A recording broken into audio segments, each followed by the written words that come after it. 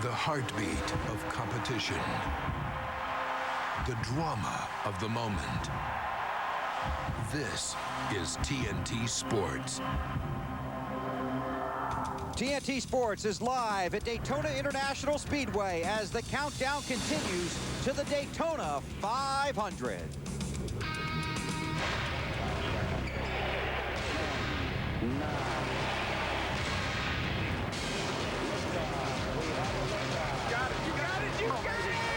Michael Waltrip is going to win the Daytona 500, the biggest of them all.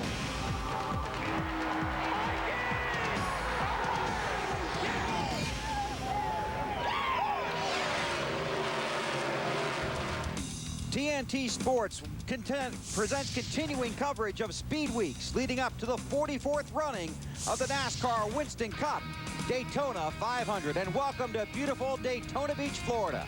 Okay, so it's been beautiful right up until now. Hi, everybody. I'm Bill Weber on the wagon right alongside Pit Road behind Victory Lane. And yes, it is raining here at Daytona right now. In fact, it has been raining most of the morning. That has forced some changes in the schedule here at the track this afternoon. First of all, NASCAR Winston Cup Happy Hour, the final practice session before the Daytona 500, has been postponed. Weather permitting, it will be run after the Busch race here this afternoon. We hope to be able to bring that to you here on TNT. The Busch race is still scheduled for slightly after 1 o'clock Eastern time.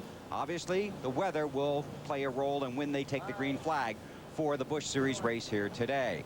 And, of course, it all leads up to tomorrow's 44th running of the Daytona 500. But we have plenty planned for you in the next hour and 15 minutes. A lot of guys running around working. You and me sitting here watching. Let's get started with Marty Snyder. And let's begin the fun with Michael Waltrip, who will no doubt be a factor in today's NASCAR Busch Series race, as well as the Winston Cup race. So you're like the defending champion or something like that. You did not practice yesterday at all. Why? Well, I just was very confident with the way my car handled, and that's what practice is all about. In order to find out how you're handling, you just about got to run 40 or 50 laps in order to see what the car is going to be like at the end of a run. My car was perfect on Thursday. We needed to change engines and get our race engine in the car, and we just didn't see any reason to go out there and run 10 or 15 laps just to see what we saw the day before. The rules changed somewhat with the other manufacturers, but that didn't really affect our program. We just been concentrating on our car and what we're doing and not worrying about every rule memo that comes out of that trailer up there, because if we were worried about them, they've been a lot of them, that's for sure. If it does continue to rain and happy hour does rain out, well, what effects will that have? And you will have not practiced since Thursday. Worry you at all? It doesn't matter to me. I just hope it stops raining so we can race our little Aaron's Rent Chevy. That car was fast yesterday. So I've got a lot of people from Aaron's here. I want to be able to get in that car. But if we don't practice anymore, I don't care. Last time I was in it, it was in pretty good shape, I think. It was fast and wide, and that's what it needs to be to win the Daytona 500 tomorrow. Big win for you last year, Mikey, and you get to take that car out of Daytona, USA on Monday. But I know you want to leave one this time also. Yeah, Steve Chris said logistically it was going to be a headache if we couldn't leave one and take one. If not, they'd have to get another trailer down here and 100 other things. So our Napa Auto Parts Chevy has looked really nice sitting over there. I've been over there a couple times at Daytona, USA and checked it out. So I'm going to get my car back on Sunday and a Rolex watch, too, for winning the other day. I might just take my car and my watch and leave town. I don't know what's next for me. You got a lot going on, don't you, Mikey? I do. I like it, though. It's a lot of fun being down here in Daytona. We stood down here on the end of the garage area with our Napa trailer, and nobody ever really came visited. Nobody came said much to us at all. And you liked this, though, didn't you? I loved it. And then we won that race Thursday. Now look around. Pan around, cameraman. Look at all these people. There's people around everywhere. Everybody wants to talk to Michael Walt. You're a popular guy, Mikey. I can't help it. It's just the way I am. What about Macy in Victory Lane? Was she beautiful? That was cute. Very cute. And on Valentine's Day, a very touching moment. It was. That was great. Every now and then, good things happen to good people. All right, play TV guy. Look right there. Say, today burns. Today burns. Thank you, Mikey, very much. You know, as a Winston Cup veteran, I'm sure Mike has hundreds of friends to talk to during rain delays. He talks to Marty Snyder. He can go to his motorhome and sleep. He's a veteran at waiting out these rain delays, but this guy needs track time. This is pole sitter Jimmy Johnson, and he's a Winston Cup rookie. Or do you need track time? How are you feeling right now about missing this practice session? We can always use track time, but, you know, there's been so much practice this week. The 125s, you know, everything that's gone on, we've really been able to get a good, good setup underneath the car. We're able to run the 500 motor earlier in the week, so we know everything's fine. We got a great race car. I've gotten a lot of much-needed practice. I had an awesome practice yesterday, so I'm really excited for the 500. We'd like to get out today and make sure that everything's, as we think it is, and make sure there's no drips or leaks or anything like that. But we'll just relax and go out to I'm going to head out to the apparel rig and sign some autographs. Hope some fans at home, if you're not out there, head on out there and sign some stuff up. And get in line. Now, we're going to go back to last Saturday when you won the pole. You went out very, very early. Tell us about the lap that you took around this 2.5-mile speedway. It was pretty exciting. I knew that we'd pick up some speed, but I didn't know how much. And the car, when I went off into turn 1, started dragging the ground pretty bad and headed for the apron. And it was everything I could do to keep it off the apron from spinning out. So I thought that would be the trouble spot. Went down the back straightaway and into turn 3. A little disappointed in myself. I thought I had messed up or did something wrong myself. And I bottomed out in turn 4 and the thing turned sideways on me again. And that was, really bummed and thought that I killed the lap. Pouted for about a lap around on the start, or after we took the start finish, or took the finish, whatever it was. And they told me on the radio what the lap was and how good it was, and I couldn't believe it because, I was out of control, dragging the ground sideways, but I guess that's where the speed is. Well, and then after that, he had to wait and wait and wait. Excruciating, wasn't it? That was the worst time of my life, waiting for 2 or 3 hours to see what was going to happen. But no one beat him. Jimmy Johnson, the pole sitter for the Daytona 500. Now, outside of him is a guy who used to be a rookie. I guess, Matt, we can call him a veteran now, can't we? Well, Dave, when you look at the other half of that very youthful front row, it's rookie Kevin Harvick because, technically speaking, he has one more race to go before he can say that he's a sophomore. But seriously, how frustrating is it to not be on the racetrack and trying to gain some very important restrictor plate experience? Well, we've been here for a couple of weeks now, and it seems like all we've done is practice, and then we raced and in the 125s. But I'm pretty happy to lay on the couch. I haven't had much time to do all that, and I'm pretty comfortable in there eating lunch and not doing anything.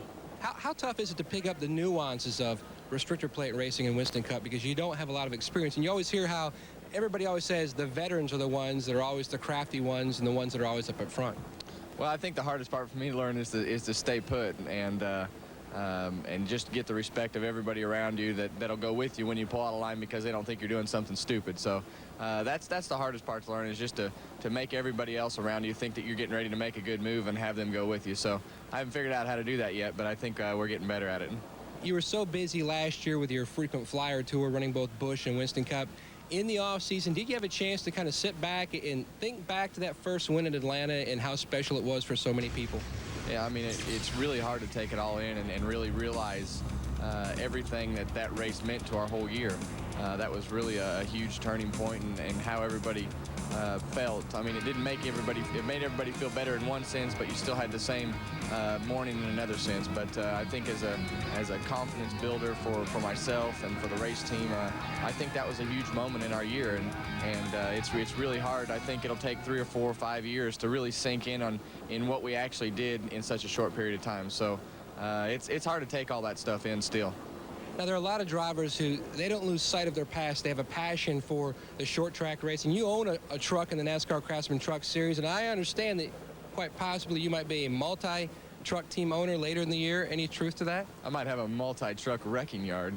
You never know what's going to happen. You know too much information, Yoakum, is all I know. You've got the inside in too many spots, and I think I know where it's coming from, but you never know who's going to show up. You might see a few people. I understand quite possibly you're luring a big-name Winston Cup owner to be a third member of a big multi-car team. I know you're way too close to the information, but we're going to have fun with it. I love racing, and there's a couple people around here that like to race a lot too. So you might see a couple of friendly faces show up at a truck race here or there, and we're just going to go out to have fun and do whatever we have to do to try and win a race and just have a good time at it, because I like going to race late models or race Southwest Tour cars or Winston West cars or trucks or whatever the case may be. I just like to go to the racetrack when there's not as much pressure. So we'll show up to have a good time somewhere. Well, I'm not telling you where. Well, Tony Stewart might need that money. I don't know how much you're going to pay him if this deal does indeed work out, because his World of Outlaws team had their rig towed out of a parking lot at a grocery store here in Daytona Beach a few nights ago. $400 to the city of Daytona Beach to get it out of hock. All that big money you're making, you can pay it. What? You got 2 jobs, so why don't you go pay it for him? Well, now let's go back to my mentor and good friend, Bill Weber. And in the technical term, Matt was bailing out of that interview. Last year in the Daytona 500, the average age of the starting field, 43 drivers, was 36 and a half years old. This year, the 2 guys on the front row are both 26 years old. And don't forget, it's a 43-car field. 42 guys and 1 woman. Shauna Robinson rolls off 36, the first woman in the Daytona 500 since Janet Guthrie in 1980. We'll be back to Daytona in a moment. So, Kenny, how'd you shave those seconds off your pit stops? You know, Elliot, once the boys got rid of those spare tires we used to stack or two, the seconds just dropped, man. Check it out. Elliot, nothing burns fat and supercharges your energy level like the world's strongest fat burner. Hey, and speaking of strong, check my new Jackman out. You guys call that a pit stop? One more time with feeling. Nothing's faster than Stacker 2, the world's strongest fat burner. Need a hand? We pitted Castrol Syntec 1030 against the leading conventional oils in some of the world's toughest tests. The 96-hour TU3 viscosity test. The M111E, designed to break down an oil into sludge. The blistering hot VWIC deposit test. Not one conventional oil could pass all these tests. Then again, there's nothing conventional about Syntec. Castrol Syntec protects in ways other oils can't. Before we get out there, I want to let you know I'm real proud of you. Thanks. Oh, and you too, Ricky. Rick Hendrick and his team depend on the expertise of their crew chief, just like you depend on your technician. And it's nice to know they both demand the same quality from their auto parts. Anything else, Dad? Yeah. Try to bring it back in one piece. CarQuest Auto Parts, the professional choice.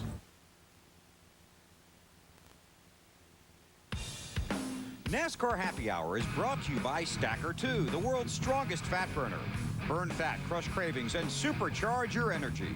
By Castrol Syntec Full Synthetic Motor Oil, protects in ways other oils can't. And by CarQuest Auto Parts. You'll find it at CarQuest. And TNT Sports welcomes you back to the Daytona International Speedway tomorrow when they open the gates. About 170,000 fans will pour into this track, and they will join the thousands, the hardcore thousands that have been in the infield for several days now, waiting for the 44th running of the Daytona 500. Right now, they're waiting for the Busch Series race scheduled to begin here this afternoon. The fans in their seats hoping that the rain will stop and they'll see some Busch Series racing this afternoon and hopefully NASCAR Winston Cup Happy Hour later in the day. Again, the Busch Series is expected to make its debut here of the 2002 season. Later on this afternoon, a 300-mile event with Joe Nemechek on the pole. Weather permitting, the Winston Cup Series hopes to hold Happy Hour immediately after the Busch race. We're waiting on the rain. Let's get the latest on the weather and go back to the garage, and here's Marty. Well, Bill, I'm hanging out by the NASCAR Winston Cup Series hauler. This would be the radar behind me. I'm not a weather guy, but I was supposed to have some help, so maybe I'll have some help in a second. Obviously, up here is Daytona. You can see the arrow pointing to where the racetrack, the DAB, is where the airport is here at Daytona. That's the airport code. And the weather is moving this way. So in theory, as the green stuff moves away, we should be okay. It's all clear back here, so we should be able at some point to go racing today. Now, Jim Cantori from the Weather Channel is here. He was supposed to be my assistant. He's obviously much more knowledgeable than me when it comes to this stuff, Weber.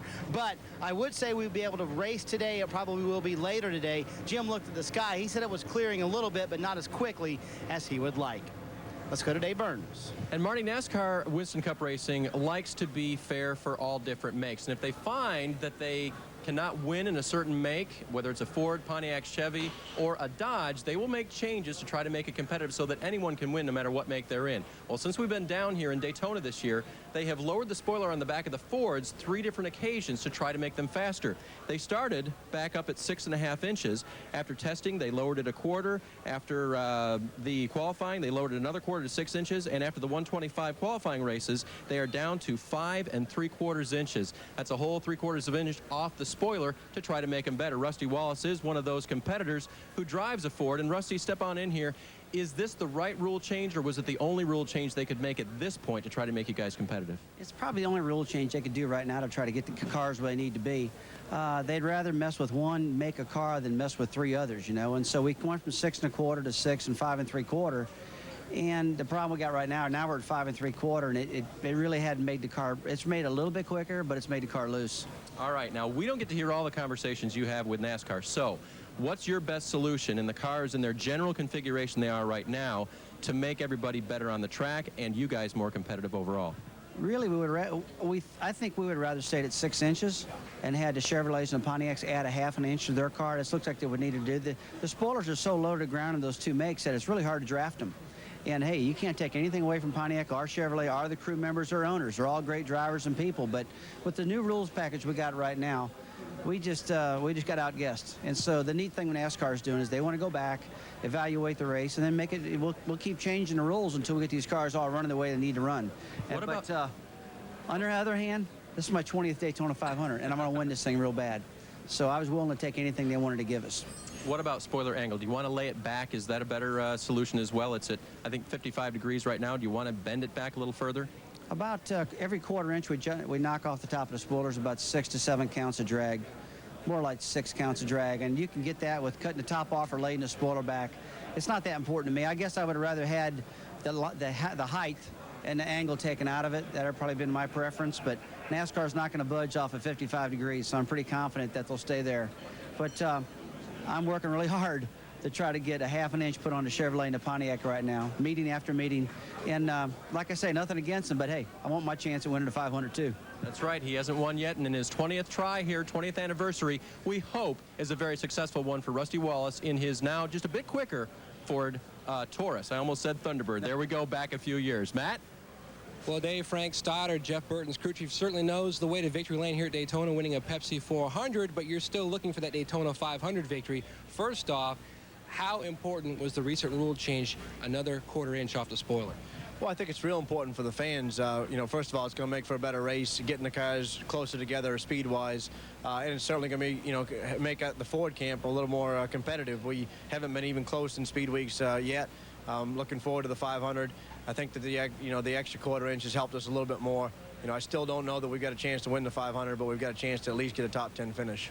If you were president for a day, so to speak, what would you do to try to, there always seems to be so much controversy surrounding the rules for plate racing. What would you do to try to get the plate racing rules in a certain form that we don't have all this controversy every race? It's real hard thing to try to figure out, because you come down here and test with 4 or 5 cars, and you think you're going in the right direction. Then you put 40 cars on the racetrack, and it changes everything a great deal. On top of that, you've got 4 different manufacturers in the field. To try to get them all on the same page is real difficult. So NASCAR's got a tough job. There's no question about that. And they've done the same thing here that they've done on the downforce tracks. Ford has been a dominant car on the downforce tracks, and they've cut our spoiler on downforce tracks, and they've added to the Pontiac and given Chevrolet kick out and given Dodge kick out, things to make them competitive with the Taurus.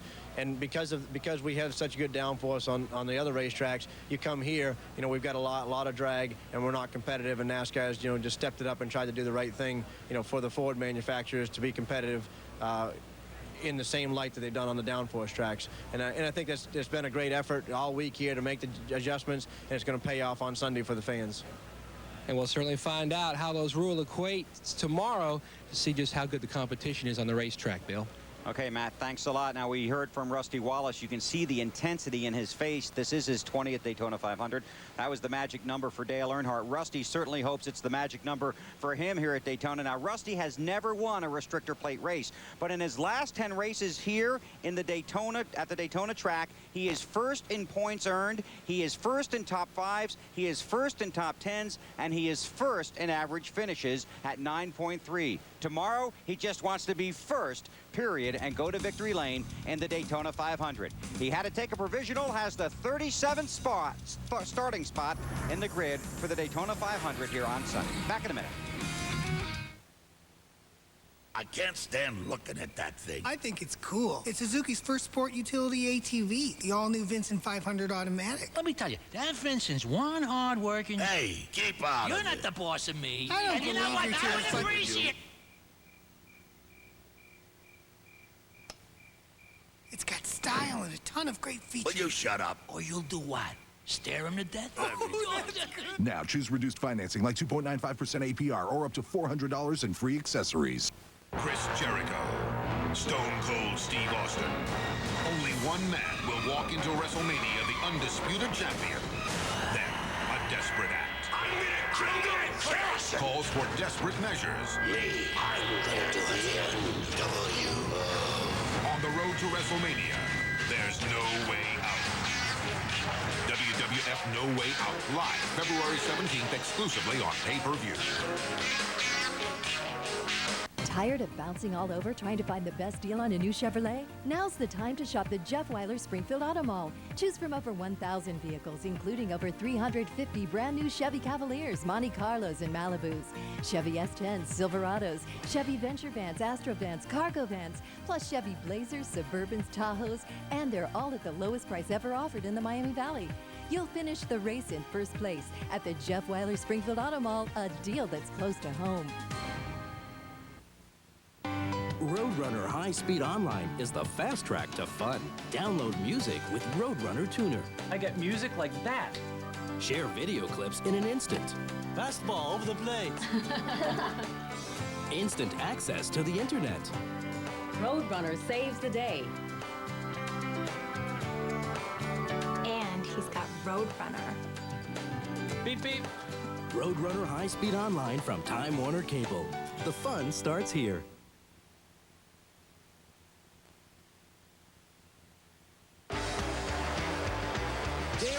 Jr. makes his return to the Busch Series. A new year means new faces, but they'll have to race the stars of the series and a returning champion. Dale Earnhardt Jr. and the Busch Series return to Daytona.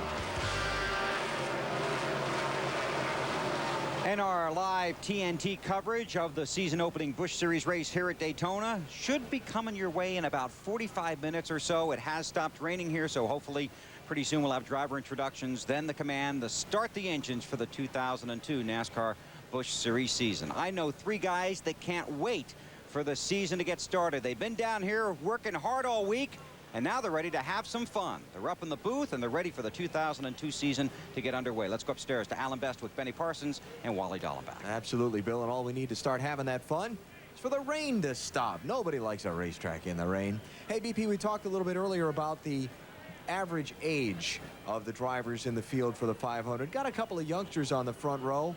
Youth or experience? Who wins out here Sunday? Well, I think generally experience is going to win because it's so tough trying to figure out exactly where to be when the checker flag waves. And I think the more you do it, the better chance you have winning. I got to agree with BP on that one because basically when it comes right down to it at the end of the race, normally the veterans go with the veterans. They trust each other. Like Kevin Harvick said a little bit earlier ago, got to gain their respect. But there's one guy that may go with the rookie, and that's Jeff Gordon, because he owns that rookie's car, Jimmy Johnson. You think so? I would. Or will it be more like the rookie's going to try and keep up with Gordon? Well, either way, but I think if it comes right down to it and Jeff's got a choice, I think he'd probably push his car across the start-finish line instead of helping maybe another veteran.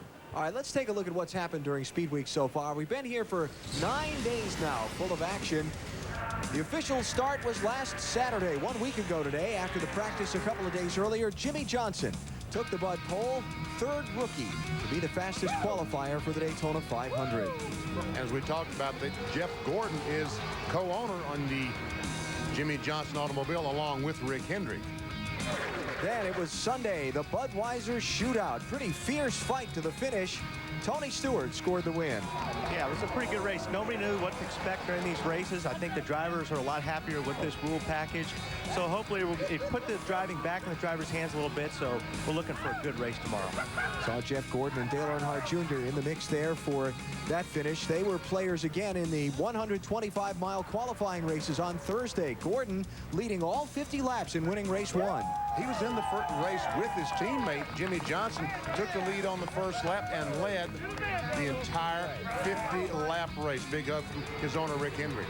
Race number 2 was a little bit more, intense, I guess is the word we'll use. Well, what happened, Mike Skinner, the 4 car, his engine just cut off coming off the second corner, and before he could get out of the way, cars started running the back of him, and then cars started running into each other, and we had a melee. And Jimmy Spencer really took a hit on this deal because not only did he take a hit on the racetrack, but this caused him a starting spot in the Daytona 500. And that was Spencer you were on board with there. Michael Waltrip led most of that second race to score the win, backing up his Daytona 500 victory of a year ago and certainly making him one of the favorites to win tomorrow's running of the Great American Race. This was yesterday, the NASCAR Craftsman Truck Series race here at Daytona. These trucks don't run the engine restrictions that the cars do. They put on a heck of a race. Boy, they did. And here's another huge crash. The 8th truck is Bill Lester. The 88 coming in the wall is Matt Crafton. And that was in the final laps. That was in about 6 laps to go. On board with Jason Leffler in the two truck, I should say. He's the young man who drove for Chip Ganassi last year in NASCAR Winston Cup. Swept up about half a dozen of them by the time the wreck was over. Robert Presley, driving for Bobby Hamilton, drove his Dodge to victory. Very happy about getting to the winner's circle at Daytona. And he tried to do a burnout, but doesn't have enough experience and had to get down in the grass to try to spin it around. And so that's what's happened here at Daytona through Speed Weeks so far, but still the NASCAR Busch Series race, hopefully later today, and tomorrow, the Daytona 500. Dave Marcus, one of the great stories of this Speed Week so far, racing his way into his 33rd Daytona 500, his last race before he retires from his long driving career. Marty Snider's with him now. And Alan hanging out in the motorhome lot with Dave. Dave, first of all, your emotions of the weekend. Has it been difficult for you, or has this been fun to be here and know this is your last race and you're in? Well, it's been fun. I've been down here doing the IROC cars before the guys came with the Winston Cup car, and we test it well, and it's been fun. I mean, I really haven't thought much about it being the last race or anything like that, because I have intentions of still hanging around the sport, running the car at Rockingham with Dick Trickle in it, and so still doing the IROC cars. So it's not like I'm going to just disappear from the face of the earth. I'm going to be around. What are you going to do when you're having your off time, though? Well, I got lots of things to do. Helen's been waiting for a yard at home for about 12 years, so I can work on that. I'm going to do some hunting. I'm going to do some fishing. I bought a business in Rib Lake, Wisconsin. It's a bar, a motel, and a restaurant. And it's located on beautiful Rib Lake. And it's good fishing up there. In fact, right now, at this time of the year, they're doing ice fishing up there. And the walleye been biting pretty good there, and the perch. So, I mean, we're going to stay busy. All right, now I got to know, these are not actually race shoes, are they? You have different sets of wing tips. What are you going to do with all your race shoes, and how many sets do you have? I think I have about 5 sets, and these are identical to the others. This is a pair that I haven't worn the race car yet. And what I'm going to do with them all, I don't know. The original pair, a friend of mine in Wisconsin by the name of Larry Hammond had. The original pair? You mean like from back to when? From day one. The first pair. So Larry Hammond has them, and there's, I think, a set I've given to the Darlington Museum, and Goodyear weaseled the set out of Helen a couple of weeks ago, and they had them bronze with a hat as well, and made a trophy out of that and presented me with that last night. So let me guess, since 1968, you've only had 5 pairs you've worn the whole time? That is correct. That's unbelievable. Now let me show you the simple life back here in the motorhome lot. This is Dave Marcus's motorhome, which he drives to the racetrack himself. These $1 million coaches beside him pale in comparison, because Dave has his own motorhome. He drives it himself to the racetrack every week, and he really enjoys that. He says that's the most relaxing part of the weekend, driving to the racetrack. Benny, what are you guys wearing for shoes in the booth? Let me tell you one thing. They're only 3 months old. I've had more than 5 pairs in the last 35 years. Man, can you believe that? I was astounded by that. Dave made his reputation on doing more with less than most people, but 5 pair of shoes across 33 years, that's a lot to get out of racing. And you know, my hat is off to Dave Marcus. I mean, I'm the same age as Dave Marcus, and folks, I cannot imagine crawling inside that race car and racing tomorrow in the Daytona 500 at 190 miles per hour with 42 other guys. I mean, I quit that 12 years ago, and it was fun, and I loved it, but I can't imagine doing it today. Dave's reputation extends just beyond getting more out of his buck than his race car. Take Dave to a buffet. Yeah. They throw him out. They say, you can't come back because he just eats too much, but it's all in the genes. I mean, Dave Marcus, look at him. He eats everything going and coming. I looked at a piece of chocolate pie and gained 3 pounds. It's just not fair because I like it as well as Dave Marcus. That restaurant, I don't think Dave is eating in his own restaurant. He will not make money on that restaurant that he owns. Dave Marcus, an American racing icon, to be in his 33rd straight Daytona 500 tomorrow. We'll be back with more in just a minute on TNT. It all started when I encountered a witchblade. Exactly what it is and why I was chosen to wield it are still a mystery to me. And with a little luck, I would learn why I was chosen to wield this game called the Blade. New York City's toughest cop is back every Monday night at 9. Relive TNT's hit original series. Mondays at 9, only on TNT. We know drama. Right on target. Now there's a men's hair color made to target only your gray hair. Grecian 5. It's right on target. In 5 easy minutes, Grecian 5 targets only the gray hair, replaces it with subtle tones like your own natural color. Right on target. It matches the rest of your hair for a subtle, natural look. Grecian 5 targets only the gray. Hi, I need to run a skid steer loader. Oh, okay, sir. We have those. Whoa. Hey, do you have scissor lifts? I sure do. What about welders? Got them. Air compressors? Yeah. Cement mixers? Yep, right over there. Concrete saws? Yep. Generators? Tampers? Pumps? Boom lift? Backhoe? For the cat rental store nearest you, call 1-800-RENT-CAT. Light tower? Oh, yeah.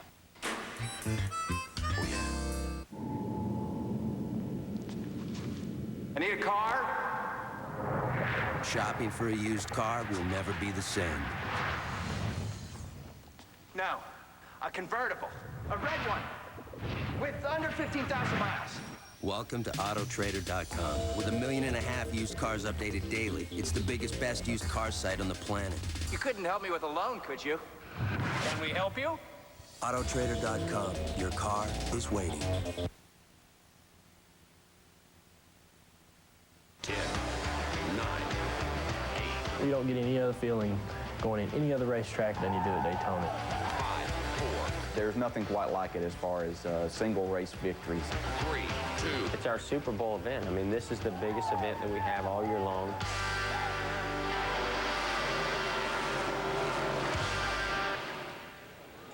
And the 44th running of the Daytona 500 comes your way live at noon Eastern time tomorrow on NBC. Right now, it has stopped raining here at Daytona. They are introducing the drivers. They are drying the track leading up to the season-opening Busch Series race, which we hope is about 30 to 45 minutes away right now. And, of course, we'll have that live for you, weather permitting, here on TNT. And tomorrow, the Daytona 500, the 44th running of it. We heard from Dave Marcus. He rolls off 14th in that race. Just 5 pairs of wingtips throughout his Winston Cup career. There are the driver introductions going on back on pit road.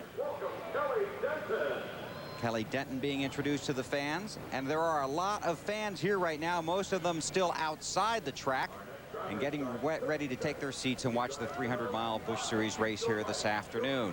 When the Winston Cup Series rolls off here on Sunday, it'll be a couple of Chevys on the front row, Jimmy Johnson and Kevin Harvick. We've heard from them. In fact, the top 5 cars in the field are Chevys. The highest qualifying Ford belongs to Ricky Rudd.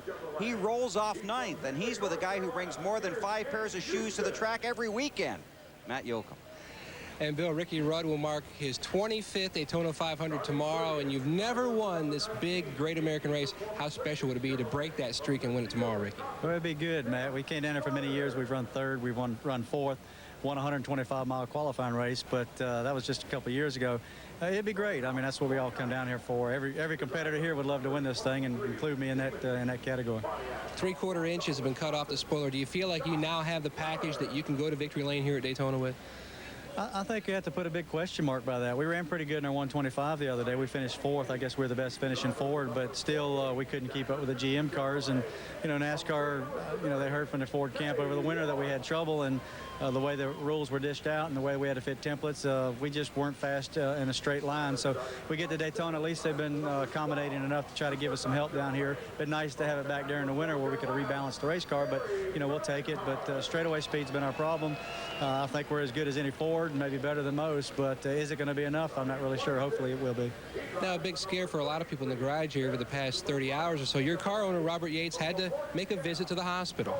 Yeah, it's it's pretty scary deal. We thought maybe Robert was having a heart attack. He woke up the other morning, early in the morning, with chest pains. He went to the hospital, and I guess after many tests, they found out it wasn't his heart that was giving him trouble. It was something else. I guess there's some lining around his heart. I guess was, anyway, look at it, it's not good, but at least it wasn't major heart problems, and he was able to get out of the hospital. He's back at the racetrack today. So, yeah, it was a pretty scary deal, and luckily for all of us, he's okay. Now, when you look back to last year, you took this team back into victory lane, 2 wins. How much of that momentum can you carry over to this year, winning at both Richmond and Pocono? Well, I'll tell you, this Haviland Taurus team has done a good job over the winter. They've worked very hard. They've had some good tests over the winter. I've been sort of getting recuperated myself, so I wasn't right in the middle with them. But we've got a good race team. We've kept all of our personnel from last year, and that's the key in this business, is having good people, and we have very good people here. So we should be able to pick up where we left off at. And really what sort of cost us the championship last year, or at least a good shot at it in the home stretch, is mechanical problems. We just broke too many things late in the season, and you cannot win a championship breaking parts. So hopefully we've improved on that. The team, I know, has looked at it hard and researched our weaknesses, and hopefully we fixed our weaknesses and still have our strengths. Breaking that winless streak, how much more confidence does that give you and this team? Well, I don't think it was just the wins last year that probably give us confidence. I think it's just the way we performed in just about every race. We were able to make up a lot of ground from the first of the season. We got to Indianapolis about midsummer, and we got within 40 points of Gordon. So I think it's just being competitive week in and week out, being able to lead races again, run up front. We won 2, but I can sit here and think about maybe another 2 or 3 that snuck away from us. So we were very competitive last year, and that's just any race car driver's dream, is to sit in good winning equipment week in and week out, and these guys have been able to do that for me. Well, Ricky Rudd is a veteran. A lot of talk about the youth. He will roll off 9th, looking for his first Daytona 500 victory tomorrow. Bill? Thanks, Matt. Ricky Rudd had back surgery the week after the NASCAR Winston Cup banquet and did not get back on the racetrack in a race car until these teams got here for Speed Weeks 9 days ago. Back to Daytona in a moment.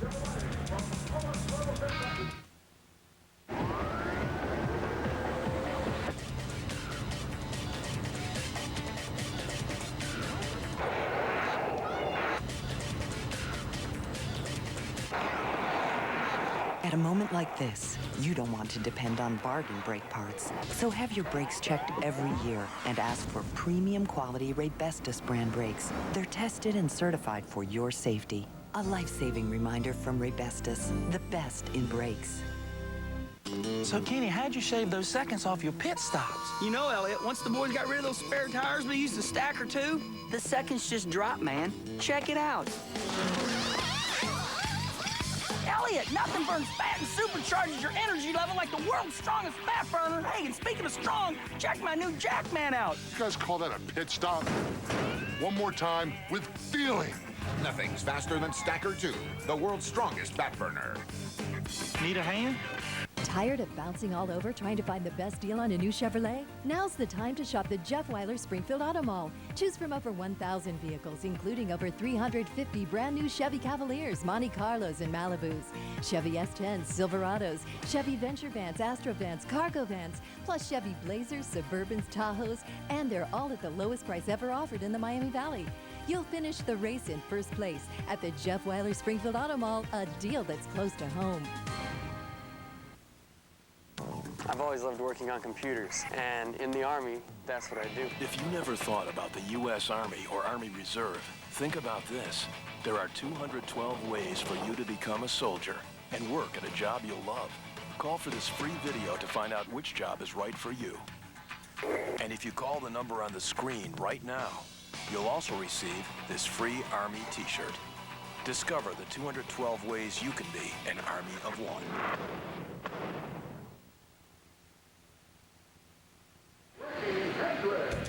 And welcome back to the Daytona International Speedway, Daytona Beach, Florida.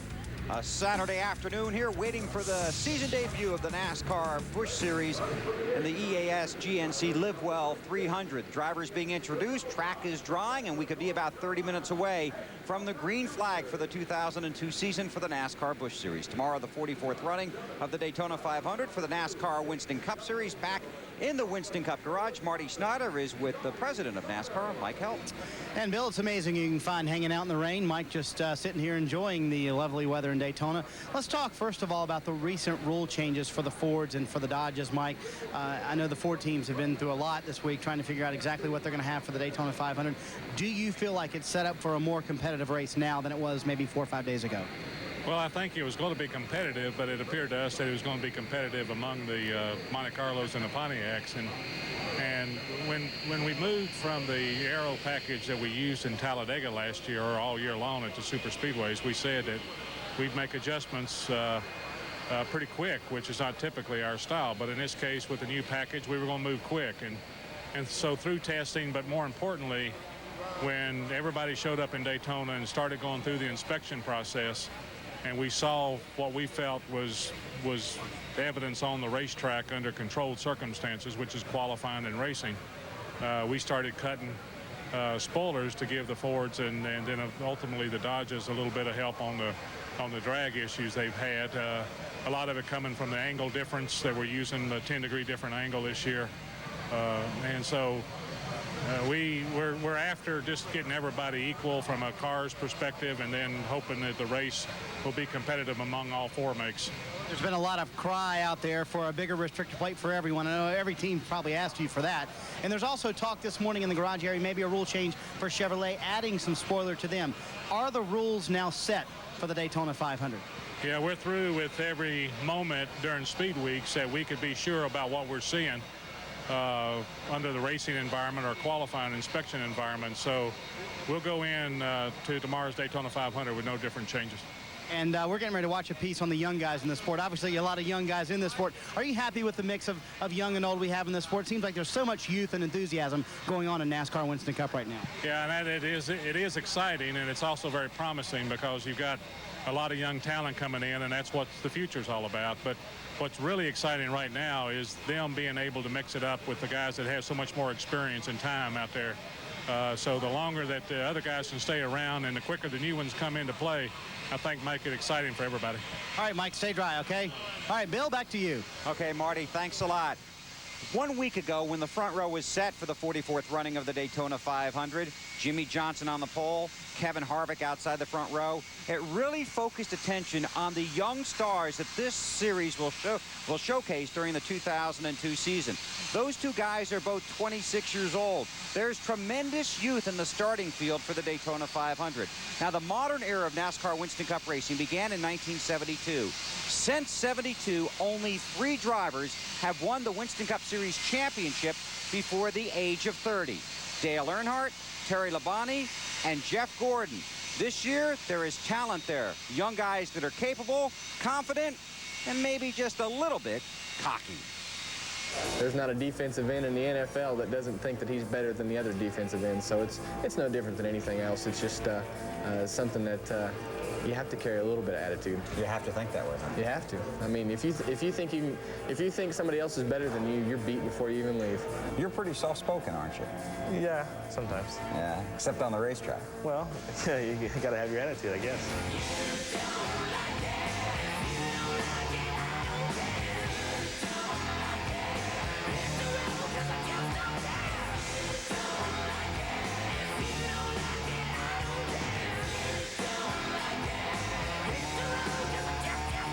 I think I'm a nice guy. You know, I like to get along with others, but at the same time, you know, you got to stand your ground on certain issues, and people are climbing all over the side of me during the season. I'm going to have to do the same thing back. Confidence is believing.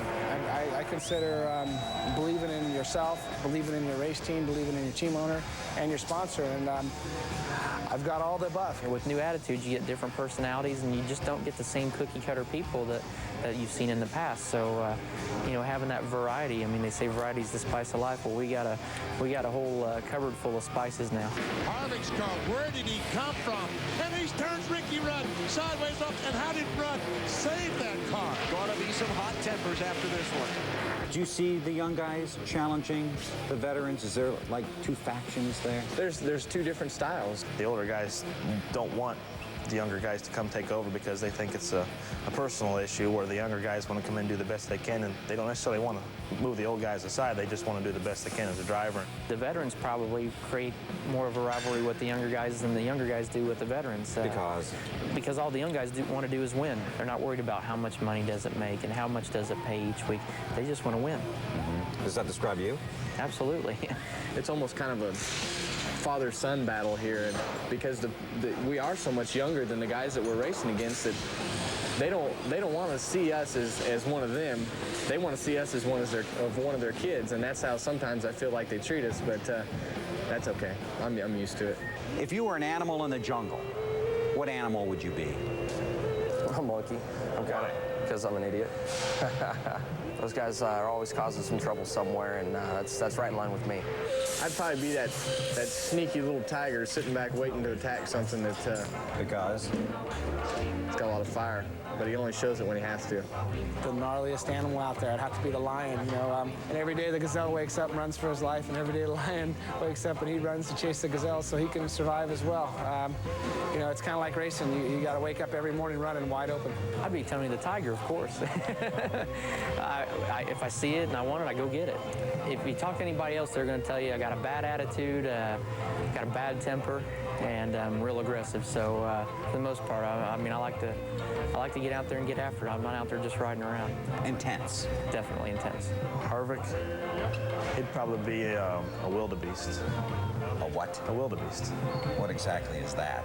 That's like the cow-like thing, and the cheetahs always chase them, but they usually end up getting the cheetahs and spinning them out.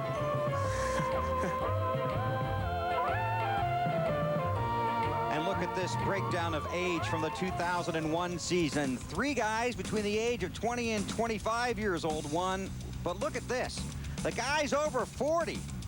10 victories last year. The Busch Series drivers out on the grid, getting ready for their first race of the season. Ceremonies are coming up. 2 Supreme Court judges are dead, and 1 law student has an unimaginable theory. Everyone I've told about the brief is dead. Julia Roberts, Denzel Washington, in a story of power versus the truth. The Pelican Brief, today at 5 on TNT. This weekend, all the drama all weekend long is on TNT.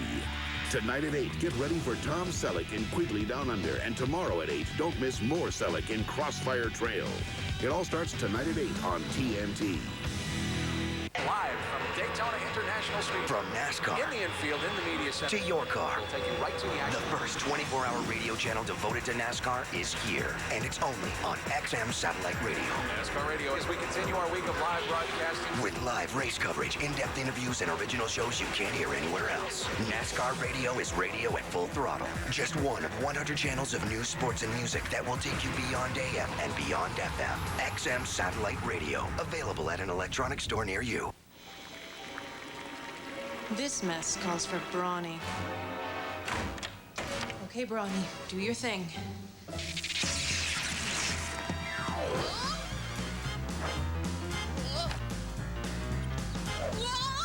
Only Brawny paper towels have scrubbing circles for scrubbing strength, and its tight weave construction packs fibers extra tight so it's extra strong. I'll never get used to this. Introducing new Brawny paper towels, now stronger than ever. Every day is a race. When that checkered flag waves, will you look in the mirror and say with all honesty, today I lived my best life? For nearly 70 years, General Nutrition Centers has helped millions of families go full throttle. Fuel up now with their best-selling multivitamins, Mega Men and Women's Ultra Mega. Live well, race fans, with GNC, the official vitamin store of NASCAR. And we welcome you back to the Daytona International Speedway, our live coverage here on TNT of Speed Weeks 2002 as we continue to approach the green flag for the EAS GNC Live Well 300. The drivers have been introduced, and now we'll take you trackside as the pre-race ceremonies for today's event continue.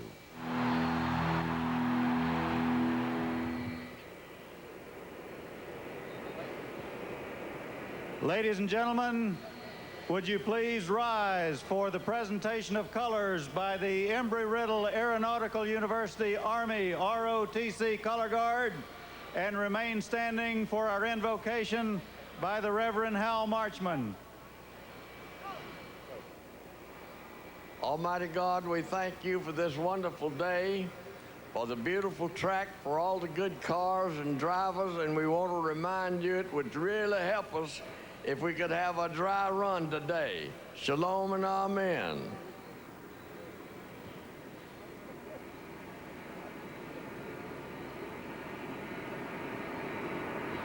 And now to honor America, singing alongside her constant companion, Rika, Miss Jenna Fetchy.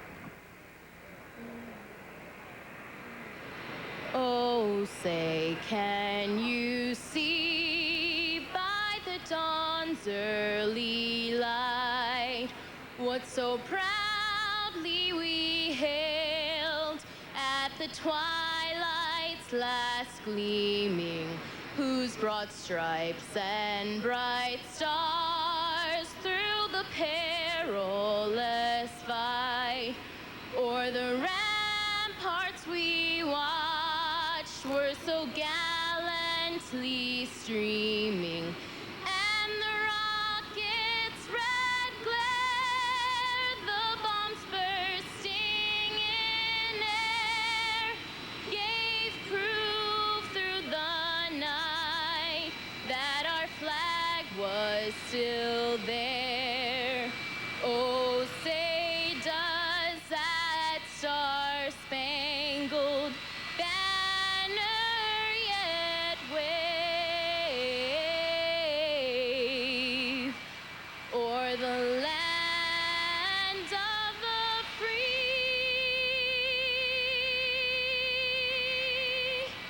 and the home of the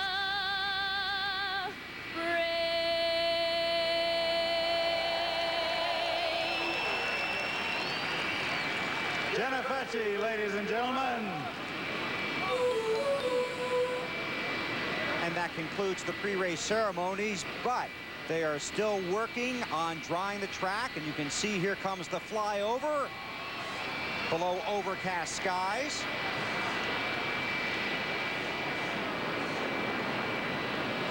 And the latest information we're getting is that we could be 45 minutes to an hour away from the start of the Busch race here this afternoon. We'll continue to update that for you as we move through the afternoon. Of course, it's Busch Series racing today and the Winston Cup Series tomorrow. We talked to Ricky Rudd, the highest qualified Ford. His teammate Dale Jarrett will start 21st in the race tomorrow. But one of the big stories back in the garage, their car owner, Robert Yates. Let's talk to Robert, and here's Mark.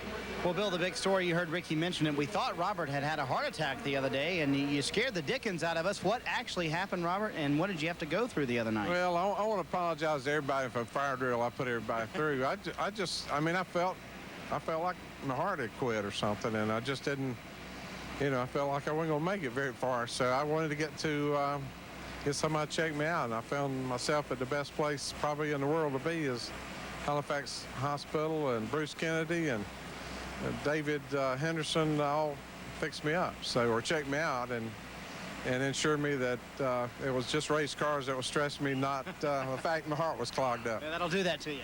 Yeah, I thought it would, but evidently they said race cars is not what my problem is, so I'll get back and try to make race cars run better so it won't bother me somewhere. It's bothering me.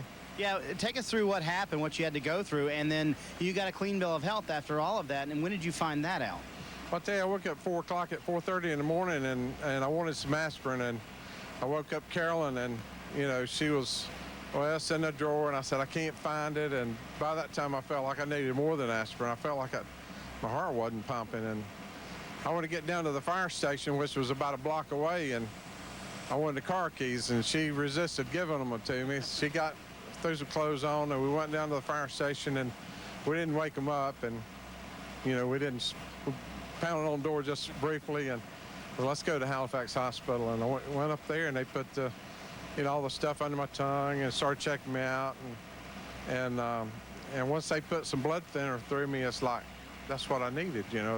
I started getting my feeling back, and but when they actually went through and did catheterization, they said my heart looked great.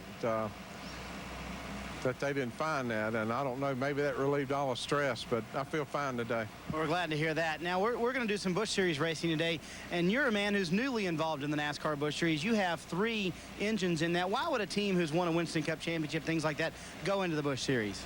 Well, about July last year, we got a phone call saying that maybe our engines were all going to be alike at Busch and Winston Cup, and the Winston Cup would be changing to like the Busch with the roller cam. So we said we better get involved with that, just so we're on top of that deal. And so we started, and we did a race or two at the end of the season last year, and here we are with 3 here. Next week we'll have 4 Busch cars, 1 that we own, and we're looking forward with Casey Kane.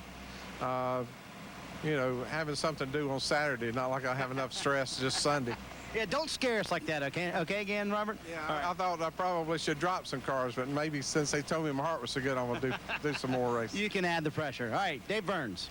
Hey, Marty, one woman has raced in the Daytona 500. That was Janet Guthrie. She did it twice. Shauna Robinson qualified for the 500 on Thursday. She had a wreck in her qualifying race, but her time was good enough to get in. How was that waiting that out to see that you actually did make the race? Oh, it was a little intense to wait and find out, and I didn't really believe in when people were coming over and saying, you know, I think you're going to make it in on time. Though I knew when we ran our qualifying lap that we ran a pretty decent lap, and I was real happy with that, with the brand new race team, no sponsor, no manufacturer help. So we're good. I mean, this team's come a long way, and we have a good race car for this 500. I'm excited. And you have a backup car now that you like as well? Yeah, actually, the backup car is really what we wanted to bring here to qualify with, but we didn't have the time to get it prepared for qualifying. So it's body-wise, it's a really good drafting car. And I'm here to learn all day long. I mean, to be in this 500, get and stay in the draft, get with good cars and learn the lines, and let's go. Shauna, you are a race car driver, a wife, and a mother of 2. How do you keep it all balanced and keep your career in Winston Cup racing going? Family, friends, help, support. You delegate where and what's going to be going on and who's helping you out. I mean, I couldn't do this without, I think any working mother knows that when you have a full-time job that takes a lot of commitment and a lot of travel, you have to determine what's the best way to do it. I mean, my children need to have stability, and then they also need to be with me, so it goes back and forth, and you pick and choose what's the best place and time for them to be and where you're going to be able to give them the best attention. And I have a lot of help, and it's hard. It's hard to shuffle all that, but I think women know how to do that pretty well. Yeah, I would say so, too. Multitasking. Now, tomorrow, she will start 36th in the 500. Again, she'll be only the 2nd woman ever to do it. Good luck, Shauna. Back to Bill. Okay, Dave, thanks a lot. And, of course, those Winston Cup drivers and their car owners hope they get happy hour final practice in later this afternoon after the Busch Series race. As I mentioned, we could be about 45 minutes away from the Busch race, so here's what we've got planned. When we come back after this break, we're going to go back to Thursday and show you some of the action from the Daytona 500 qualifying races. And then, hopefully, we'll be ready to drop the green on the Busch race here. And by the way, that Busch Series race here at Daytona, Dale Earnhardt won that race 7 times. And, of course, in 1998, he finally won the Daytona 500. When we come back, a reminder of the man in black and why so many of his fans call this place Daytona.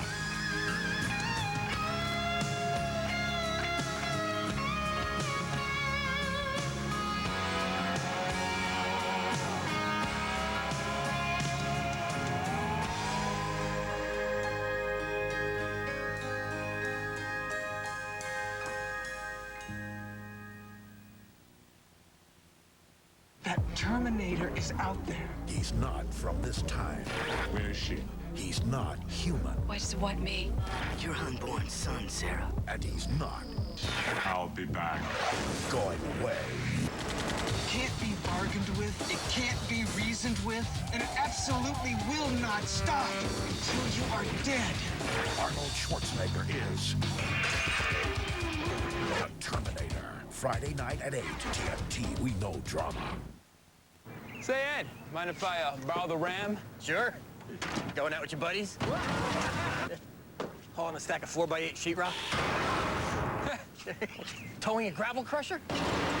Yeah, no, actually, I just need to pick up this, like, antique sewing table. 4 full-size doors and a full-size bed. The all-new Dodge Ram. Grab Dodge's 7/100 powertrain pledge. Ford, GM, and Toyota don't have it. Pets. They're part of your family. But pet care, especially pet medication, costs a lot. Until now. Save up to 50% and more at Pet Care RX on medications, including prescriptions and all your pet's other health needs. Pet Care RX carries all heartworm medicines, all flea and tick medicines, and all chronic illness medicines. All delivered direct and all at savings up to 50%, even more on some medications. Have your credit card ready and go to petcarerx.com or call 1-800-368-3015 and see what you can save. Order now and get the exact same medicines, the same brands you're currently using, for up to 50% less. Visit petcarerx.com or call 1-800-368-3015. PetCareRx, brands you count on, savings that count. Welcome back to the Daytona International Speedway in Daytona Beach, Florida, getting ready for the EAS GNC Live Well 300 for the NASCAR Busch Series. You can see the cars are being pushed to the grid. The track is drying. We're hoping the skies are clearing, and we're getting ready to go racing here at Daytona. Now, a week ago this past Thursday, the Daytona International Speedway saluted the late Dale Earnhardt with a tribute. Teresa Earnhardt unveiled this statue of Dale. It is located just outside the track near Daytona, USA. It is a statue of Dale in Victory Lane here at Daytona when he won the 500 in 1998. Dale Earnhardt's first Winston Cup win came at Bristol on April 1st, 1979. The first of 76 Winston Cup victories on the way to, of course, those 7 NASCAR Winston Cup championships. Dale Earnhardt was more about grit than grace. And now, a year after all those tears, you have to smile when you recall memories of Dale Earnhardt. After all, the guy redefined style. He made being bad good. He turned black and white into color. And for race fans everywhere, Dale Earnhardt will always be their rock. 20 years of trying, 20 years of frustration. Dale Earnhardt will come to the caution flag to win the Daytona 500. Been here a lot. This is the greatest time I've ever had in Victory Lane right here. This is it. Stood there boldly, sweating in the sun. Felt like a million, felt like #1. The height of summer, I never felt that strong. Like a rock.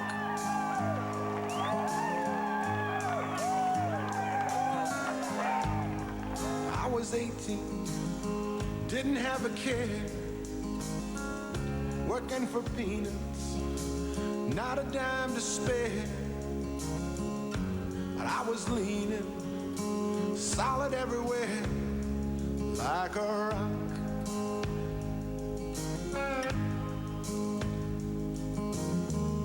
My hands were steady, my eyes were clear and bright. My walk had purpose, my steps were quick and light. And I held firmly to what I felt was right, like a rock.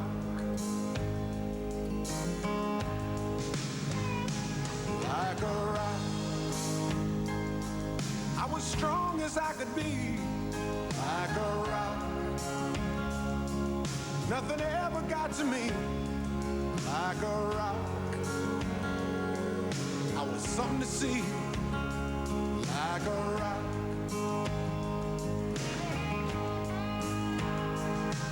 And I stood arrow straight, unencumbered by the weight of all these hustlers and their schemes. I stood proud, I stood tall, high above it all. I still believed in my dreams. I think he was, you know, without a doubt, the best Winston Cup driver that has ever been. Never been around anybody that got more out of a race car than he did. When you least expected it, boom, there he was. You know, when you're counting him out, man, here he comes.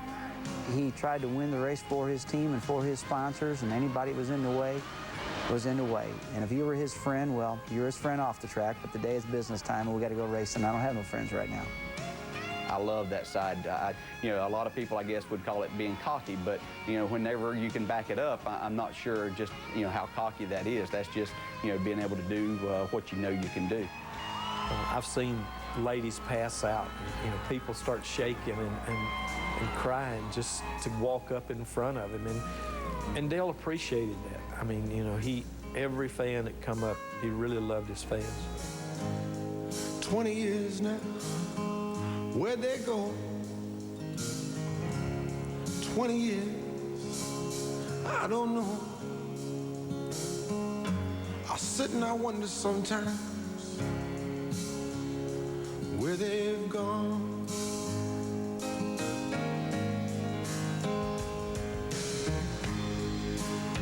And sometimes late at night,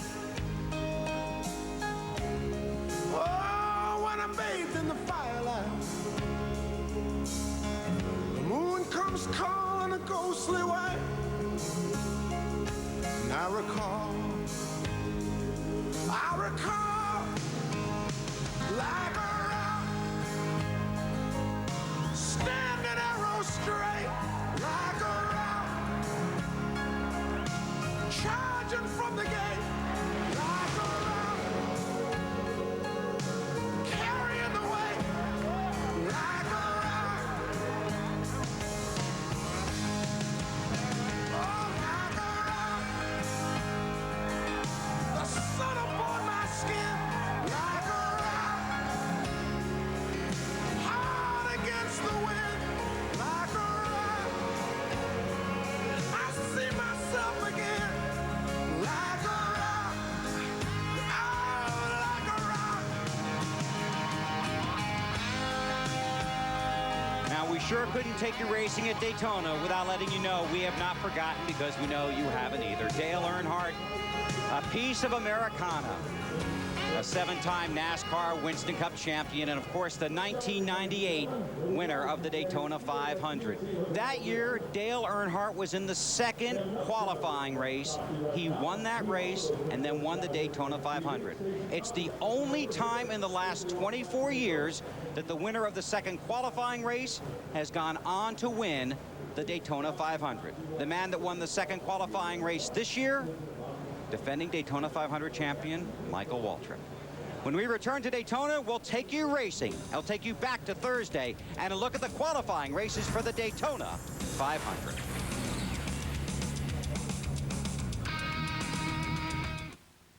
So, Kenny, how'd you shave those seconds off your pit stops? You know, Elliot, once the boys got rid of those spare tires, we used a stack or two. The seconds just dropped, man. Check it out. Elliot, nothing burns fat and supercharges your energy level like the world's strongest fat burner. Hey, and speaking of strong, check my new Jackman out. You guys call that a pit stop?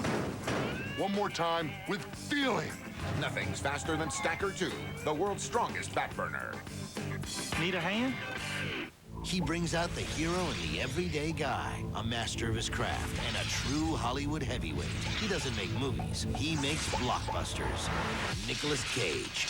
Now on TNT, see the biggest names in Hollywood honor one of their favorites, and there's no telling what can happen. You're an inspiration to all actors. You're a risky man. He's won an Oscar. This is about Nicholas. You are an example of what it means to be an artist. Hollywood salutes Nicolas Cage. Tuesday, February 26th at 9, only on TNT.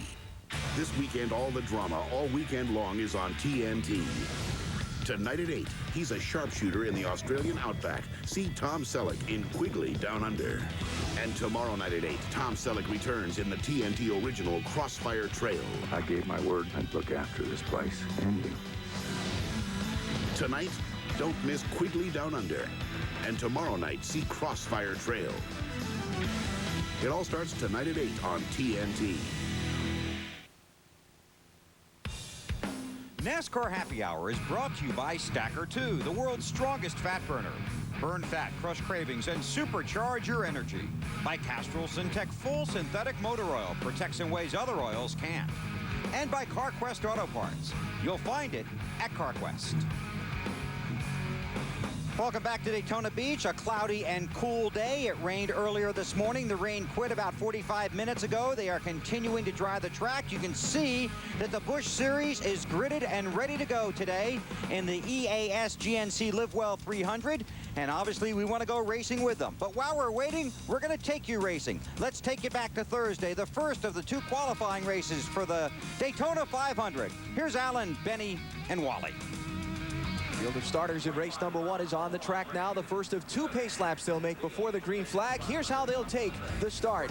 Rookie Jimmy Johnson, the Daytona 500 pole sitter, will be alongside his car owner and teammate Jeff Gordon on row number 1. Second row, it's Ward Burton. And another Hendrick Motorsports entry, Terry Labonte, Dodge and Chevy in row 2. On the inside of row 3, two-time Daytona 500 winner and last year's pole sitter, Bill Elliott. Mike Wallace trying to find a sponsor to continue on the outside. Dale Jarrett, three-time winner of the Daytona 500 on the inside of row 4. Ricky Rudd looking for his first Daytona 500 victory. Bobby Hamilton in a backup car. He was involved in a practice crash here the other day. He's lined up in row 5 along with Dale Earnhardt Jr., but he'll go to the back.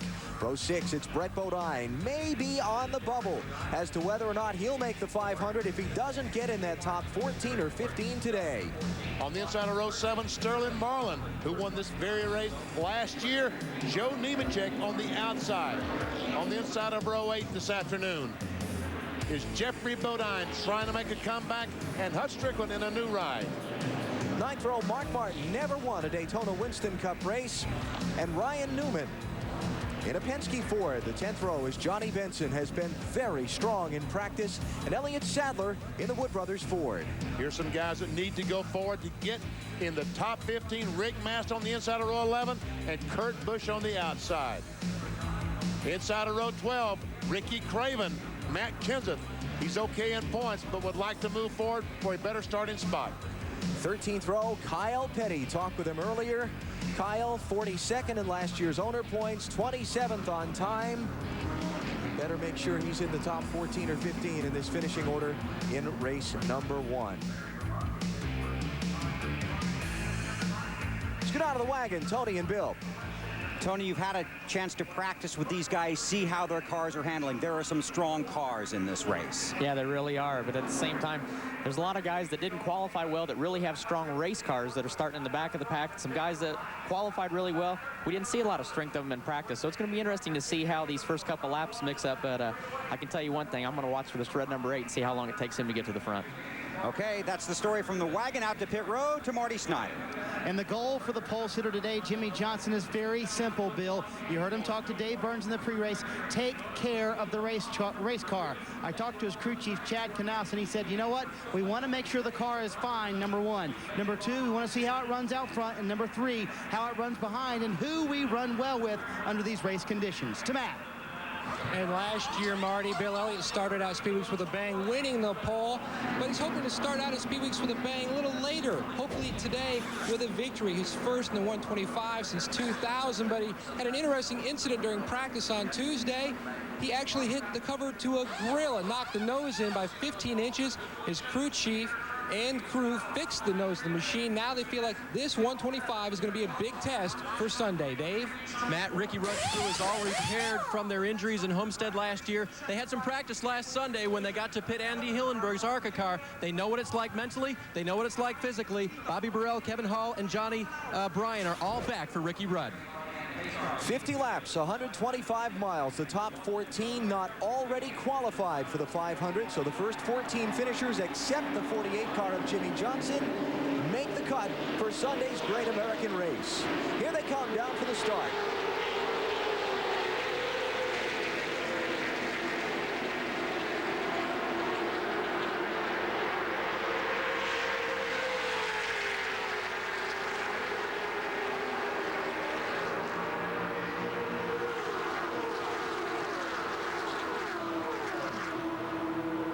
And surprisingly, Dale Jarrett, that 4th car back to White Nose on the inside, did not get a very good start.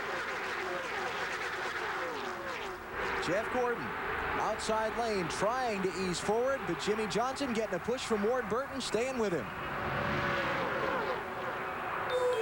Most teams are talking that the outside line seems to be the fastest. That's Terry Labonte behind Jeff Gordon, his teammate. And Jeff Gordon will lead the first lap from the outside pole position.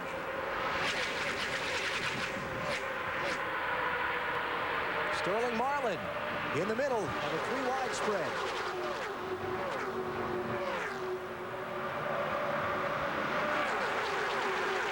I don't think he'll want to be there too long. You can really get away with running the middle when your tires are new and everything's cool and you got a lot of grip, but it doesn't look like he's making too many gains up there in the center like we saw with the old rule package. Jeffrey Bodine, the 09 car, going to get black flag. He went below the yellow line on the inside of the racetrack. That is out of bounds here at Daytona. Let's go back and take a look. Here he goes down to the inside of Sterling Marlin. There's contact there. Well, that sure looked like he got pushed out of bounds to me. I mean, it looked like he was trying to go there, and it looked like Sterling came down, and I agree with Wally.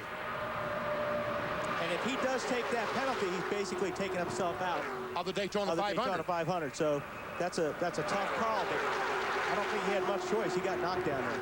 Jeffrey 30th in time trial speed, 53rd in owner points from last year. James Finch, who he's driving for, is. So his only chance is to make the cut in this race. And I'll guarantee you those guys are arguing that point right now down on pit lane. Jeff Gordon leads. You're on board Jimmy Johnson in 5th.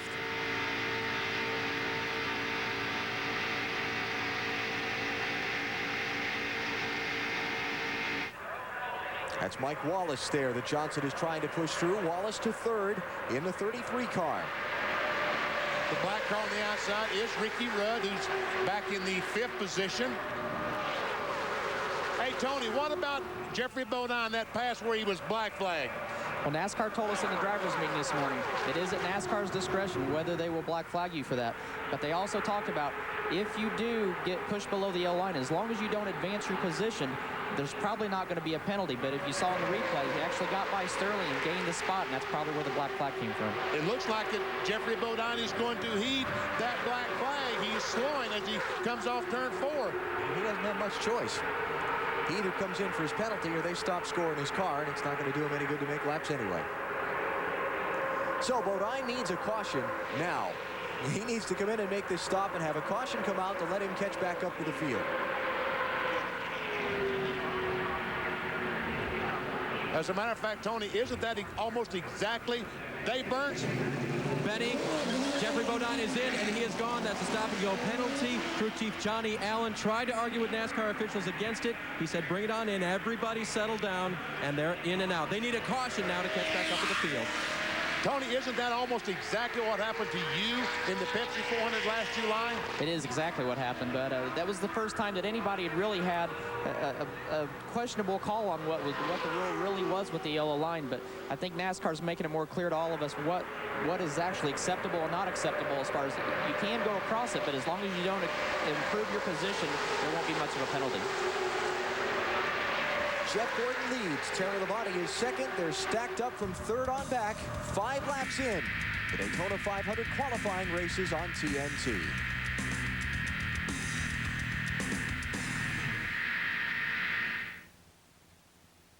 Making NASCAR plans for 2002? Then plan on heading to Talladega Superspeedway for the Talladega 500 weekend, April 18th through the 21st. Earnhardt takes the lead out of turn number 2. Talladega Superspeedway, where competition is tradition. Dale Earnhardt Jr. at the inside of the racetrack. He's going to win. 2-day tickets start at just $60.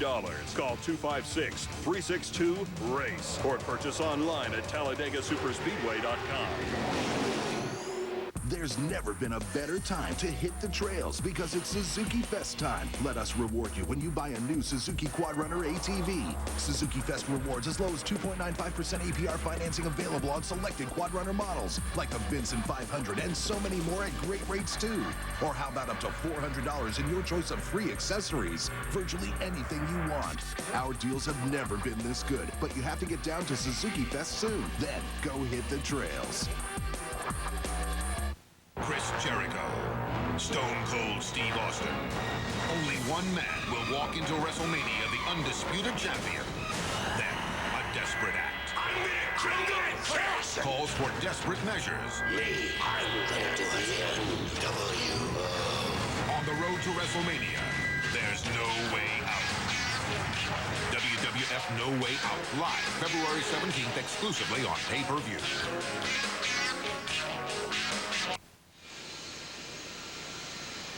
And we welcome you back live to the Daytona International Speedway, getting the track drive for the EAS GNC Live Well 300 for the NASCAR Busch Series. When that track is dry, we will go racing. And there are the guys that have logged the most laps today, the guys trying to dry the track. Right now, let's check out TNT's original series, Witchblade. The Witchblade has many powers, but only the person who wields it can truly know them all. See the story of a woman who started out a warrior and became something more. Witchblade. Every Monday night at 9, only on TNT. That's the first season of Witchblade every Monday night at 9 right here on TNT. Again, we're drying the track. It's been raining since this morning. We're anxiously waiting to throw the green flag for the NASCAR Busch Series. But right now, back to Thursday and the qualifying races for the Daytona 500. Change up front, it's still Jeff Gordon leading in the first of today's 2 Daytona 500 qualifying races, but they're mixing it up from 4th on back. You see Dale Earnhardt Jr. has moved up into well, he's 5th that time by trying to take that 4th spot away. Just on this last lap on the back straightaway, Jimmy Johnson, the pole sitter for the Daytona 500, flirting with that yellow line. He comes down, Mike Wallace puts the block on him. Oh, I'd say that's more than flirting. And Jimmy Johnson goes by Mike Wallace. I don't know what NASCAR is going to do about that, but nothing so far. Marty, what are they saying? Well, Jimmy Johnson came on the radio. He was concerned that he went out of bounds, but he made the point to say that he forced me out of bounds if I was out of bounds. They're trying to calm him on the radio. As you could imagine, the rookie has a lot of nerves in this race. They're trying to keep him as calm as they possibly can. Marty, they are going to black flag Jimmy Johnson for going below the yellow line on the back straightaway. Obviously, Jimmy just getting a word from his crew there, not too happy about it. He's pretty fortunate he's sitting on that front row, BP, or he'd be going home possibly. Below the line. Because he's guaranteed that spot. Brakes, but I had help pushing me past it. Check it out. Matt Kenseth up to 11th. He's in the Daytona 500. Kyle Petty up to 13th. Right now, he's in the Daytona 500. And Joe Nemechek already in, moving towards the front in the 26 car. Right now, Dale Jarrett is in the 15th spot. He has the last transfer position. Ooh, that 12 car got loose there in the middle. And that might have put Kyle Petty out of the Daytona 500. That move by the 12 car. Here comes Dale Jr. inside, tearing the body for second. Mike Wallace going with him. And Dale Earnhardt Jr., that 8 car, told me last night, I said, he's going to take it easy. He said, I want to run first or second in the qualifying race. He said, I want me a qualifying trophy. Dale Jr. Dale Jr. Well, let's see, his dad only collected, what, 12 of them? 10 in a row. Over the years here? Yikes. Look at this. Stop and then go. 4 lines. Now, Jimmy Johnson's trying to slow down and get clear to go to pit road. That could be ugly. That could be real ugly. I hope he runs another lap. Wave him off. Wave him off. No, oh, man. He's waving. He doesn't have a choice. NASCAR's told him if he doesn't pit this time, they're going to stop scoring him. 4100, second gear at the line. 4100. So Johnson coming in. And again, not a big deal for him. He's going to start on the pole for the Daytona 500, period. Marty? And they reminded him, do not flat spot the tires, come in real nice and easy. Jimmy, of course, suggested, as all drivers would, let's just park the thing because we're already in the race. But they said, let's leave you out. Let's just see what happens in this race. We could get a caution and catch up with the pack. This could be huge for Jeffrey Bodine if he can get caught up with Jimmy Johnson because he has a very fast race car. Maybe it would keep Jeffrey from getting lapped before this thing is over. And then he catches the caution flag, he's back in the race. Now, because Jimmy Johnson is outside of the top 15, the transfer spot becomes 14th. It's the first 14 cars not already qualified for the 500, and in this race, the only driver qualified is that 48. So the 14th place right now is Johnny Benson. And among those outside the cut, Mark Martin, Hut Strickland, Ward Burton, Dale Jarrett, and Bill Elliott. They're all outside the top 15. Top 14, excuse me.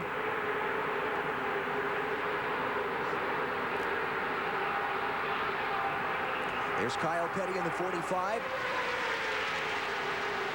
Kyle is in 9th spot right now.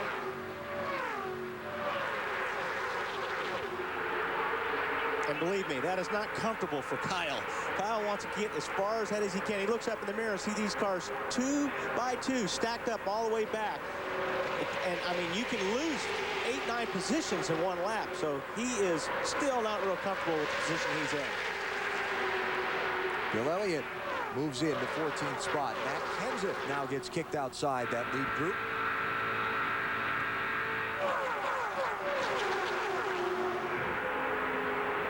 And there we see Bill Elliott back in 14th is over 3.5 seconds behind Jeff Gordon. As a matter of fact, we have a 5-car breakaway for the lead.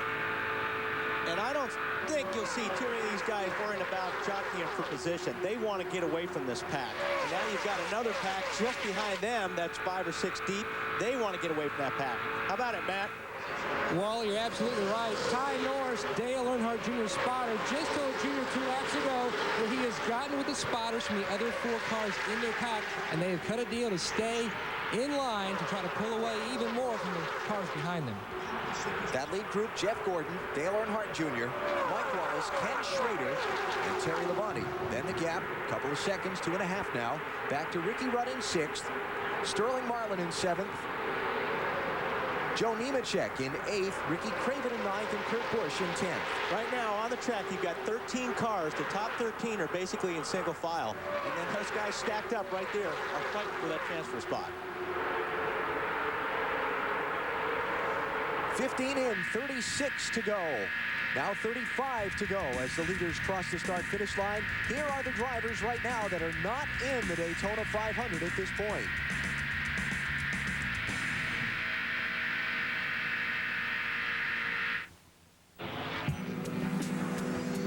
Every day is a race. When that checkered flag waves, will you look in the mirror and say with all honesty, today I lived my best life? For nearly 70 years, General Nutrition Centers has helped millions of families go full throttle. Fuel up now with their best-selling multivitamins, Mega Men and Women's Ultra Mega.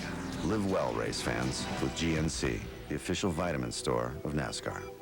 Oh, right. The number 99 Aaron's Dream Machine. Oh, yeah, ain't she a beauty? Of course, she don't compare to the wife, though.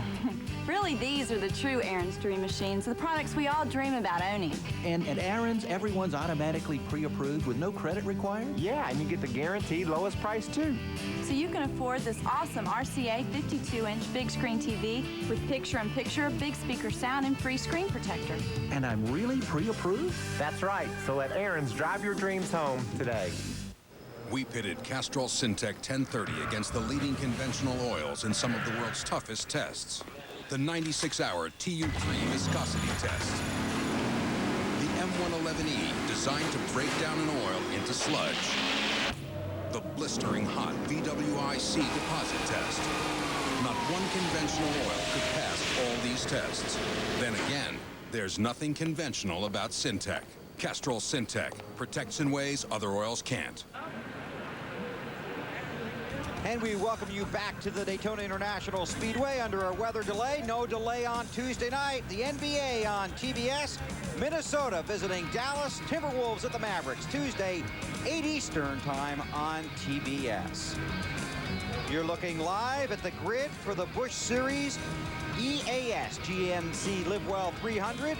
The car is covered up with the track drawing. We're waiting for the green flag in that race. Let's go back to Thursday and more qualifying action from here at Daytona. 5 cars at the head of the pack in the Daytona 500 qualifying races. Race number 1, Jeff Gordon is the leader. Dale Earnhardt Jr. is second. Change for third while we were in the break. Ken Schrader and Terry Labonte. Shuffling Mike Wallace back to 5th. And Mike Wallace looks like in the 33 car, the auto lead car is struggling. Well, I thought he was struggling to keep up. It looks like going through the corners that time. He did manage to get on the back bumper of Terry Labonte. Well, he's got help coming, BP, because normally 10 cars lined up in a draft are going to catch 5 cars lined up in a draft. So if these guys stay in line behind this lead group, they'll catch that front draft. All right, let's see. We see Jeff Gordon, Sterling Marlin back in 7th position. You see Sterling is a little over 2 in the 3rd seconds, but it's growing, Wally. It's getting larger. They're pulling away from this pack of cars. See what happens. Track that over a couple of laps and see if now that these drivers have lined up, if they're able to close the gap. Right now, outside the transfer spot, Ryan Newman, though he's going to be good on points. Remember that car's got the points from the 12 car last year. It's last year's owner points. So they should be okay. Dale Jarrett, we know he'll be fine. Elliott Sadler, Mark Martin, Bill Elliott. But Brett Bodine is back in 20th place. He's 21st on time, 35th on points. And on the clock, catching it a little bit. There's Ricky Rudd running in 6th place right now. We talked with Ricky a little bit earlier in the week about strategy for his qualifying race today. He said simple, stay away from the desperate ones. Well, it's pretty scary. You get back to the back. I've been here before. It's not a pretty place back there. It's a lot of hard racing going on. A lot on the line for a lot of teams that don't have provisional spots that maybe didn't particularly qualify well on the stopwatch. So it's do or die for them, and they drive that way. I mean, they're doing what they need to do. They really hang it all out. If they don't hang it out and maybe get their car in the Daytona 500, there won't be a Sunday for them. So as far away from that mid-pack or 15th place transfer spot, the better off that we're going to be. But he's pretty close to it right now. As a matter of fact, the 22 cars in 12th position, so he is away from the scramble, and it will be a mad scramble for that 14th position. Let's talk pit strategy. There really isn't any for this race if there is no caution. The cars can all run more than 50 laps on a tank of fuel, so that's fine. However, if the caution comes out, we could see a variety of tire strategies on pit road. Some of the guys in the back trying to take 2 tires to get some track position and get up front, that kind of thing. I think that they're really concerned about the tires going away after about 25, 30 laps. So I think the caution flag should come out right now. Most of these cars would dive in the pits, and most of the lead cars would change 4. We saw last week in the Bud Shootout that Rusty Wallace changed 2 tires, Kenny Wallace changed 2. They got great track position, but the guys ran them down and left them. Well, I think other than, what the rule package like last year, the cars handled so good, they stuck so good, the handling wasn't as much or as important as it is now. Tony, what do you think about that? I agree. It puts more of the driver back in our hands. I think what you saw last week, too, that you got to keep in mind, if we get a yellow today, everybody's going to be grouped up on the restart, where last week when Rusty Wallace and Kenny Wallace were ahead of us taking 2 tires, they were way far ahead of the pack. It gave us an opportunity to get grouped up 3 or 4 cars at a time, and we were running against them one-on-one, 4 cars versus 1, so they didn't have drafting help. So when we did catch them, we were able to go by right away and pull away without having to worry about those guys coming back on us. Kirk Shelmerdine, Carl Long going a lap down to the leaders. The 80 and 85 cars, respectively. So that's 2 cars, 80, 85. And the 85 of Carl Long that will not be in the Daytona 500 on Sunday. Either driver with points or much of a time trial speed to fall back on. Up the top, cars that are not inside the top 14 are those who may be in trouble if they don't have a good time trial speed or points to fall back on from last year. Brett Bodine, 21st on time. That's going to be close. It's going to be really close. Last year, the time that made the field was 16th fastest overall time. John Andretti started 36th in the 2001 Daytona 500, and as I just said, he was the 16th fastest qualifier. And Brett got the final spot in last year's 500 field on owner points. He's 35th in owner points, and that last spot in the field last year went to 36th in owner points. So it's going to be nerve-wracking for him if he can't get up and get qualified right now. And you can see just how consistent these cars are. 182, it never changed down the entire length of the backstretch. As he goes in the corner and hits this banking, it will slow down a little bit, down to about 179. Now, we should see 184, 185 on the front stretch because of the tailwind. I see 183, 184. The wind just blowing that car right along. Come on, 185. Junior, 180. There you go. As he drives off the corner, we might even see. Oh, he went away. I thought I was going to see 187. You ever get tired of this, you got a future as an auctioneer. Okay? Jeff Gordon is the leader of Daytona 500 qualifying race number 1. We're halfway through.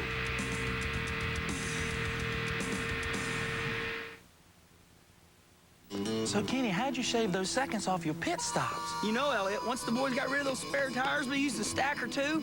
The seconds just dropped, man. Check it out. Elliot, nothing burns fat and supercharges your energy level like the world's strongest fat burner. Hey, and speaking of strong, check my new Jackman out. You guys call that a pit stop? One more time with feeling. Nothing's faster than Stacker 2, the world's strongest fat burner. Need a hand? Hi, I need to run a skid steer loader. Oh, okay, sir. We have those. Whoa. Hey, do you have scissor lifts? I sure do. What about welders? Got them. Air compressors? Yeah. Cement mixers? Yep, right over there. Concrete saws? Yep. Generators? Tampers? Pumps? Boom lift? Backhoe? For the cat rental store nearest you, call 1-800-RENT-CAT. Light tower? Oh, yeah. Right on target. Now there's a men's hair color made to target only your gray hair. Grecian 5.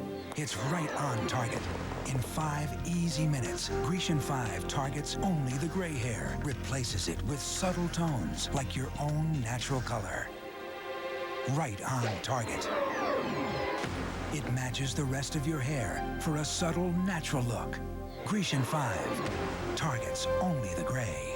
Tired of bouncing all over trying to find the best deal on a new Chevrolet? Now's the time to shop the Jeff Weiler Springfield Auto Mall. Choose from over 1,000 vehicles, including over 350 brand new Chevy Cavaliers, Monte Carlos, and Malibus, Chevy S10s, Silverados, Chevy Venture Vans, Astro Vans, Cargo Vans, plus Chevy Blazers, Suburbans, Tahoes, and they're all at the lowest price ever offered in the Miami Valley.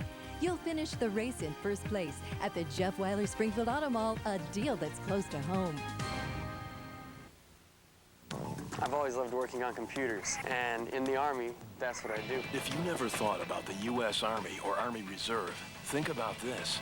There are 212 ways for you to become a soldier and work at a job you'll love. Call for this free video to find out which job is right for you. And if you call the number on the screen right now, you'll also receive this free Army t-shirt. Discover the 212 ways you can be an Army of One.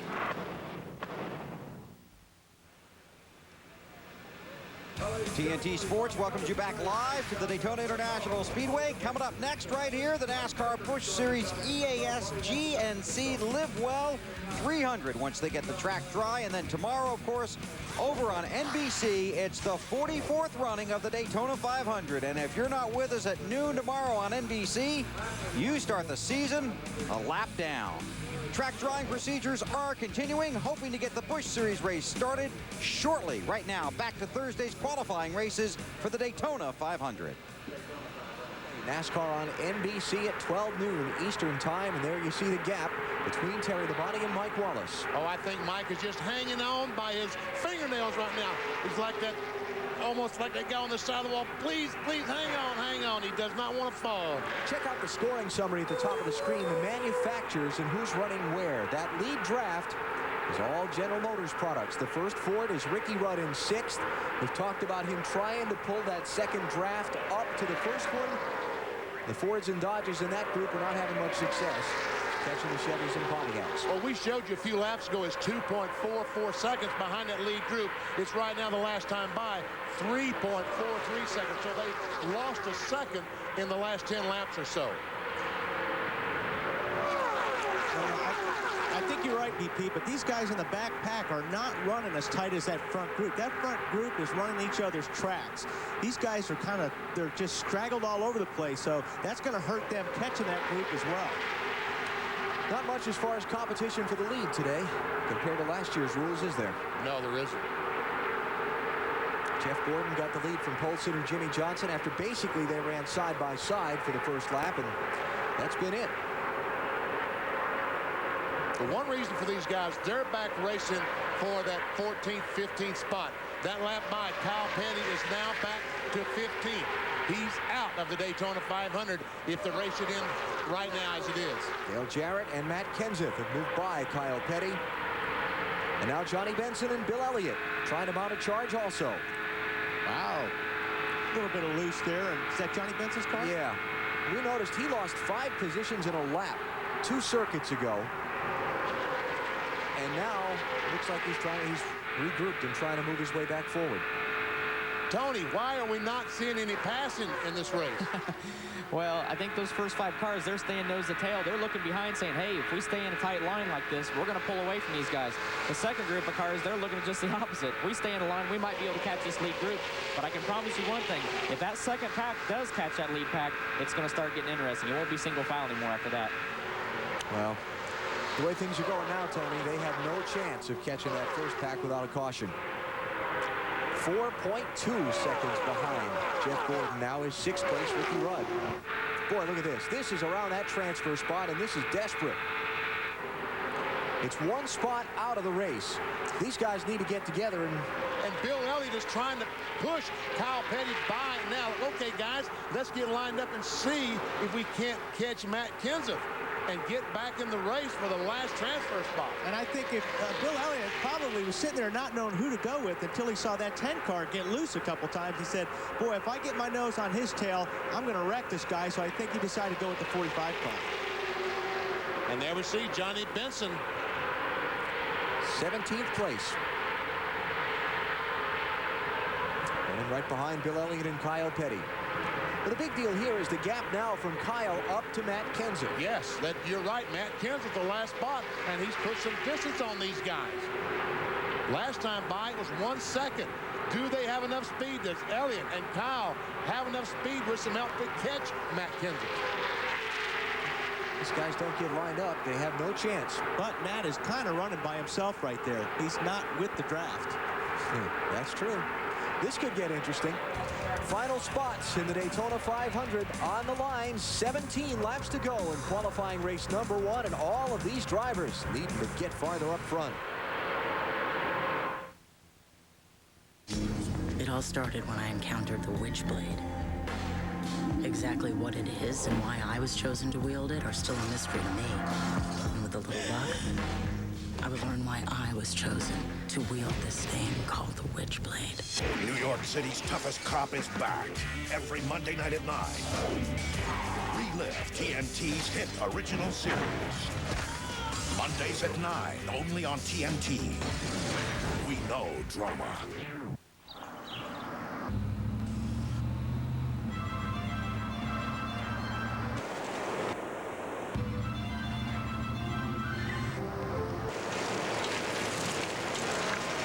At a moment like this, you don't want to depend on bargain brake parts.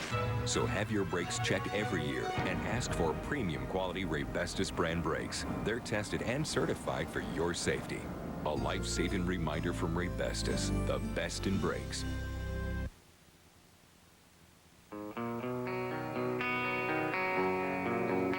Out here, everyone has their own mountain to climb. To measure up to head for.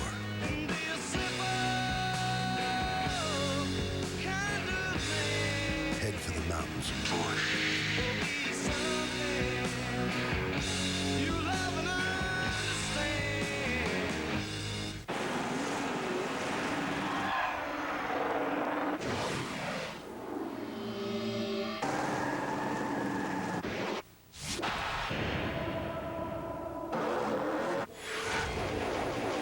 It should come as no surprise that our parts will stand up in whatever you drive as well. Visit a location that features AC Delco. When the right way is the only way. Welcome back live to Daytona. No change in the situation here. They continue to dry the track, and we continue to prepare for the EAS GNC Live Well 300, the 2002 season debut for the NASCAR Busch Series. We'll keep you updated. Right now, back to the qualifying race action from Thursday here at Daytona. Action at the transfer spot as we come back with 13 laps to go. Ricky Craven fading from the lead group. The second pack has caught Matt Kenseth.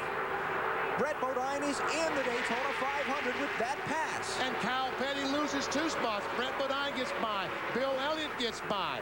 Just when we thought that Kyle in the 45 was going to catch the 17, he picked up that push off the second corner, I think, and had to back off the gas, which allowed those other 2 cars to get by.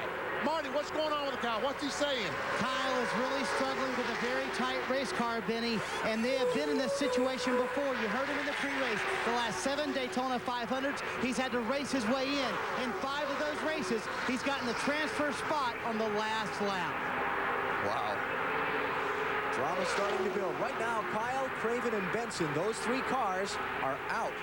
Brett Bodine has the last transfer spot into the Daytona 500, and he's 2 ahead of them.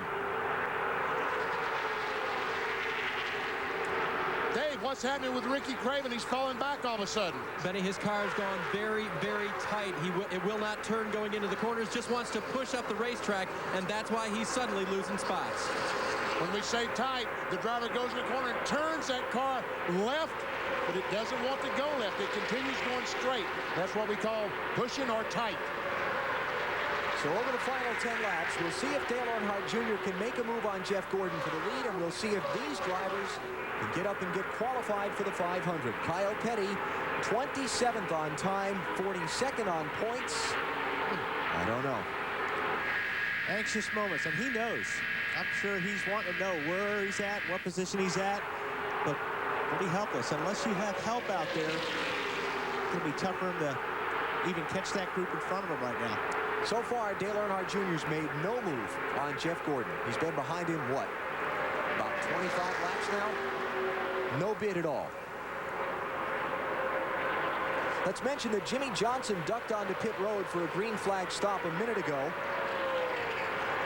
He changed tires. That's probably for two things. Number one, you brought up a good point, to get some pit crew practice, to get them some practice, but also see what his car does with a chassis adjustment and 4 fresh tires. So he's a lap down. Jeffrey Bodine has been caught and put a lap down also. The numbers, the gap on the bottom of the screen, that's the interval from Brett Bodine, who's got the last transfer spot, to Bill Elliott, who's one out of the 500. You see it on the track, you see it on the stopwatch. You see, that's 0.14 of a second. And the difference in the pole position on Saturday afternoon between Jimmy Johnson and Kevin Harvick was 16/1000ths of a second. Marty, straighten us out on what Jimmy Johnson's team did with that pit stop. Well, actually what happened, Alan, is they started to develop a tire rub on the left front tire. So they came in, changed tires. They did make a chassis adjustment, and they're kind of perplexed as to why that rub developed later in the race. That's something they'll try to figure out in practice tomorrow. Okay, here we go. Again, Johnson will start on the pole for the Daytona 500 unless somehow he crashes that car in final practice on Saturday. But right now, he's a lap down, 2 laps down. Check that, back in 26th place.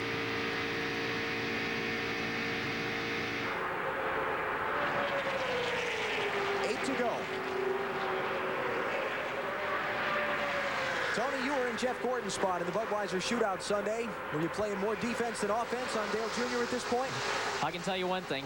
Down the straightaways, I was watching the mirror 3 times as much as I was watching in front of me, and I was watching the racetrack 3 times as much as I was in the corners. But you spent the majority of your time watching what was going on behind you, because everything in front of you, it didn't matter. It was all what was going on behind you.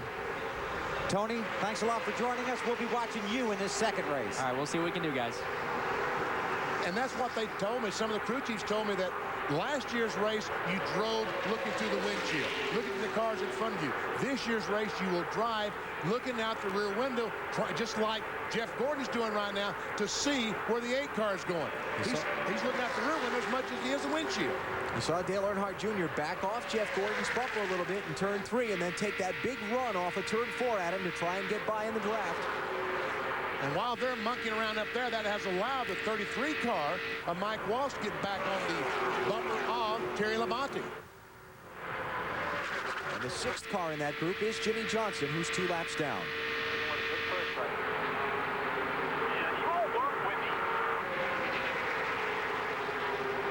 Marty, what's Robbie Loomis saying about the 24? Is it okay? Well, there's very little radio traffic on Jeff Gordon's scanner, Benny. But what he has said in the last 3 laps is that the handling has started to go away. But he knows he's in the best position in the lead. Let's check in on that transfer spot back in the field. Brett Bodine still hanging on to the 14th spot. As we look back to find that group, here they come. Bill Elliott in the 9 car is 1 spot outside of the 500 grid. And Kyle Petty is in 16th, but Kyle and his group are getting a little bit closer to Bill Elliott, Brett Bodine, and Matt Kenseth. Now, Elliott's going to be in the 500 even if he doesn't pick up another position. He was 9th fastest on time. He's in. Question is, what about the guy behind him? Matt? Alan, they keep telling Brett Bodine that Bill Elliott will not try to make a move because Elliott knows he's in the 500. Elliott is reporting to his crew chief, Mike Ford, that his car's a little bit tight. Meanwhile, Brett Bodine says his car just won't run like yesterday's practice session. Remember, guys, it was about 15 degrees cooler. Brett Bodine missed the show back in 2000, hoping to hang on again and sneak his way back into the 500. Thing is, for Kyle to get in this race, he's going to need the help of Bill Elliott and also the 10 car, Johnny Benson. Matt Kenseth going wide to try and get around the Jeffrey Bodine lap car, and Brett's going to drop behind his brother and try and get a little draft. And Jeffrey comes down to, and now we've got 3 cars ganged up on Matt Kenseth on the bottom of the racetrack. Could be the opening Kyle Petty needs to get into the race. But he's not close enough to take advantage. Couldn't capitalize on it. So now Matt Kenseth is outside the field. Kenseth 14th in points from last year. He should get a provisional. Unless something drastic happens in race 2. And again, all we talk about getting in, we know that if you're in the top 14, you're going to be in the race. We don't know what's going to happen in the second race. We don't know what's going to happen to the provisionals until the second race has been run. And we see Carl Long very, very slow off turn 2. Here's the gap. Elliott to Kenseth, in versus out. Jeffrey Bodine getting out of the way of the cars racing for that spot. Remember, Bodine had a stop-and-go penalty for going below the out-of-bounds line, the yellow line, early in the race. It put him a lap down. And Carl Long is not going to make it in. Hopefully he will drive behind the wall there. Which he did. Mark Martin has just taken his car to the garage. Jimmy Johnson has also gone to the garage. So those 2 drivers feeling like nothing more to gain at this point. Certainly that the case for Johnson. And Benson and Kyle Petty, whoa. Kyle is desperately trying to keep that position and get himself where he might be able to get by the 17 in the last couple of laps. He knew if he give that spot away to Benson, he was out, guaranteed to be out. Here's Schrader for second to the outside of Dale Earnhardt Jr. Who does Gordon help? Is there smoke coming out of the 33 car? Yeah. Yep. Schrader looking, Junior blocking. Gordon to block.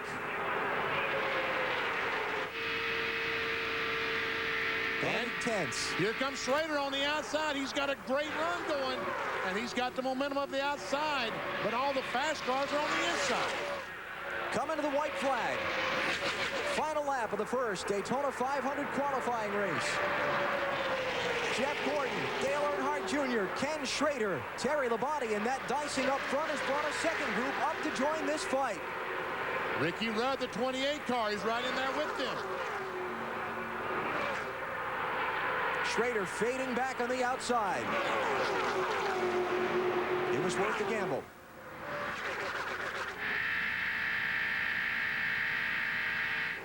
Sterling Marlin's in that group. Now it's Mike Wallace getting shuffled. Here's Ricky Rudd around Terry Labonte into 4th. Final corner. And I don't think Junior's going to have enough. To the start-finish line, second time in his career, Jeff Gordon wins his Daytona 500 qualifying race. Now checking back for the transfer spot. Here's where it counts. Bill Elliott gets the last position. Matt Kenseth, Johnny Benson, Kyle Petty didn't make it. Hut Strickland, Ricky Craven, Elliott Sadler, Bobby Hamilton, Rick Mast, all outside the cut. And all they can hope now is that that second qualifier runs nice and clean, and they go back and use about the 35th fastest car to get in the Daytona 500. Jeff Gordon wins the first of today's 2 Daytona 500 qualifying races. There are the top 10. All will start on the inside lane in Sunday's Daytona 500. And now the drivers who finished beyond 14th will have to fall back on either a time trial spot or provisionals from last year. Those drivers on down if they're to be in Sunday's running of the Great American Race. And of course, Jimmy Johnson, he'll start on the pole regardless Sunday. Remember, he got penalized and went a couple of laps down after going below the out-of-bounds line earlier in the race. So Jeff Gordon went to victory lane after his qualifying race, winning the first of the 2 qualifying races held here on Thursday, setting the stage for the 44th running of the Daytona 500. Jeff also won the first qualifying race back in 1993. There have been 30 of those back to 1972. Only 4 times has the winner of the first qualifying race actually won the Daytona 500. The last driver to do that was Sterling Marlin back in 1995. Right here, we're waiting on a weather situation, trying to drop the green for the NASCAR Busch Series and their season opener, a 300-mile event here at Daytona. We're waiting to see what the weather is going to do. There is a story developing here at the track. Marty Snyder is back in the Winston Cup garage area to update us on the situation. Marty? Well, Bill, this morning, Coach Joe Gibbs was supposed to go to Tampa for a speaking engagement, and a helicopter was supposed to come pick him up. When the helicopter was late, Coach Gibbs took an airplane to the speaking engagement and now is back in Daytona. Unfortunately, that helicopter that was supposed to pick up Coach Gibbs did crash. There were 2 individuals on the helicopter. We are awaiting word on those individuals. Again, let's reiterate that Coach Gibbs is fine. He made it to Tampa and back. He is here at the Speedway. In fact, he's in the motorhome compound right now, and we are efforting an interview with Coach Gibbs. Hopefully we will have that in a few moments, Bill. Okay, Marty, thanks a lot. Terrible news, very tragic. Of course, Joe Gibbs is the owner of 2 Winston Cup teams, the one driven by former Winston Cup champion Bobby Labonte and the one driven by Tony Stewart. So that's the situation as far as that occurring this morning. Coach Gibbs trying to get to Tampa, but that helicopter not able to reach him, and the 2 pilots losing their life. And we'll try and touch base with Joe a little later on here this afternoon. Right now, waiting hopefully for some racing action here at the track. We'll be back to Daytona in just a moment. This is the place where I can build my cabin and get away from it all with a little help from my all-new Suzuki Quadrunner Eiger 400. I didn't spend much, and it's got all the features I need, so I can build my cabin and get away from it all. Get into the great outdoors. Get back to nature. Get back on my Eiger. Get some ice. Get some x-rays and get a contractor. Now choose reduced financing like 2.95% APR or up to $400 in free accessories. 2 Supreme Court judges are dead, and 1 law student has an unimaginable theory. Everyone I've told about the brief estate. Julie Roberts, Denzel Washington, in a story of power versus the truth. The Pelican Brief, today at 5 on TNT. See why men make promises. Heroes keep them. I gave my word I'd look after this place and you. Tom Selleck, Crossfire Trail. Tomorrow night at 8 on TNT.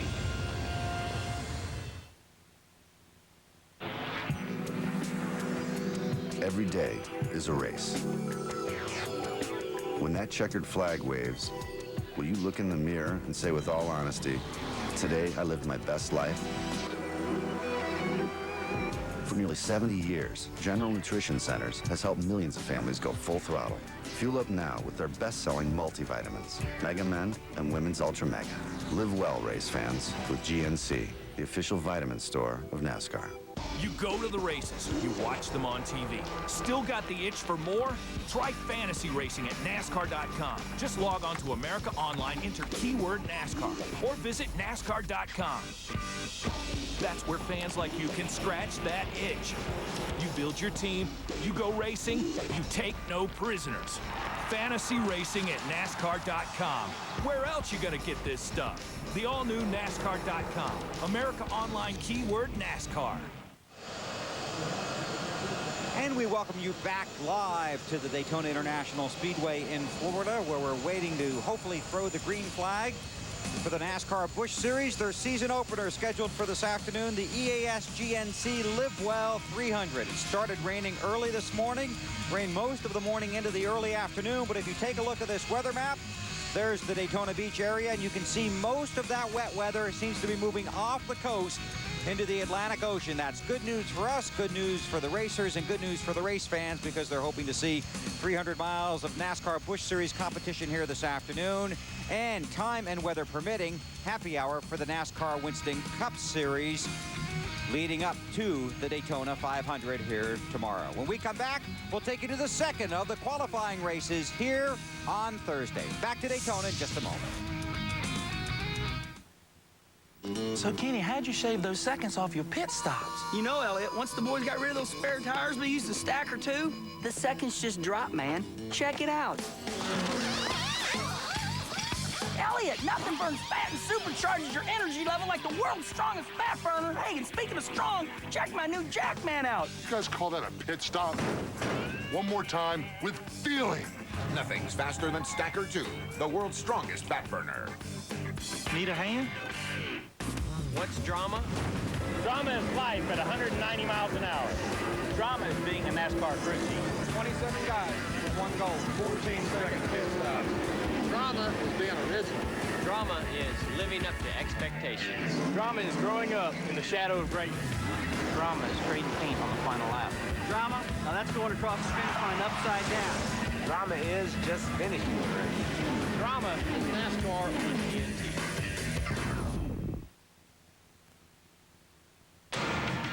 You want to know why I ran from Enterprise? Because having the right car can make all the difference. Pick Enterprise. We'll pick you up. Free lube, oil, and filter with the purchase and installation of VST brakes. You'd be crazy to pass on this deal. If you see two sheep mowing the lawn, you're crazy. Midas. We do that. Once again, Lowe's is improving home improvement because Lowe's is the only place you'll find over 250 brand name appliances like Whirlpool, KitchenAid, and Maytag. All in stock, all ready to take home today or be delivered tomorrow. And Lowe's promises you'll get the lowest possible prices, every day guaranteed. Appliances when you need them. Lowe's low prices. That's improving home improvement.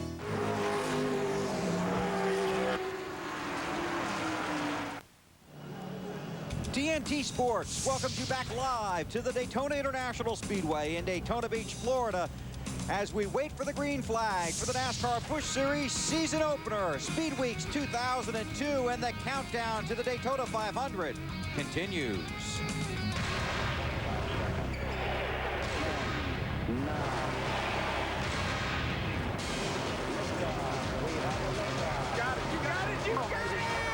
Michael Waltrip is going to win the Daytona 500, the biggest of them all.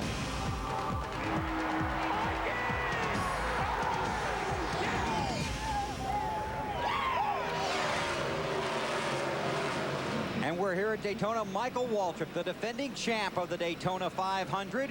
Where is he going to start on Sunday? Well, he's going to start outside the second row. How did he earn that? By an outstanding performance in the second of the qualifying races here on Thursday. We've got the front row of the two 26-year-olds, Jimmy Johnson and Kevin Harvick. Jeff Gordon won his race. Let's take a look at the second qualifying race from Thursday afternoon. Going green next time by for race number 2 today here at Daytona. Let's check on pit road. First, here's Marty Snyder. Well, Alan, I talked to Kevin Harvick just before he got in the car. I said, are you going to lay back because he obviously has the guaranteed starting position on the front row? Are you going to lay back at all? He said, are you crazy? I'm going in the front. I've got a fast race car, and I want the Daytona 500 to be my second win at Daytona, meaning he plans on winning today and on Sunday. Today burns. Last year, Marty, Bobby Labonte was 6th in Winston Cup points. He qualified 12th here. He should be okay, even if he doesn't finish in the top 14. But he wants to win. He's never won here in 10 tries. Bill Weber? Well, Kenny Wallace begins this race with professional pride, but personal disappointment. He knows he's still a fill-in driver until Steve Park comes back. But he has tremendous talent and great equipment. He'd like to find his way to victory lane, even if it comes today. Let's go further down pit road to Matt. Bill, Jeff Burton's team would love to have their luck turn around. In practice on Tuesday, they were involved in a crash. The team had to fly down, didn't have any clothes or toiletries, just jumped on a plane. They repaired the whole left side of the car, replaced the whole left side. Now they're hoping to maybe pick up Burton's first Twin 125 Daytona qualifier here today. To Allen. Yeah, Frank Stoddard was saying he called the shop, scrambled the troops, the fabricators up there. They jumped on a plane, then he had to give them money to go buy a toothbrush once they got here. They worked until midnight that night to fix this car. If you are not in Daytona today, I'm sorry, because it's gorgeous. And we see the winds north 14 miles per hour, really bothering the cars down in turns 1 and 2 as these cars exit turn 2. That little bit of a breeze is trying to blow them up the racetrack, causing a big time push problem. 50 laps, top 14 not already qualified, which means the top 14 besides Kevin Harvick get the transfer in to the Daytona 500 on Sunday. Harvick and Robert Presley bring the field down for the start.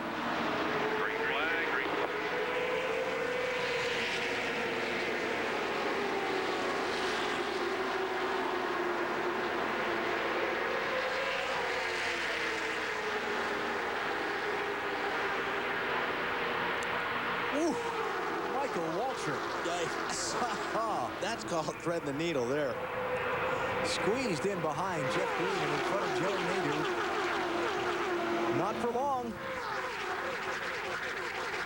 And all these guys watch that first qualifier. They know they've got to make it happen in the first 10 laps or it's not going to happen. Here comes Kenny Wallace in the 1. And Presley is not going any place in that 92. Jeff Green and Harvick. No, that was Marcus. Almost got together there.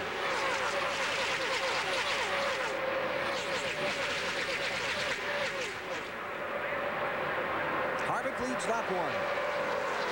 And they also watched that first qualifier and saw Jeffrey Bodine get black flagged to Jimmy Johnson for going beneath that yellow line. I don't think we'll have that problem in this race. Keep an eye on Tony Stewart, the orange car. He won Sunday's Budweiser shootout. He has had a very strong car all week in practice. Here comes Michael Waltrip. And it looks like he has a very strong car as well as he goes by Robbie Gordon in the 31 car, and they're 4 wide going the corners. Tony Stewart goes by his teammate on the outside. Robbie Gordon was on the outside, and he put a block on, and when he did that, it opened up the outside lane, and he just lost a lot of positions. He's still going backwards, still unable to get that 31 car up to speed for the lead. Michael Waltrip, the defending 500 winner, out in front. That's Jerry Nadeau in the 25 trying to push him through. And here comes Jeremy Mayfield on the outside. Jeremy is literally being pushed by Tony Stewart to the front. Waltrip moves up the block. Here comes Stewart. Wow, look out.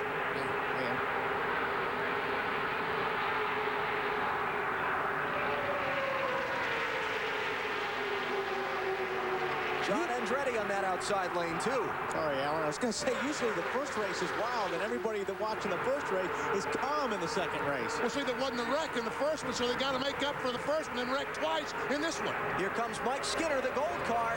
Remember, he started at the back of this field. Well, Skinner needs to be in that top 14. He is doing everything he can. He knows got to get in that top 14 to be in the Daytona 500. Last time by, Skinner was 9th position.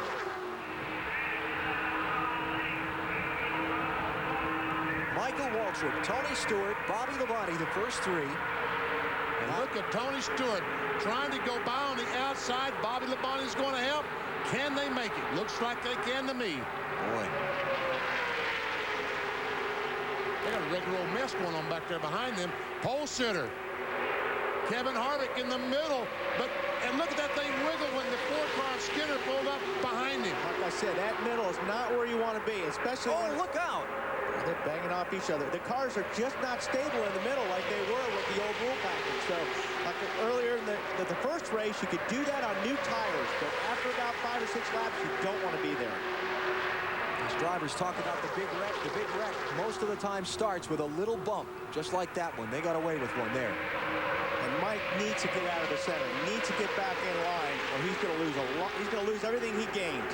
And that white car on the outside is Greg Biffle trying to race his way into the 500. No points whatsoever. That time by, he was 12th position. Pontiac teammates on the outside there, Tony Stewart and Bobby Labonte. Now 3 Chevrolets lined up on the inside. Waltrip, Nadeau, and Harvick.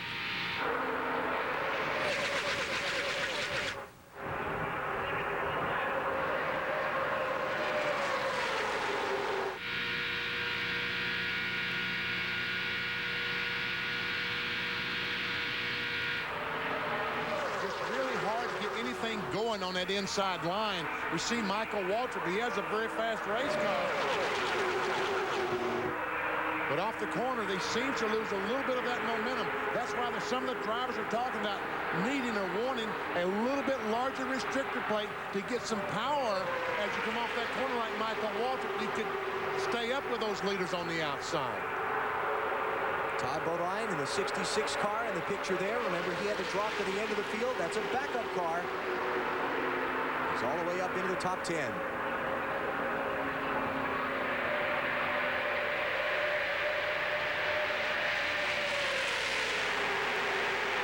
That time by Mike Skinner, 14th position. Rusty Wallace, 15th. Just underway in the second of today's 2 Daytona 500 qualifying races. Tony Stewart barely leading Michael Waltrip. You should read this. One of the U.S. bobsledders pulled a muscle. Looks like they'll need a sub. I must go. Any excuse is a good excuse to get to McDonald's for the all-new chicken breast Parmesan sandwich. Juicy, all-white meat chicken smothered with tangy marinara sauce, topped with melting mozzarella. Getting hungry? Hurry in. So where's the medal? The irresistible new chicken breast Parmesan sandwich, now on McDonald's new tastes menu. McDonald's, a worldwide Olympic partner. I've always loved working on computers, and in the Army, that's what I do. If you never thought about the U.S. Army or Army Reserve, think about this. There are 212 ways for you to become a soldier and work at a job you'll love. Call for this free video to find out which job is right for you. And if you call the number on the screen right now, you'll also receive this free Army t-shirt. Discover the 212 ways you can be an Army of One. People everywhere are celebrating Roadrunner High Speed Online. Let's find out why. Hey, you know what's so great about a dial-up internet service? Getting rid of it. Unlike dial-up, Roadrunner High Speed Online connects to the internet instantly. I have a dial-up joke. Knock, knock. Who's there? Waiter. Waiter who? Wait a week while I download a picture.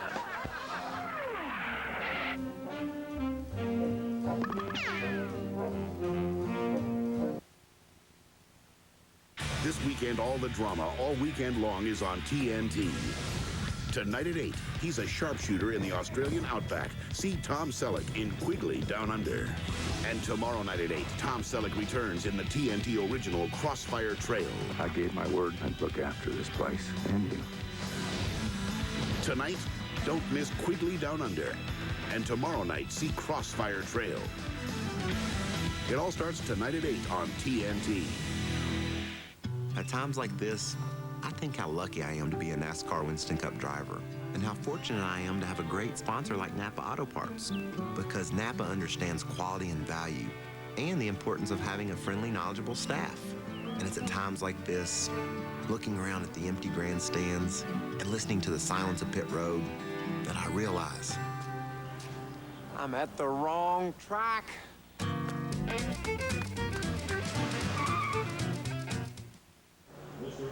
TNT Sports welcomes you back live to the Daytona International Speedway, Daytona Beach, Florida. Everything on hold. A weather delay as we hopefully get ready for the EAS GNC Live Well 300 season opener for the NASCAR Busch Series. It has rained here throughout the day. The problem right now is there's a stubborn drizzle in the area that simply doesn't want us to go racing, but we're hoping that will move out and we can get in this 300-mile race this afternoon. The fans are ready, the drivers are ready. We just need the weather and the track to cooperate with us a little bit. We can tell you that happy hour for the NASCAR Winston Cup Series has been canceled. The Winston Cup cars did not get on the track at all today.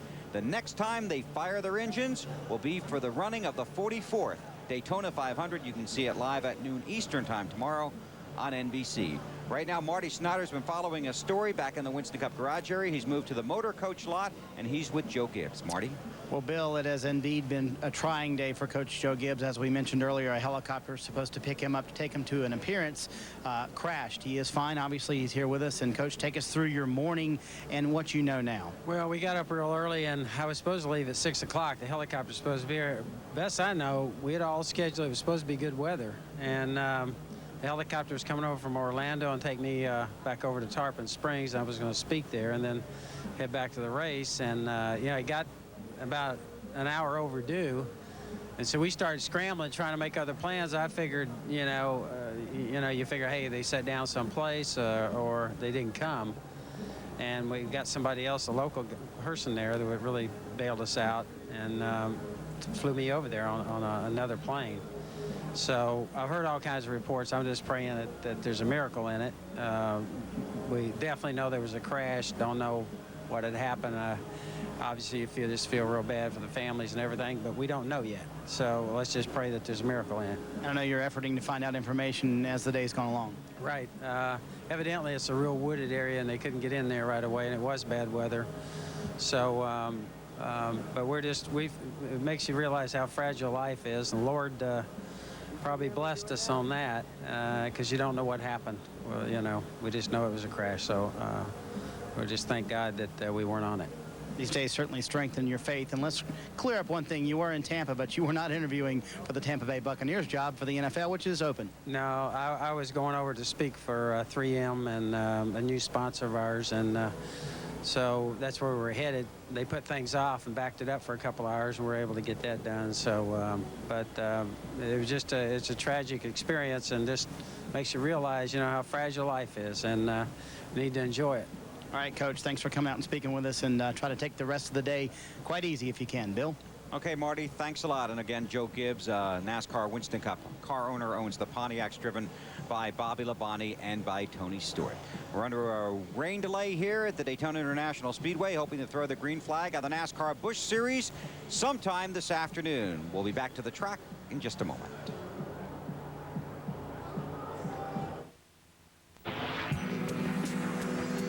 Every day is a race.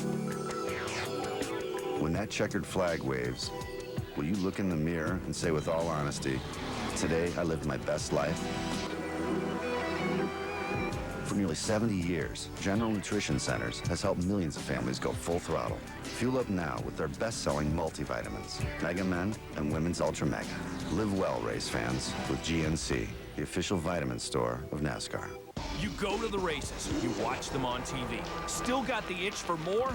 Try fantasy racing at NASCAR.com. Just log on to America Online, enter keyword NASCAR, or visit NASCAR.com. That's where fans like you can scratch that itch. You build your team, you go racing, you take no prisoners. Fantasy racing at NASCAR.com. Where else you gonna get this stuff? The all-new NASCAR.com. America Online, keyword NASCAR. And we welcome you back to the Daytona International Speedway. Our TNT live coverage of Speed Weeks continues leading up to the 44th running of the Daytona 500. Continuing to follow the story Marty's been updating us on from the garage, the Volusia County Sheriff's Office has now confirmed 2 deaths in that helicopter crash. Again, that helicopter was headed here to the Speedway from Orlando this morning, was scheduled to transport Coach Joe Gibbs to a speaking function on the other side of the state, but that helicopter crashed, and the Volusia County Sheriff's Office now confirming 2 deaths. The names of those have not been released. No one from Joe Gibbs Racing was on that helicopter. Right now, we continue our coverage from Thursday of the second qualifying race leading up to the 44th running of the Daytona 500. New leader at Daytona, Michael Waltrip is squeezed back by Tony Stewart to retake the top spot. Later on tonight on TNT, it's the NBA with Michael Jordan. The Washington Wizards taking on Chris Webber and the Sacramento Kings. Followed by Inside the NBA, it's 9 p.m. Eastern Time. Tonight, the NBA on TNT. Trouble, turn 2, Mike Skinner, and more. Spencer spinning, Buckshot Jones is in it. These are the guys, too, that needed to race their way in. Skinner drives away. Buckshot 44th on time, 41st on points. And there's Jimmy Spencer's car with a lot of heavy damage to it. 46th. How bad is it, Jimmy? The left side's torn off too, hell. I'm coming in. I don't know. Jimmy Spencer. Not flat tire yet, but tail ends, left front fender, flat tires. Jimmy Spencer, 46th on time, 38th on last year's points. There's Buckshot Jones. He was owner points last year, 41st. He was 44th on time. I saw this coming off the second corner. Skinner was behind someone, and all of a sudden his car, I guess, got loose or something. He had to back up. Well, he got way out of the gas. Like I say, he may have had to jump out of the throttle because of the handling or whatever, but he checked up pretty hard. Dave Blaney, the 77 car, gets a lot of damage. Shauna Robinson and Bobby Gerhardt also involved. Let's see if we can see what happens. Boy, he's real. Was that just some smoke? Just when we picked up the shot, was there a little burst of smoke from Mike's car? I don't know, because he really was off the pace there. Like the engine gave up a cylinder or something? I don't know. He's pulling off the pit lane right now.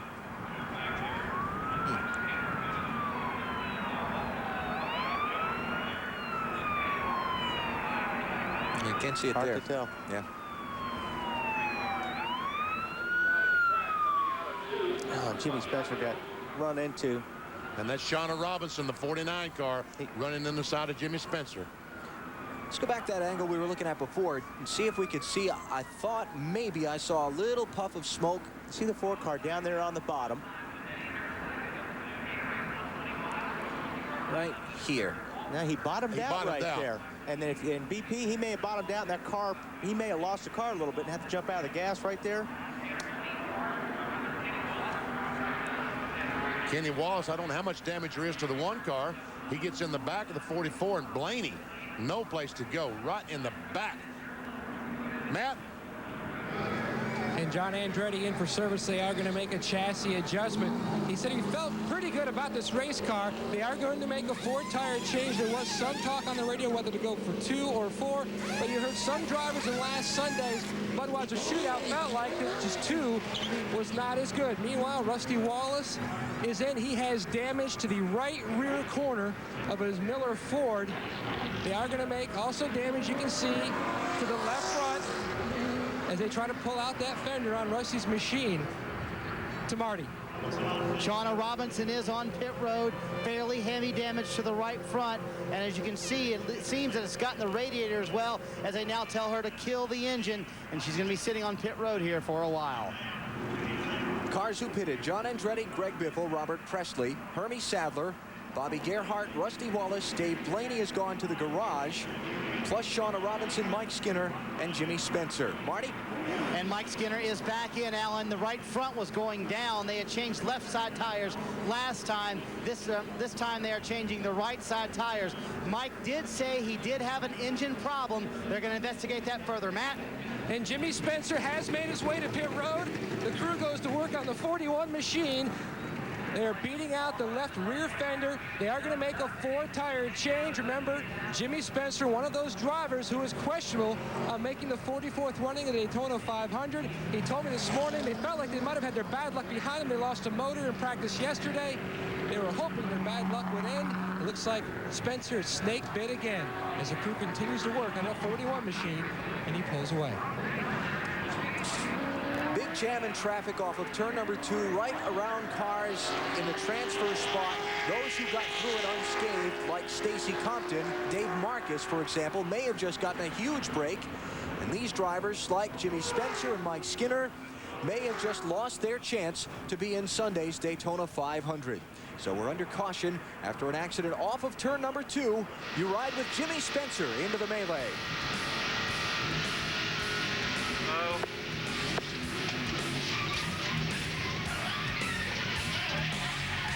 Where in it, boys? He's spinning around. Jimmy, you all right? Ain't you don't like you did anything. Really serious about fantasy racing? Then log on to America Online and go to NASCAR.com. Where else? The all-new NASCAR.com. America Online keyword NASCAR. Live from Daytona International Street. From NASCAR. In the infield, in the media center. To your car. We'll take you right to the action. The first 24-hour radio channel devoted to NASCAR is here. And it's only on XM Satellite Radio. NASCAR Radio, as we continue our week of live broadcasting. With live race coverage, in-depth interviews, and original shows you can't hear anywhere else. NASCAR Radio is radio at full throttle. Just one of 100 channels of news, sports, and music that will take you beyond AM and beyond FM. XM Satellite Radio. Available at an electronic store near you. AutoTech Unlimited, you and your car will be serviced by the best darn garage in town. You may not see this, but this is how your car will feel as our experienced ASE certified technicians work to get you and your car back on the road. For all your automotive needs, let AutoTech Unlimited repair your vehicle in a timely manner. We'll fix the problem right the first time. So call for an appointment now. The doctors are in. AutoTech Unlimited, the cure for your car's aches and pains. 1 block east of I-75 off Needmore Road. Excuse me, could I borrow a hammer? Sure, I got a hammer somewhere. Wow, clear picture. It's a beauty. Time Warner Cable. Did you pay a lot for installation? Nope. Do you pay fees for extra televisions? Nope. Do you pay more for local channels? Nope. Aha! What do you need this for, Doc? To pay the satellite guy, if you must know. Too bad, Doc. You should have got Time Warner Cable.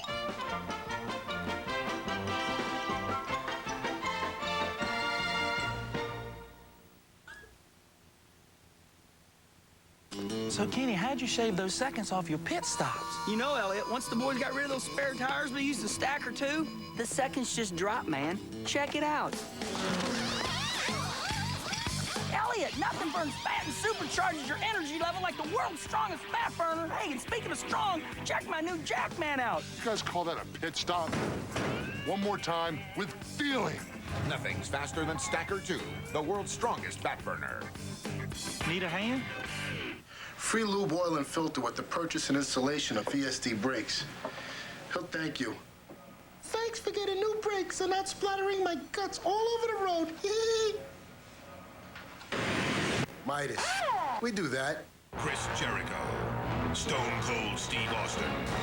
Only one man will walk into WrestleMania the undisputed champion.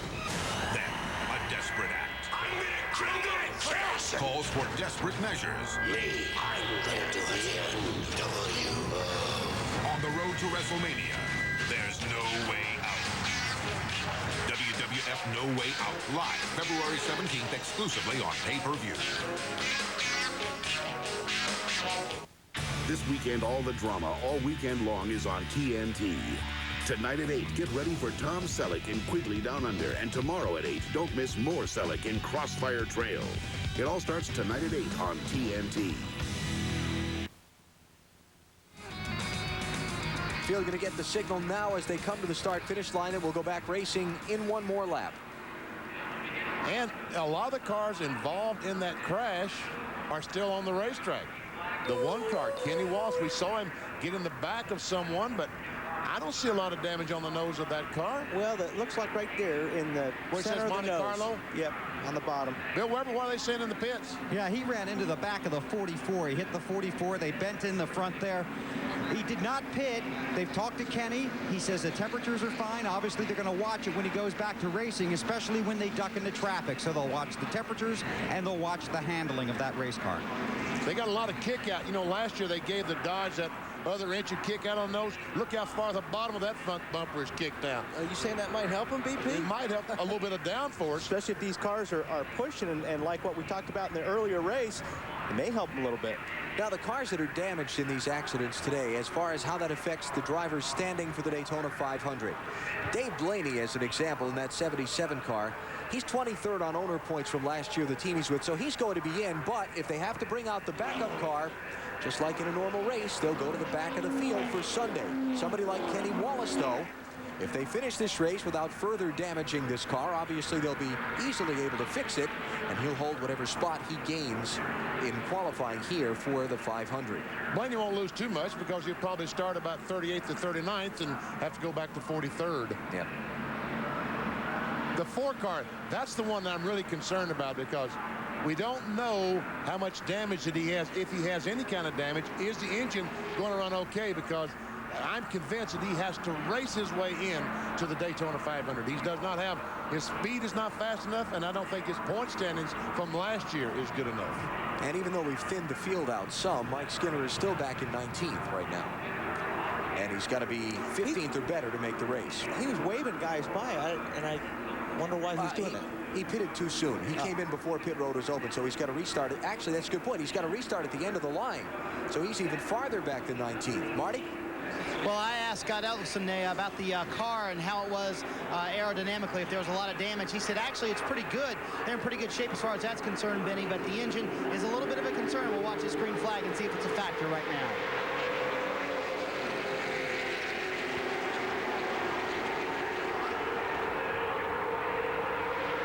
Bobby Gordon going to make a move pretty quickly. Going to try and take a spot from his teammate, Jeff Green. Gordon in the black and orange, 31.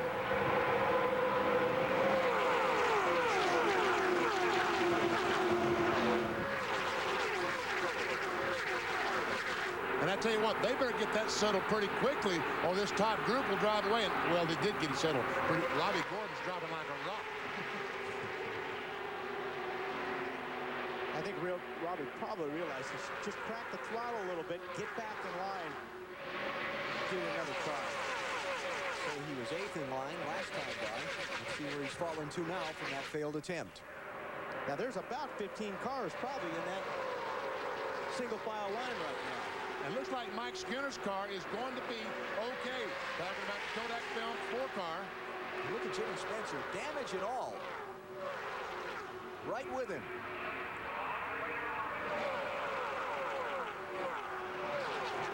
Last time by, they were 16th and 17th. Skinner drives to the outside. Leaves John Andretti and Jim. Oh, Andretti tries to drive up and does right in front of Skinner. Dave Marcus in the 71. Last transfer spot right now. And you talked about it earlier, BP. You have to make these desperate moves like that. I mean, John, you know, if it was a 500, John probably would have let the 4-car go. But you can't. You're still trying to race your way in this race, and you have to take some more chances than you would on the 500. Look at that bodywork flapping around on Spencer, right front. Or is that just tape that they use to try and hold some of the bodywork? Both. Hermie Sadler, the 02 car, right in front of him.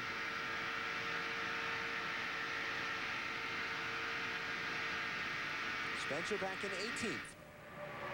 Racing Sadler for that spot. Rusty Wallace with a push for Spencer. And Robert Presley in that 92 car started this race in 2nd spot. Got shuffled back in the early going. Made a pit stop under the caution after barely getting through the accident. Now he's all the way back in 20th place.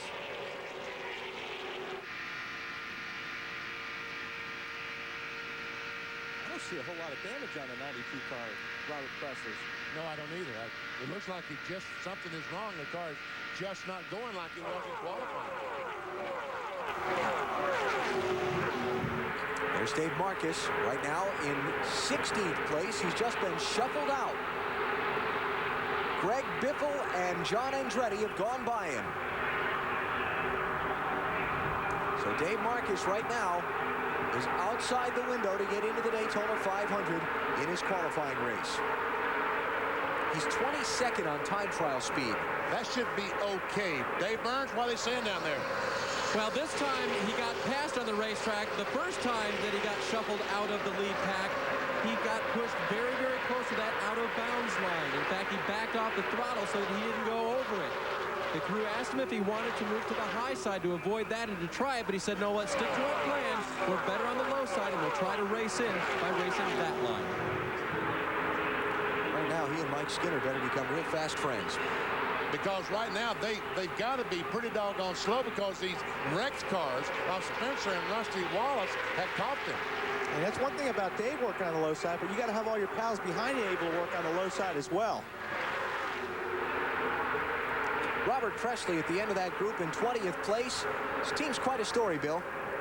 Yeah, it's amazing what they've done to get here, but right now, Alan, Robert Presley is radioed in. His motor is going flat, so it looks like a motor problem on the 92. Very disappointing after all the work they put in to get here. It's a race team without any sponsorship for most of the winter. Just 5 employees left in the shop after they had to lay everybody off last fall at the end of the year. The end of the season last year. Presley will be okay to be in the 500. He has the 4th fastest time, so he's pretty much a lock. Not pretty much, he is a lock. And we see how far he is from the transfer position of 14th, over 2 seconds, and losing ground. And there you see how far that Dave Marcus has fallen behind John Andretti.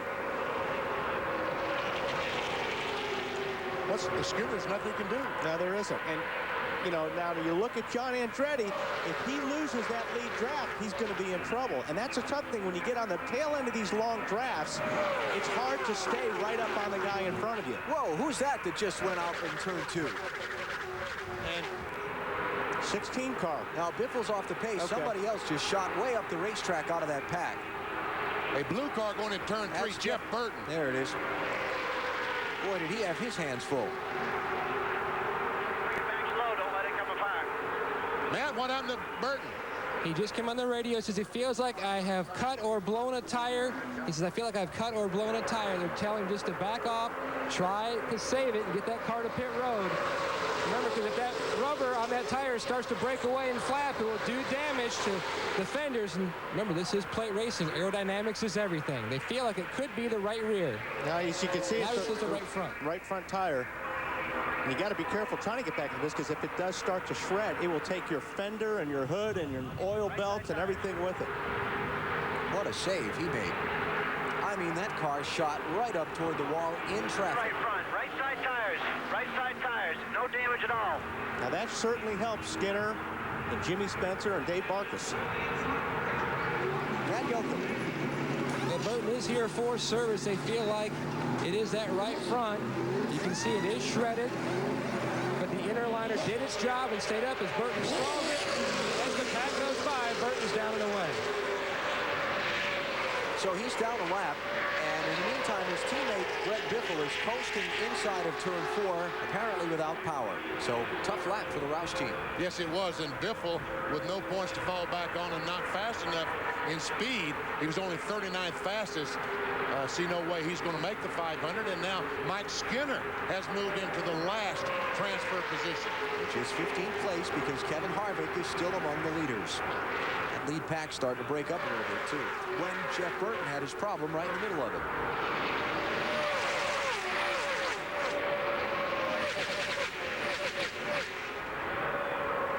Michael Waltrip still leading. Tony Stewart and Kevin Harvick have led laps. Harvick led the first lap. Stewart led the next 3. Michael Waltrip has been out in front since lap number 7.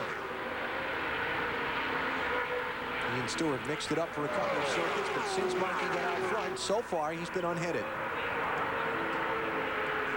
And I don't think we'll see this trouble. Jimmy Spencer. Caution is out.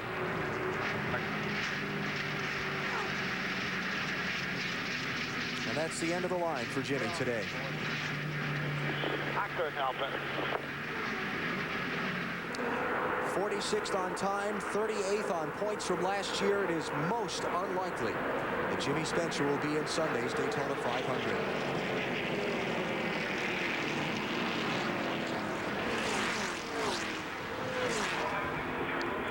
When you get a car that you've damaged once and you repair it, it's not uncommon for a piece of metal to get into a tire or something like that. And we saw that bodywork flopping on Spencer's car earlier when he was at speed. And you don't know what's really bent under there either. You try to come in, you're trying to make some, repairs without losing a lap. Something could have braked, something could have, been bent from the first crash.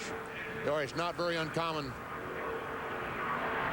Yeah, we see the smoke as the right front tire starts going down. And there we see the contact. Matt? Benny, Jimmy Spencer came on the radio a few moments ago and says he felt like the tire was starting to go down. But remember, he's trying to race his way into the Great American Race and didn't want to come in and take a chance. He was hoping that maybe he might catch a caution, but unfortunately he was the caution. Tough break. On board, Jimmy Spencer.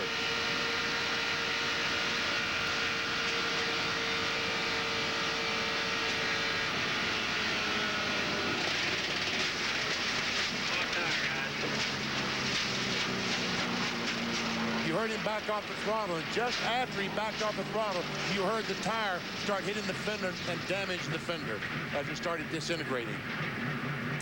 Riding back to the locker room.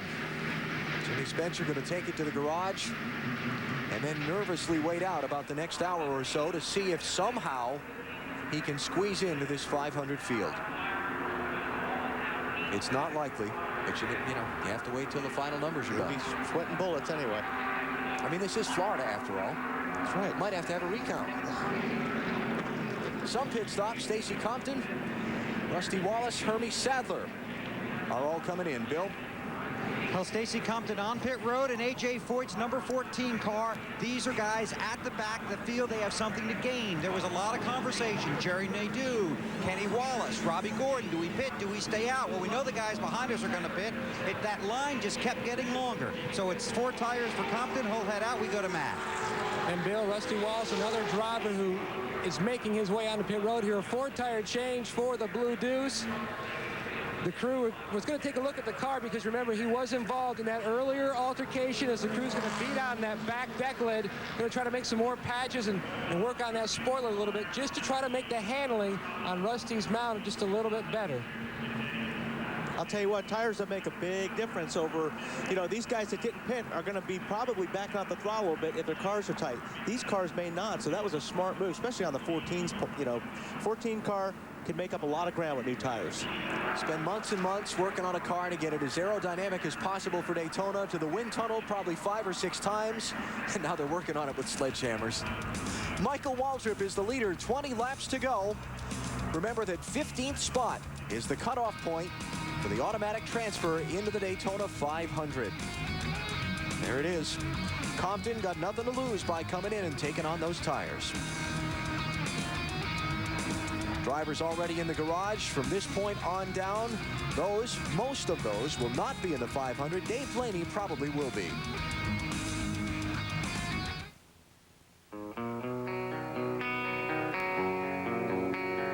Out here, your boss doesn't own you. Your bank doesn't own you. You'll find yourself. Out here, nobody owns you. Follow your heart. But you. And nothing else. Head for the mountains and push.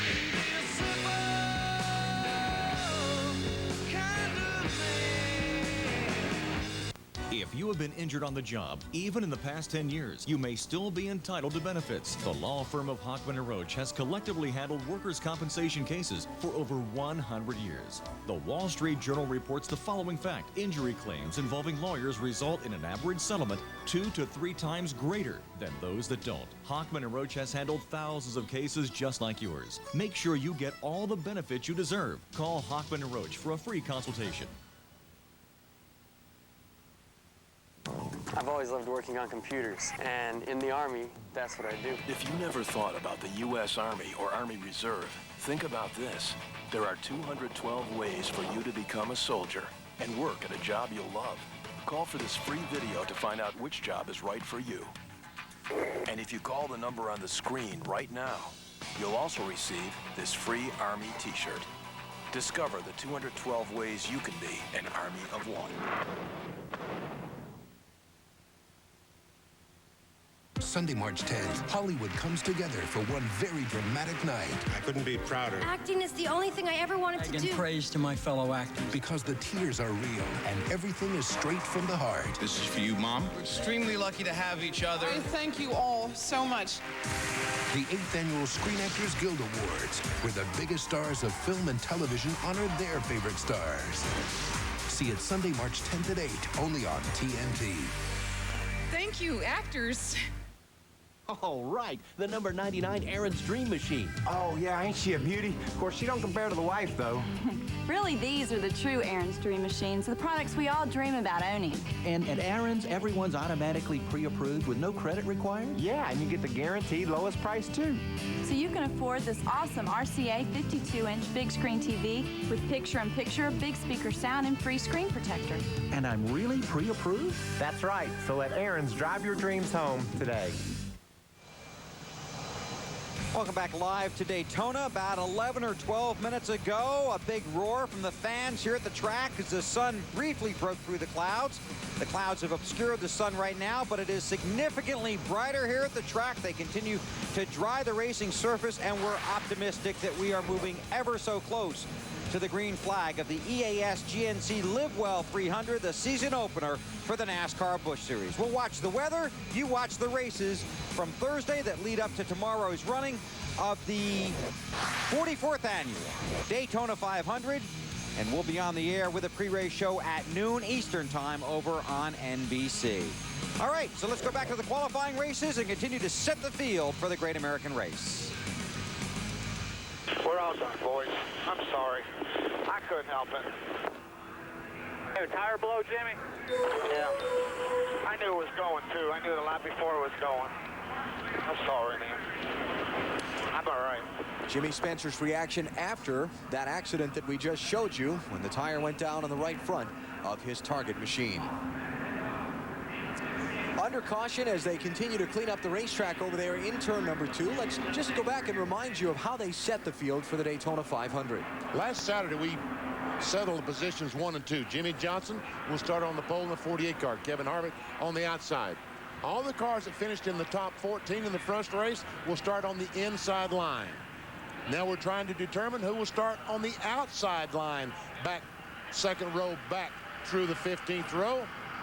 The top 15 cars or 14 cars other than the pole sitter. Then we go back to qualifying speed, 31 through 36. Positions 37 through 43, provisionals based on 2001 NASCAR owner point standings. 43rd would be available to a past NASCAR Winston Cup champion if he needed it.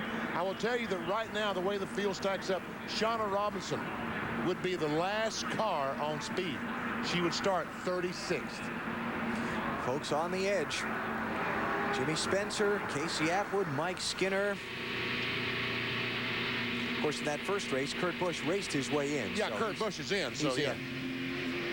Kyle Petty, no doubt, very nervously watching right now. For now, our unofficial calculations, Kyle Petty's in, if this race were to finish as it is right now. So we'll see. We'll see. Because Kyle had the 27th fastest time in qualifying. Those are the positions 31 through 36. Jeff Burton to the inside of the leader, Michael Waltrip. Remember, he lost a lap with that green flag pit stop due to the flat right front tire. Watch for Tony Stewart here to try and make a move soon after the restart. Jeff Burton being down there might be a problem. And another problem that his teammate, who was probably going with him, fell back on the restart. All right, here we go. Jeff Burton goes on the outside, so Tony Stewart, Kevin Harvick. That would be a good time, wouldn't it? While off turn 2, get a good run.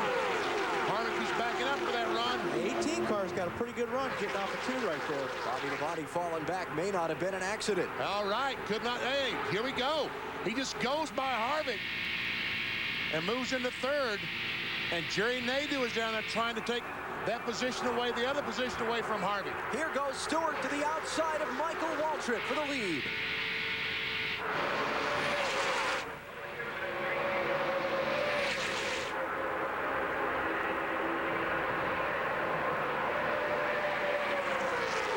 Waltrip by a nose that time. Nadeau and Harvick side by side for 4th. Kenny Wallace and Jeff Burton tight going into turn 1.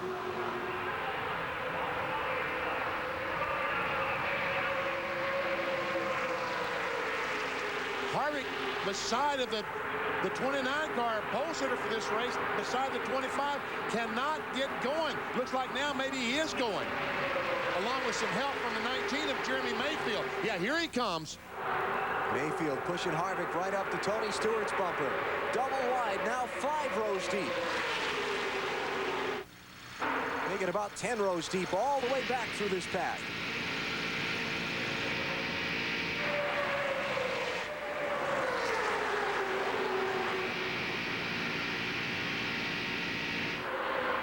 Good run that time for Stewart.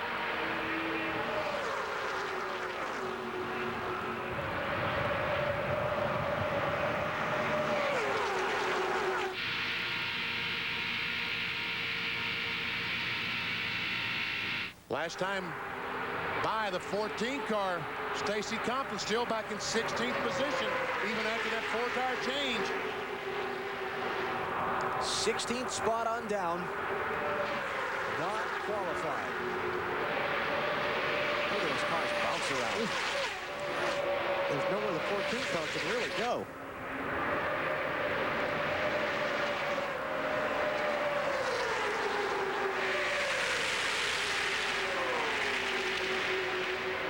Waltrip and Stewart still side by side for the lead. Labonte and Harvick for third and fourth rather. Nadeau and Mayfield. Jeff Green and Kenny Wallace. Todd Bodine and John Andretti. And Casey Atwood in that 7 car is back in 11th. Mike Skinner is 12th. Dave Marcus, 13th spot. He's in the 500 for now in that 71 car.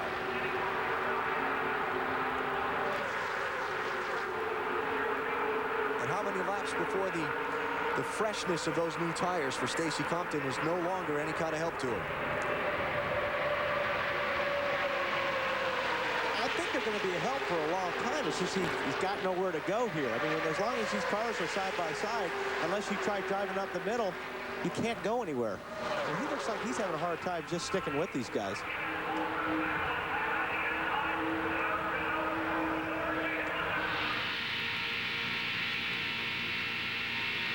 Neither line able to move.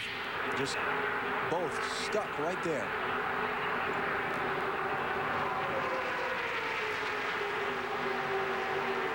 Chevrolet and Pontiac in each of the first 2 rows. Then a Chevy and a Dodge in that 3rd row. First forward is Todd Bodine. He's back there 5th deep on the inside lane.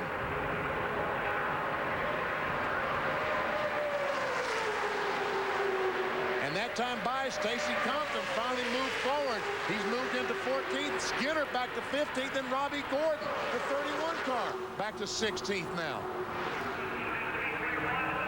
Robert Presley is on pit road in the 92 car, unscheduled stop. Boy, this is the time you need to be in the right lane, especially on that last lap. You could be in, taking the white flag, and out on the checker. Bill, what's going on with Presley? Motor's just really flat. They just brought it in to see if it's a plug wire, to see if they can fix it. Otherwise, they're going to take it to the garage because they said there's no reason to be out there if the car's not going to run at full speed, and they'll get it ready for Sunday, Alan.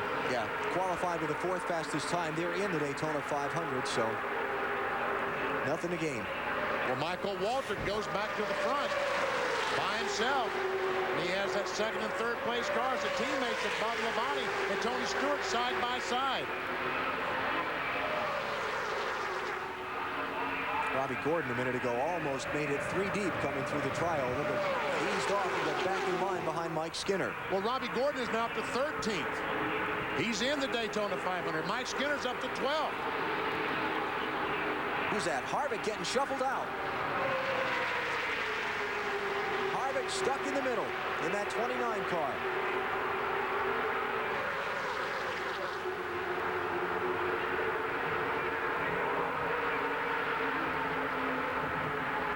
And the last thing he needs to do right now is do anything to get that car wrinkled up. He's going to start 2nd in the 500 no matter where he finishes in this race.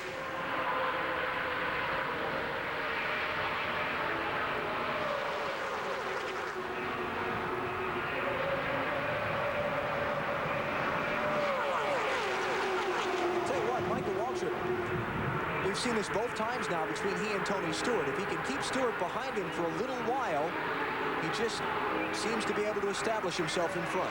And now Tony Stewart is struggling. He is in the middle. Cars going by on the inside. That's Nadeau. On the outside, Kenny Wallace. But Tony Stewart is falling back. He's dropping like a rock. Man, that middle is not the place to be. Dave, what's Tony Stewart saying? Well, Benny, he was saying that his car works anywhere on the track. It works in the high line. It works in the low line. There's one place that the cars will not work this year. It is in the middle. So Tony Stewart has fallen back to 10th place now and still losing ground. And you can sure get off the throttle there. And he got off the throttle getting off a 4 when you're in the center. A pretty good run there. Oh!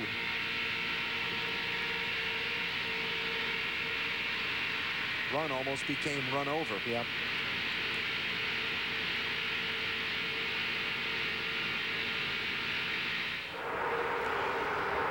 Oh, man, these guys are pushing, shoving. What was it we heard Ricky Rudd say earlier? The desperate boys. You do desperate things when you get desperate. Watch Tony Stewart as he goes in the corner. See his right foot. See his left foot poised on top of that brake pedal. He has to just reach down and slow the car down with a brake pedal. His right foot is up here, and we see it not moving. There, see the brake. See him go down the brake foot with his left foot? But his right foot is not there. He's off the back gas just a little bit, but back on the throttle strong. And when you're running that close to another car like he was down the 43 car, Johnny Andretti, you've got to work the brake pedal. Try not to get out the gas too much because oh, man, oh, man. When you back off, I forgot to look. I didn't either. I was watching the wreck. Wow. Oh, man. He must have backed off because he lost his momentum. Right. They got it back there by pushing the 25 car. Sure they do. Okay, we're going to break out of our coverage of the second qualifying race. The Busch drivers have been called to their cars. The sun is coming out. The track is drying. So we'll come back, show you the conclusion of the qualifying race. Then we hope to go racing with the NASCAR Busch Series. So we'll return to Daytona, finish the qualifying race, start the Busch race right after this. We pitted Castrol Syntec 1030 against the leading conventional oils in some of the world's toughest tests. The 96-hour TU3 viscosity test. The M111E, designed to break down an oil into sludge. The blistering hot VWIC deposit test. Not one conventional oil could pass all these tests. Then again, there's nothing conventional about Syntec. Castrol Syntec protects in ways other oils can't. Right on target. Now there's a men's hair color made to target only your gray hair. Grecian 5. It's right on target. In 5 easy minutes, Grecian 5 targets only the gray hair, replaces it with subtle tones like your own natural color. Right on target. It matches the rest of your hair for a subtle, natural look. Grecian 5 targets only the gray. Welcome back to Daytona. They're taking the tops off the Busch cars, getting ready to go Busch Series racing. We'll have the start of that race for you in a few moments. Right now, let's go back to the conclusion of the second qualifying race for the Daytona 500 that was held here on Thursday. Jeff Green is the last car to transfer into the Daytona 500. And there's no car to pressure it. Well, Rusty Wallace can get by. As a matter of fact, Rusty Wallace did get by. Nadeau under Harvick.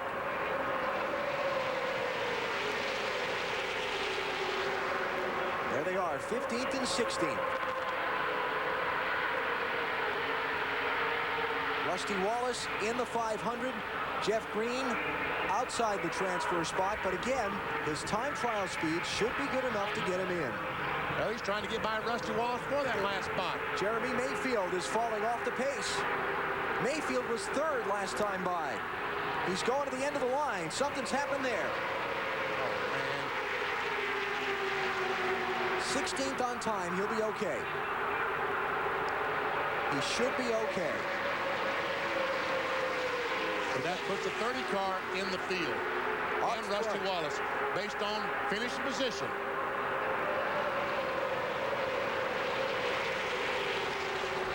White flag is up. Final lap of the second Daytona 500 qualifying race. The transfer spot looks to be okay, but they're still mixing it up hard.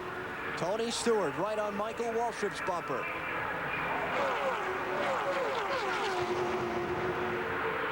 Let's see if he's able to make a move. So far, the transfer spot looks like it's going to be quiet. Todd Bodine, Casey Atwood, Stacy Compton, Rusty Wallace, all of those drivers are in. Stewart dropping back for a final run off turn 4 to the checkered flag. Michael Waltrip moves low to block. And he's going to win. Michael Waltrip wins the second Daytona 500 qualifying race. The defending 500 winner leads 46 of 50 laps to get the victory and claim the 4th starting spot in Sunday's race. And on the last lap, Rusty Wallace falls back to 16th and will have to revert back to his point standings or speed to make the Daytona 500. He was 8th in final owner points last season, so he'll be in the 500. And there's Rusty. Jeff Green got the final transfer spot in this race. Those who did not make the cut in this race: Rusty Wallace, Hermie Sadler, Jeff Burton, Robert Presley, Norm Benning, Jimmy Spencer, Greg Biffle, Bobby Gerhart, Shauna Robinson, Buckshot Jones, and Dave Blaney. And it'll be a 33rd straight Daytona 500 for Dave Marcus. He finishes in 7th position. A great run for Marcus. Here's how they ran in Daytona 500 qualifying race number 2. Michael Waltrip, your winner. Remember Kevin Harvick, he'll start on the outside of the front row in Sunday's 500. How about Marcus finishing 7th in that race? Isn't that great? That is. Mike Skinner comes back from the spin to finish in the 10th position. Kenny Wallace, despite the front end damage, in. Stacy Compton took the tires, came back to get a transfer spot, and there it is. There's your cutoff. The rest of those drivers have to go back and try and figure out, are they in or are they out? We are also quickly going to work to try and tabulate that for you. We'll let you know who's in and who's out when we come back to Daytona.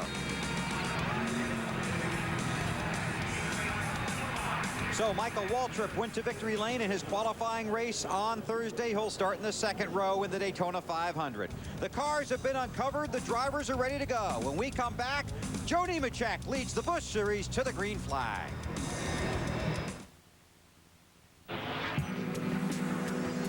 Every day is a race. When that checkered flag waves, will you look in the mirror and say with all honesty, today I lived my best life? For nearly 70 years, General Nutrition Centers has helped millions of families go full throttle. Fuel up now with their best-selling multivitamins, Mega Men and Women's Ultra Mega. Live well, race fans, with GNC, the official vitamin store of NASCAR. On the next Witchblade. The symbol on the banner, that's your name, right? It was found scratched on the wall at a murder scene. She stayed strong to survive. Now, Sarah's greatest weakness is exposed, and she must choose between the law and her heart. I can't prove I didn't do it. Your mark was found on the wall. Witchblade. Monday night at 9 on TNT. For more, visit witchbladetv.com or AOL keyword Witchblade. They have come to Daytona to begin a new season and answer another challenge. The Busch Series is a blend of the future and the familiar. It has been a finishing school for the unrefined, where talent was translated into trophies and children into champions. It has been a part-time place to race and learn and wait until it was finally your turn to win the Daytona 500. Now new names have come to class, young drivers inspired by old school style. This is their day to greet the racing world.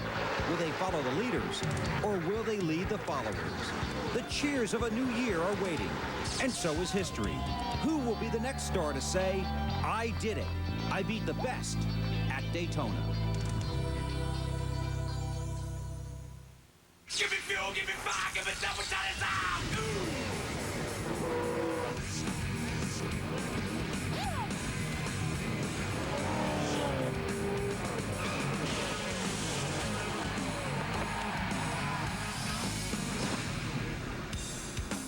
TNT Sports presents the NASCAR Busch Series.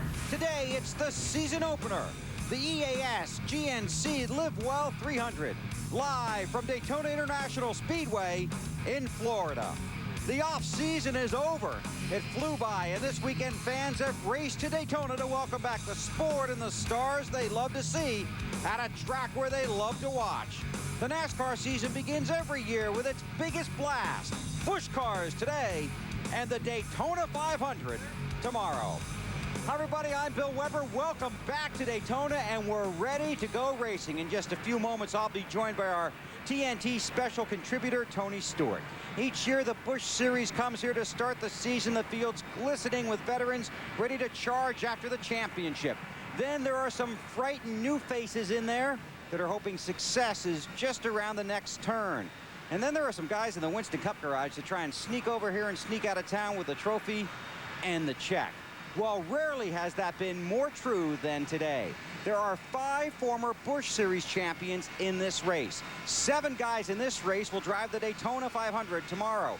And there are also 6 guys in this race that are not in the official 2002 NASCAR Busch Series media guide.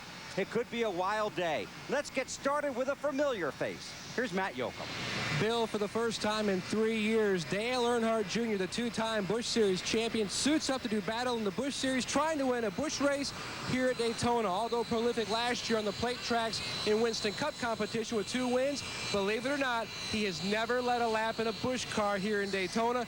Jr. has the old number 3 back, the old blue familiar colors, Dale. How about it? Only twice since 1982 as a driver won both the Busch and Cup race here at Daytona in a single weekend. Can you pull it off? Yeah, we got to get the first one, though, first. I mean, we got a good car. Richard Childress and all the guys at RCR, I want to thank them for what they've done. I want to thank Nabisco. All the guys at the track, Bobby Hudson and everybody has done a great job for us. It's been a lot of fun. We got one more in Charlotte that we're going to have a good time there. And it's just been for fun, you know. This has been a good, almost kind of hobby-ish, if you will. And we might come back to Daytona for the night race. We're having such a good time. That hobby may pay off. His best finish here in a Busch car is 14th, and Daytona is all about drafting and drafting partners. And Dave Burns, he may have a partner in today's field that could go with him. I think we'll know by the final lap, Matt, when his older brother, Kerry, may hook up with him. But he's had a lot of distractions this weekend. Memories of his father, racing with his brother, not to mention a brand new team and a new sponsor. So, Kerry, how have you stayed focused on just racing this race and trying to win? Man, it's been hard. You know, we've been here for the whole week and been doing a lot of things with sponsors. You know, we signed on a new sponsor announced this week with 10-10-220, and they came aboard. We have Supercuts here for Daytona and about 20 other races, and just real excited about it. You know, it's been actually pretty easy because I'm finally here.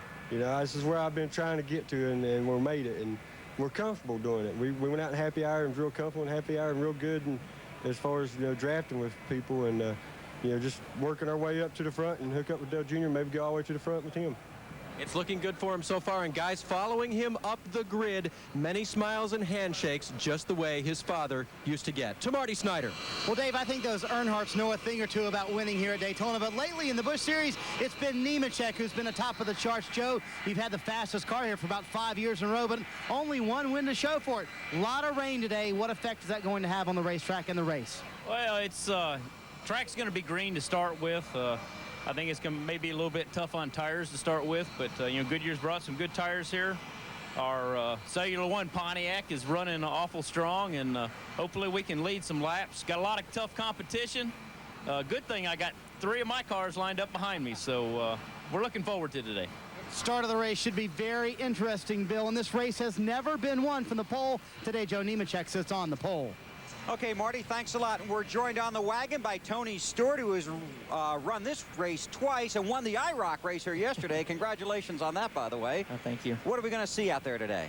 Well, I think it'll be interesting to see at the beginning of the race exactly how all these cars and how the handling of the cars are. You know, we've had a lot of rubber. We've been here for 9 days now, so there's a lot of rubber in the racetrack. But now with all this rain now, it's the first opportunity that the racetrack's been totally cleaned off. So I think it'll be interesting to see how the cars kind of swap around right now. Okay, now you came into this race. You didn't have a lot of experience here. What was it like the first time?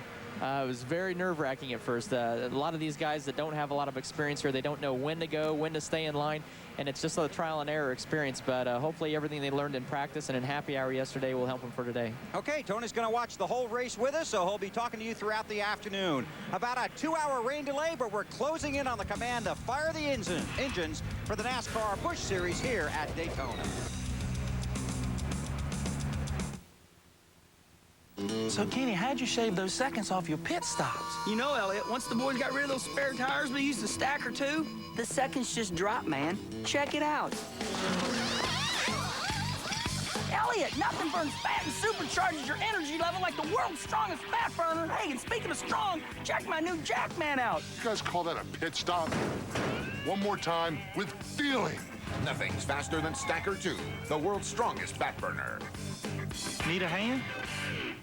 Making NASCAR plans for 2002? Then plan on heading to Talladega Superspeedway for the Talladega 500 weekend, April 18th through the 21st. Earnhardt takes the lead out of turn number 2. Talladega Superspeedway, where competition is tradition. Dale Earnhardt Jr. at the inside of the racetrack. He's going to win. 2-day tickets start at just $60. Call 256-362-RACE or purchase online at TalladegaSuperspeedway.com.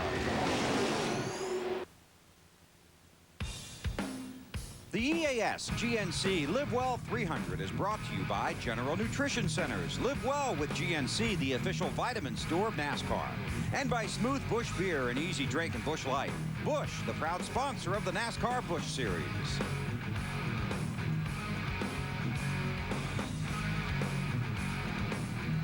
And we welcome you back to Daytona, closing in on the command to fire the engines. And here are 3 guys that are already fired up, ready to go.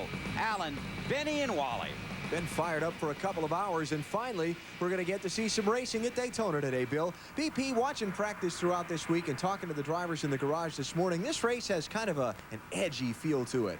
And you know, the reason for that edgy feeling is because of all the newcomers in this race. 6 guys in this race today have never raced at Daytona before. Another half dozen have never run the NASCAR Busch Series here in Daytona. And Wally, that's the reason for the edginess. There's a couple more reasons for that edginess. One is these new guys, this is Daytona. This is the biggest race of their careers, as well as the Winston Cup drivers, owners, and potential sponsors watching this race adds a little bit more pressure to it. Add on top of that some drivers whose teams need to find sponsorship if they're going to continue racing this season beyond today. And you've got a little desperation. And desperation in Daytona, they don't usually mix in very well. Trackside, the car covers are off, the drivers are strapped in, and it's about time to get today's NASCAR Busch Series race started. Race fans, the sun is out at Daytona International Speedway. You've been waiting a long time to hear the most famous words in racing. And here to give those words, the Grand Marshal of the EAS GNC Live Well 300, Mr. Ron Hellick. Thank you. Gentlemen, start your engine.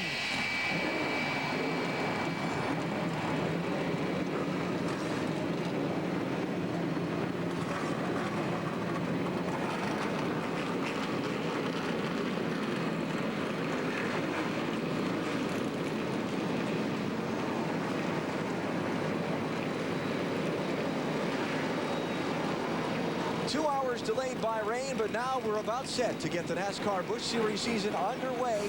300 miles at the Daytona International Speedway. And finally, the green flag when we come back. There's never been a better time to hit the trails because it's Suzuki Fest time. Let us reward you when you buy a new Suzuki Quadrunner ATV. Suzuki Fest rewards as low as 2.95% APR financing available on selected Quadrunner models, like the Vincent 500 and so many more at great rates too. Or how about up to $400 in your choice of free accessories? Virtually anything you want.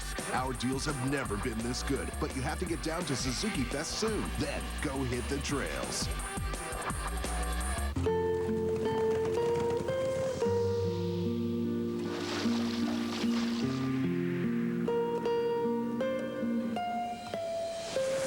thing, killing a man. Well, I guess they had it coming. We all have it coming. Unforgiven, the Superstation premiere.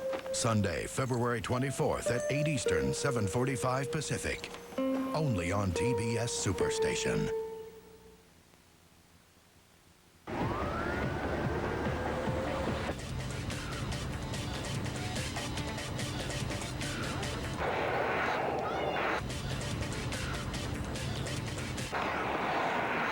At a moment like this, you don't want to depend on bargain brake parts. So have your brakes checked every year and ask for premium quality Raybestos brand brakes. They're tested and certified for your safety. A life-saving reminder from Raybestos, the best in brakes. Chris Jericho, Stone Cold Steve Austin. Only one man will walk into WrestleMania the undisputed champion. Then, a desperate act. I'm gonna kill that person! Calls for desperate measures. Me, I'm gonna do it. On the road to WrestleMania, there's no way out. WWF No Way Out, live February 17th, exclusively on pay-per-view.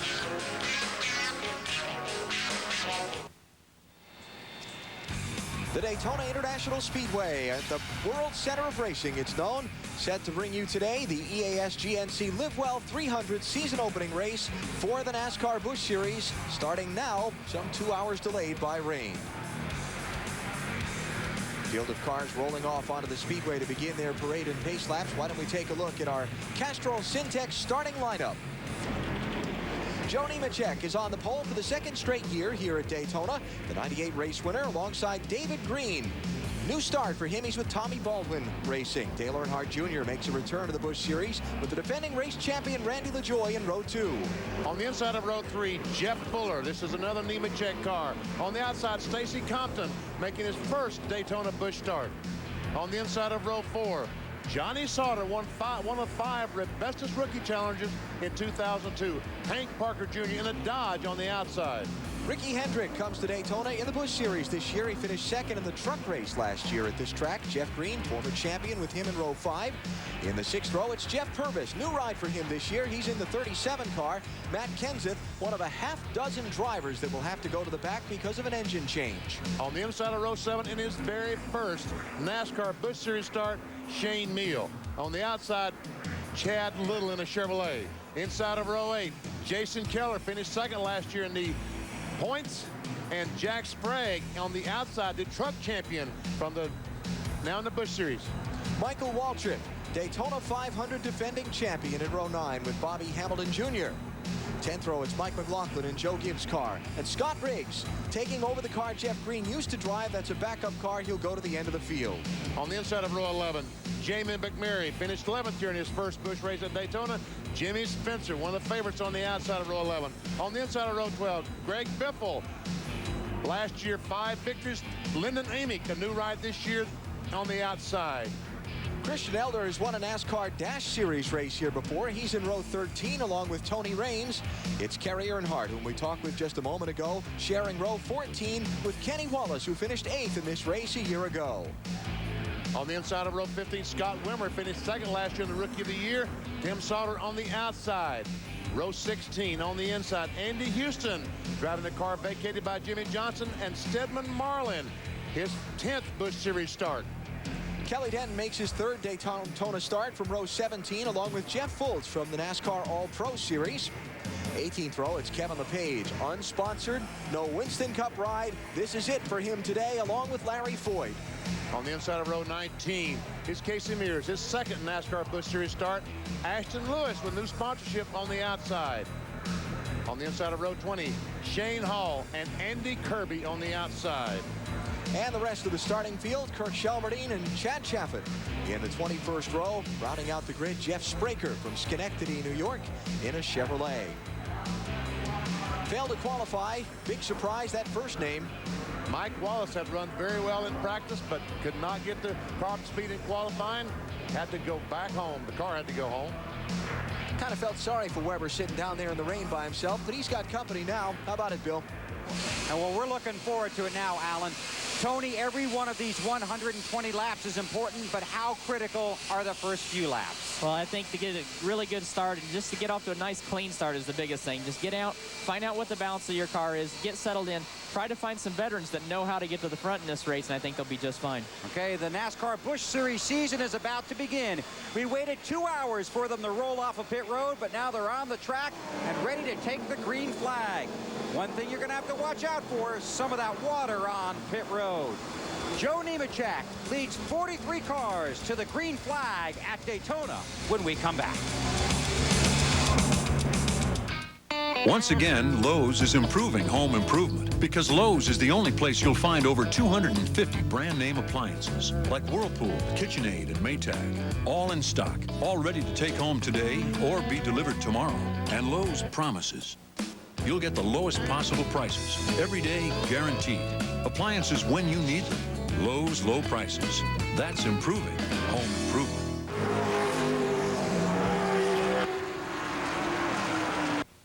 I've always loved working on computers, and in the Army, that's what I do. If you never thought about the U.S. Army or Army Reserve, think about this. There are 212 ways for you to become a soldier and work at a job you'll love. Call for this free video to find out which job is right for you.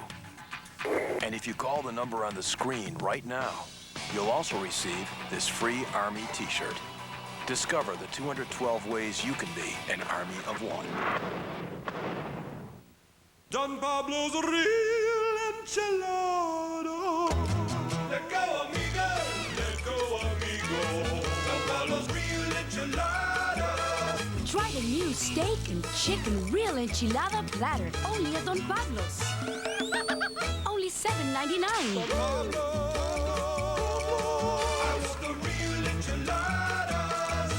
Don Pablo's real enchilada.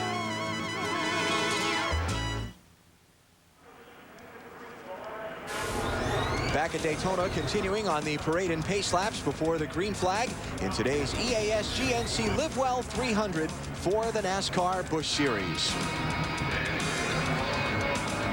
Here is our TNT Pit Pass. Going to check out the story on pit road and what's going to be key during the day. Bill? Thanks, Alan. Throughout the day, we're going to watch the cars come down pit road. Now, Wally, some guys have good pit stalls and some guys maybe not so good. How's this going to work out? Well, Bill, if I was Joe Nemechek in the 87, I have the best pit stall because I have an opening getting in and I have an opening get out. So nobody can get in my way when I come in and out of the pit. Now, up here where you see the 47 car and the 10 car, that's Shane Meal and Scott Riggs.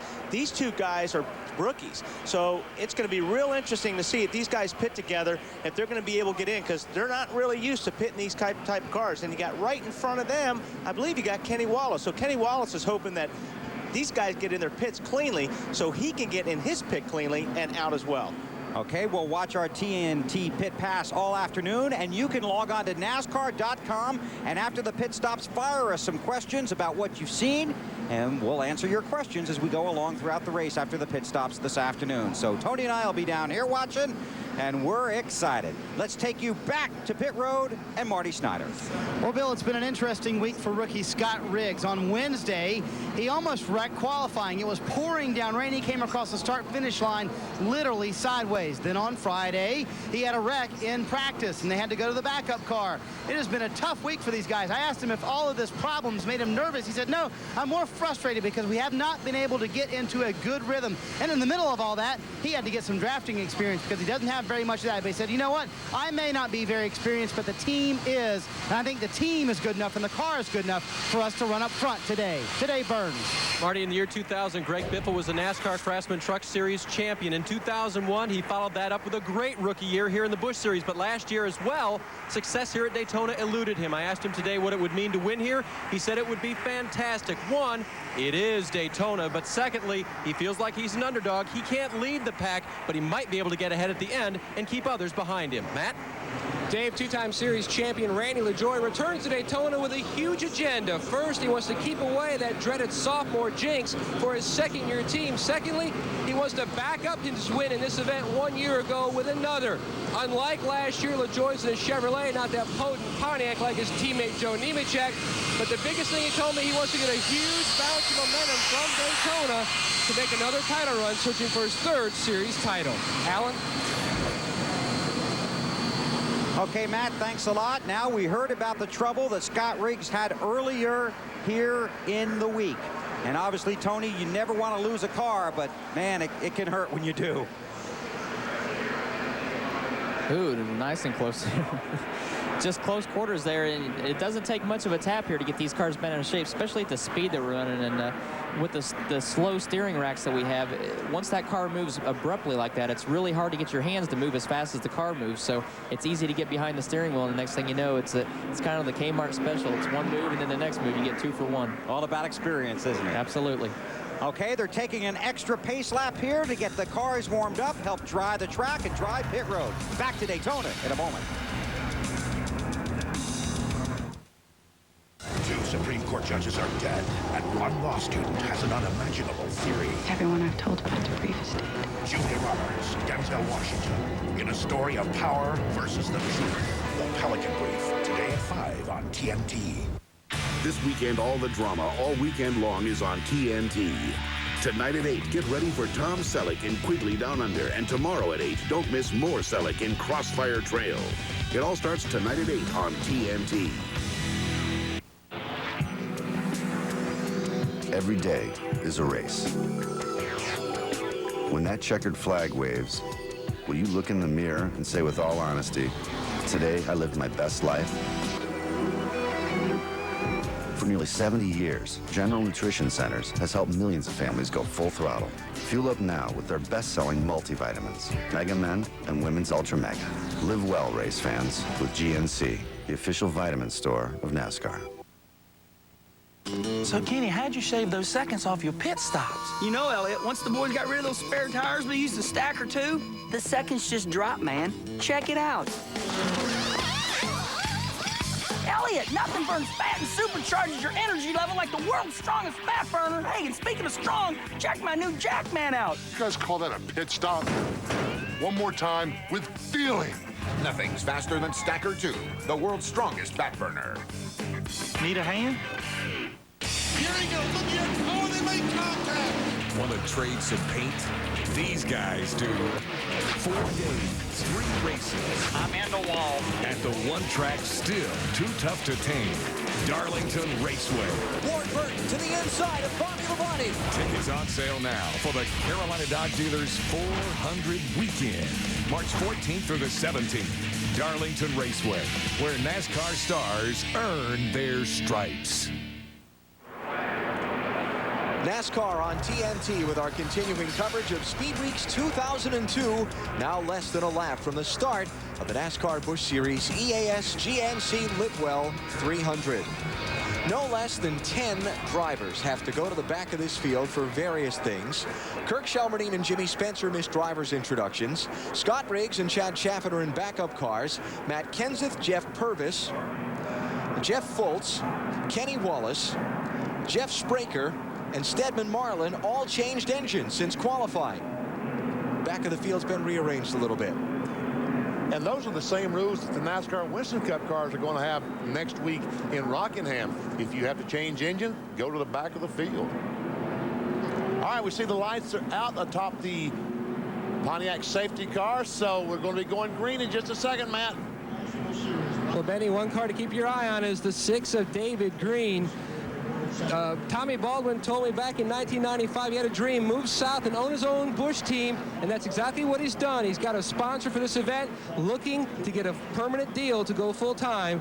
This car is very stout, Dave. Matt, keep your eye on Jeff Fuller. Even though this ride came together late, this is an old Joe Nemechek car. It has won races, and it does very well on the restrictor plate tracks. Marty? Dave, one more guy to watch out for will be Matt Kenseth. He has to go to the back because of the engine change that Alan talked about. Very fast race car, and he has the experience to work his way up through the field. Alan?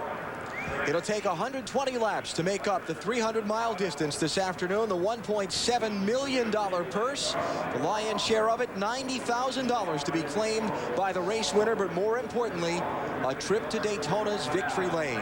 Joe Nemechek and David Green on the front row as the pace car heads off. The crowd comes to its feet, and we're ready for NASCAR Busch Series racing at Daytona.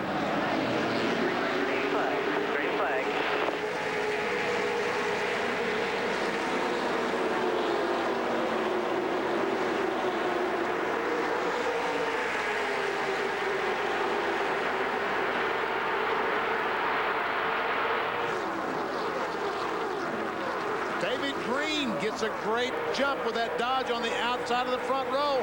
Meanwhile, Dale Earnhardt Jr., Joe Nemechek side by side, as is most of the rest of the cars. These first few laps will be very tense. Had a few incidents in practice earlier this week. We've talked about the inexperience level in the field. It's tough when the traffic is tightly bunched. The two-car, Johnny Sauter, first Daytona race.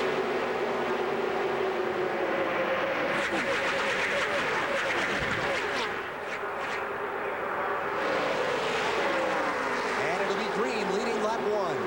Earnhardt Jr. pushing up into second. 59 car is Stacy Compton, now racing Nemechek for third. And they're 3 wide, about 10th spot. In the middle is the 24 car Sprague. Oh, and he and Greg Biffle almost made contact off turn 2. That would be nothing unusual for those two after racing for a couple of years in the NASCAR Craftsman Truck Series.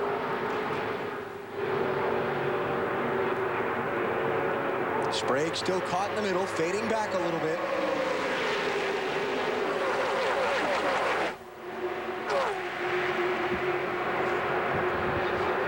And check out the 21 car. Jeff Green drives down on the and blows by. Who is that? It's Jeff Fuller. Jeff Fuller in the 88 car. That Fuller car, the 88, is a Nimco Motorsports car. That's a third entry in this race from Joe Nemechek's team. And this is where you really have to, this is, right now is the best your car is going to handle the whole race. But you've got to be looking in your mirror right now as much as you do out the windshield, because you can get put in the middle if you're not paying attention. You see Bobby Hamilton Jr. up in a 25 car. He passed a lot of guys on getting up on the outside of him and putting the car he was passing in the center. Once you're in the center, you go back. Stacy Compton moving to third. Now Joe Nemechek racing Johnny Sauter for fourth. Who's that 3 wide on the outside? Biffle is on the outside. I just hope someone knows he's out there.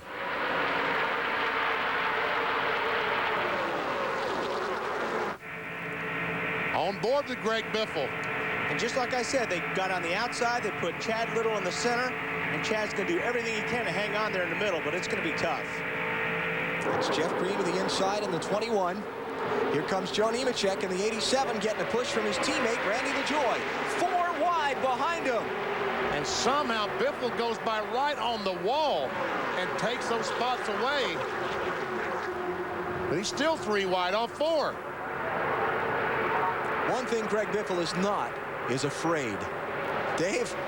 Well, and the call from his spotter had been 3 wide, you're in the middle, 3 wide, you're in the middle for the last 2 laps. He didn't want to be there apparently, and now 3 wide on the outside is better, and I guess they've gone back to 2 wide, which is even better.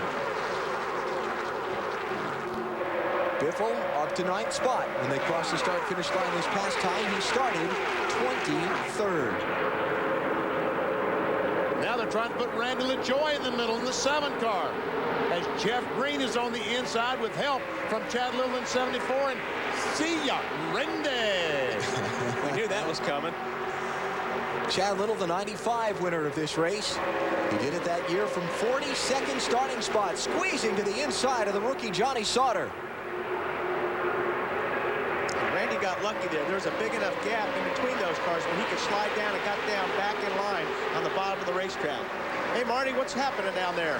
Well, Matt Kenseth came on the radio, said he has a very bad vibration. They were trying to get him to pit road that time, Wally, but they could not. He had a very fast car, started at the back, made his way all the way up to 23rd, and now he's going to have to come to pit road with a very, very bad vibration. You know, if he could just hang on for a couple laps, there has to be a caution flag pretty soon.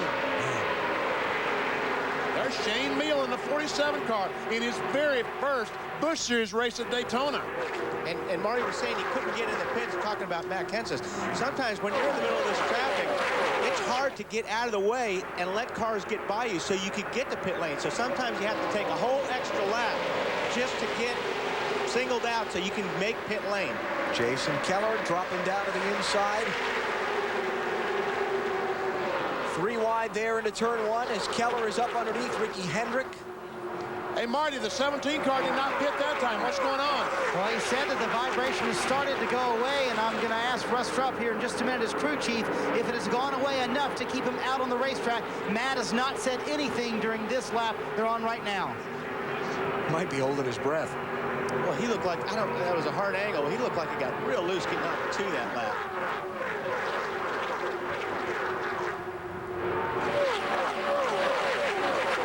Greg Biffle kind of bullet his way up to the front.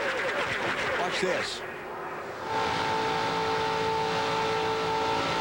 We're on board with Johnny Sauter, and he said, okay, Johnny, let's go. But you can hear the engine in Sauter's car, even from the bump. He never backed off the throttle. Starting to sort out the head of the pack now. What's going on with the 95 car? Stedman Marlin's window net came down. The bracket came loose somehow. He cannot race on this track without his window net up. The crew had to bring him in. They'll top him off with fuel and get that window net re-clipped. It doesn't look like there's a problem with it. It just came unhooked, and they'll probably put some tape over it or something to make sure it stays this time. And Stedman Marlin now goes a lap down in the 95 car. This racing is back from 10th, 11th, 12th on down. You're seeing here, front 9 cars have stretched out single file. The orange cars, Jimmy Spencer on board again with Johnny Sauter as he closes in on his teammate, Jeff Green. 2 cars out of the Richard Childress stable. And Biffle can't stand it. Got to try to pass.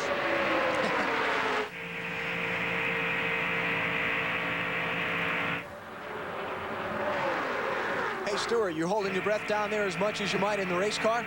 Not the least bit. It's a lot easier from the seat we're in today, but watching these guys and watching Greg Biffle in particular, you can tell he's wanting to get to the front in a hurry, but you see the first 8 or 10 cars there in a single file line now, so I don't think you'll see much jockeying with this first group of guys right now. Battle for the lead. Here goes Junior to the inside.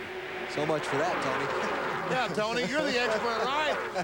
I can't drive the car for him. New leader, Dale Earnhardt Jr. And everybody I talked to in the garage this morning said he was the man to beat today. And I tell you what, Dale Earnhardt Jr. and the old-time Richard Childress employees, the guys have been around with Richard for a long, long time. This is a very special weekend for them. And Earnhardt in the 3 car once again. Earnhardt Jr., the second leader of the race. Stacy Compton went with him to second. Joe Nemechek is third. Jeff Green is fourth. Guess what? Biffle's trying to pass. Now, there's a shot for you. Like Tony said, Biffle wants to the front. He's got a strong horse underneath him right now, so if he can get somebody to go with him, give him some help, he'll get there. This is Biffle in 6th, trying to get around Johnny Sauter, the 5th place car. Here he comes. He's got a bit of a run. Here he goes. Got some help, too. Bobby Hamilton Jr. He got a Ford behind him. That's what helped him. All these cars in front of him are General Motors until you get back to Biffle. He's the first Ford. And now he's got Hamilton Jr.'s Taurus trying to help push him through if they don't wreck first. Don't push that much. And they're going by Jeff Green. Somebody's getting black flag. Matt Kenseth is the one getting the black flag. Hearing his window net is down. Not another window net.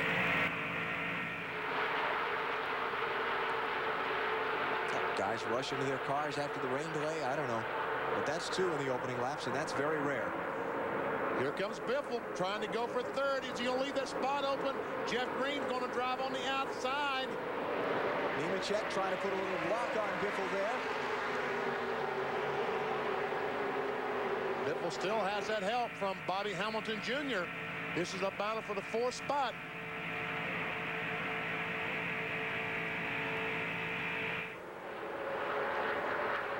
Look at Jimmy Spencer. Remember, he had to drop to the end of the line because he missed driver introductions. He's 10th. Michael Waltrip there in the picture. He started 17th. 99 car is Mikey in this race.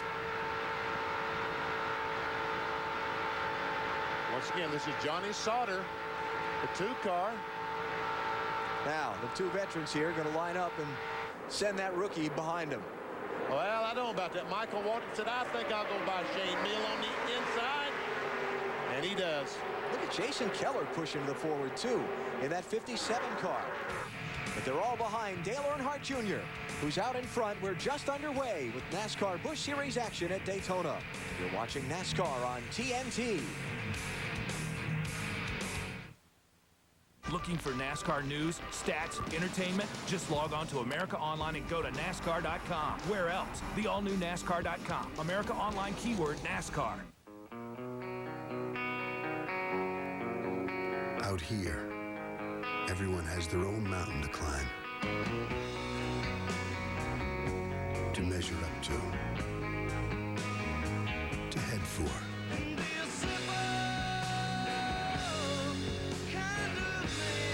Head for the mountains.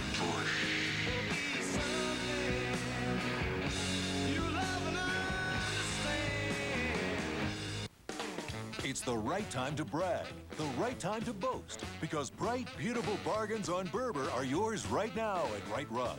Bold savings on every Berber carpet, every breathtaking style, every brilliant color. Beautiful today, beautiful tomorrow, from bedroom to bungalow at 25% savings across the board. So bring it on, bring it home, because there's never been a better time to buy Berber. The Berber Carpet Sale, right now at Right Rug. Are you ready for high-speed internet access? Introducing AOL High-Speed Broadband, now available with Time Warner Cable. We're talking fast. Everything you love about America Online. Email, instant messages, parental controls. Click, you're there. Get your favorite music, videos, and games at lightning speed. Not just broadband, AOL High-Speed Broadband. Call 1-800-922-7951 today or go to America Online, keyword cable. Call today and get free installation, free activation, and a free modem to use. America Online, so easy to use, no wonder it's #1. Live from Daytona International Street. From NASCAR. In the infield, in the media center. To your car. We'll take you right to the action. The first 24-hour radio channel devoted to NASCAR is here. And it's only on XM Satellite Radio. NASCAR Radio as we continue our week of live broadcasting. With live race coverage, in-depth interviews, and original shows you can't hear anywhere else. NASCAR Radio is radio at full throttle. Just one of 100 channels of news, sports, and music that will take you beyond AM and beyond FM. XM Satellite Radio. Available at an electronic store near you. Every day is a race. When that checkered flag waves, will you look in the mirror and say with all honesty, today I lived my best life? For nearly 70 years, General Nutrition Centers has helped millions of families go full throttle. Fuel up now with their best-selling multivitamins, Mega Men and Women's Ultra Mega.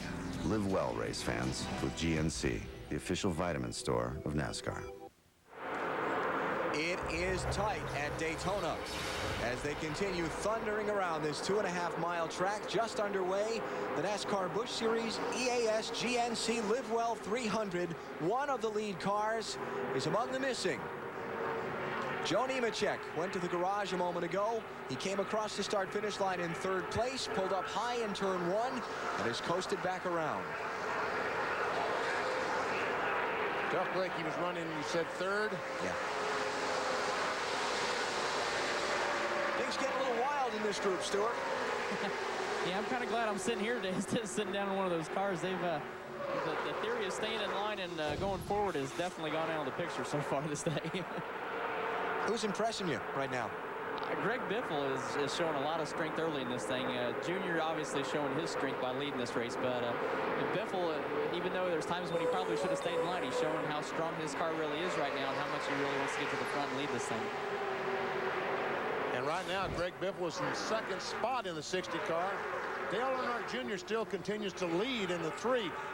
That's the 17 car, Matt Kenseth, right in front of Junior. He's back on the speedway after they put his window net back up, and he's a lap down. He's on the tail end of the lead lap. As long as he stays in front of Earnhardt Jr., if the caution were to come out and he could beat him back around, he would be on the lead lap. He's 2.5 miles behind right now, unfortunately. Marty? Well, and again, the reason they came down pit road, Alan, was because his window net came down on the racetrack. They also decided to change 4 tires and make a chassis adjustment while he was on pit road. He has asked for help from Dale Earnhardt Jr. to push him, hoping he can get a caution and stay out while the leaders pit, which will put him back on the lead lap. You drivers are always nice guys like that, aren't you, Tony? Well, I think the only guy that might ruin that plan is the 60 car. But I definitely think Junior will work with him. Right now, there's no big rush in Junior's position. He's leading the race. As long as he's got guys pushing him, he's not in a big hurry. But just as I say that, look who's looking down low. And here does go Biffle. And that is a Ford. Matt Kenseth this year is driving a Ford race car, so it could be that Biffle will cut him some slack in case the caution flag does come out. Michael Walton goes with him to second spot, and here comes Spencer in the Pontiac. So Greg Biffle is the 3rd leader of the race. Joe Nemechek is out. Matt? And now we've caught up in the back in the garage area. Joe, any idea what happened to the engine? I'm not sure. I'm not sure if it was ignition or something in the bottom of it. It just started slowing down, and not a good thing here at Daytona Beach. You know, it's a shame for our Cellular One Chevy. These guys worked so hard, come down here, sit on the pole. I just fixing to try and put a pass on Dale Jr., and all of a sudden it slowed down. Just a shame. You know, I hope Randy LaJoy has some success and Jeff Fuller, but it's a tough day. Nemechek still has 2 corporate teammates in the race. Gonna have to pull for those guys now, Alan. By Matt, LaJoy is running in 10th right now. And Jeff Fuller has fallen back to 24th. Jimmy Spencer back in the field to 3rd, Dave. And you see all those cars he's working with now, Alan? Guess which one of those cars he really, really needs to get to the front? Yeah, none of them. In fact, I talked with Johnny Allen, his co-crew chief. He says, we don't need anybody. He says, we just need room to get there. And so far, Spencer's been picking them off one by one by one.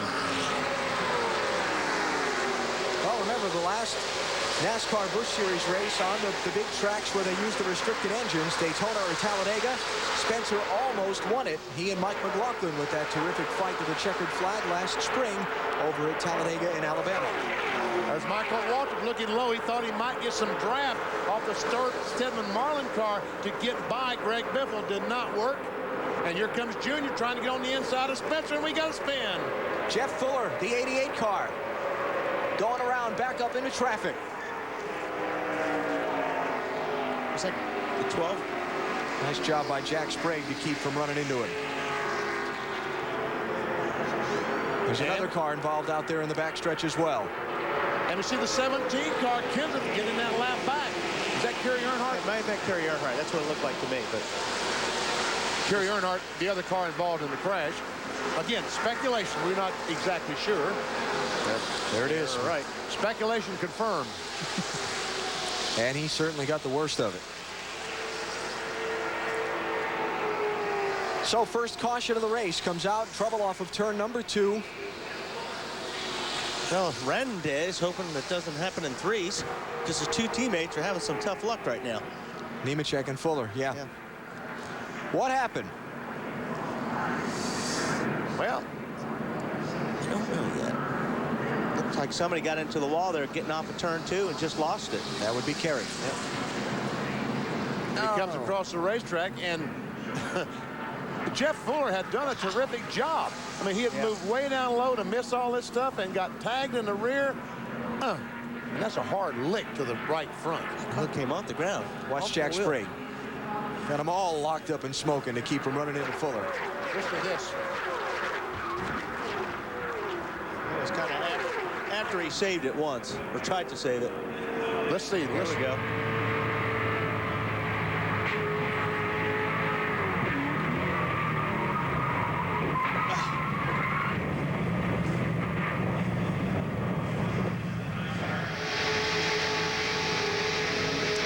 Christian Elder's view, driving through the accident scene in turn 2. Watch him. Under caution at Daytona. Good job. Go on now, go on. So, Kenny, how'd you shave those seconds off your pit stops? You know, Elliot, once the boys got rid of those spare tires, we used a stack or two. The seconds just dropped, man. Check it out. Elliot, nothing burns fat and supercharges your energy level like the world's strongest fat burner. Hey, and speaking of strong, check my new Jackman out. You guys call that a pit stop? One more time with feeling. Nothing's faster than Stacker 2, the world's strongest fat burner. Need a hand? What is it you want? I want my kid's name on the donors list. I've done everything I can do. I'm sorry. This spring, This is gonna end up bad for you, John. give a father no options. They're telling me I gotta take my son home and watch him die. You leave him no choice. Police will do whatever's necessary for these hostages. Are you praying? Yes, I'm praying. I got a shot at this guy and I'm gonna take it. Denzel Washington, I am not gonna bury my son. John Q. How's it gonna end, John? I don't know. Rated PG-13. Now playing. Sunday, March 10th, Hollywood comes together for one very dramatic night. I couldn't be prouder. Acting is the only thing I ever wanted to do. Praise to my fellow actors. Because the tears are real and everything is straight from the heart. This is for you, Mom. We're extremely lucky to have each other. I thank you all so much. The 8th Annual Screen Actors Guild Awards, where the biggest stars of film and television honor their favorite stars. See it Sunday, March 10th at 8, only on TNT. Thank you, actors. It's the rumble. It's the rivalry. It's the rush. It's NASCAR Winston Cup Series at Michigan International Speedway.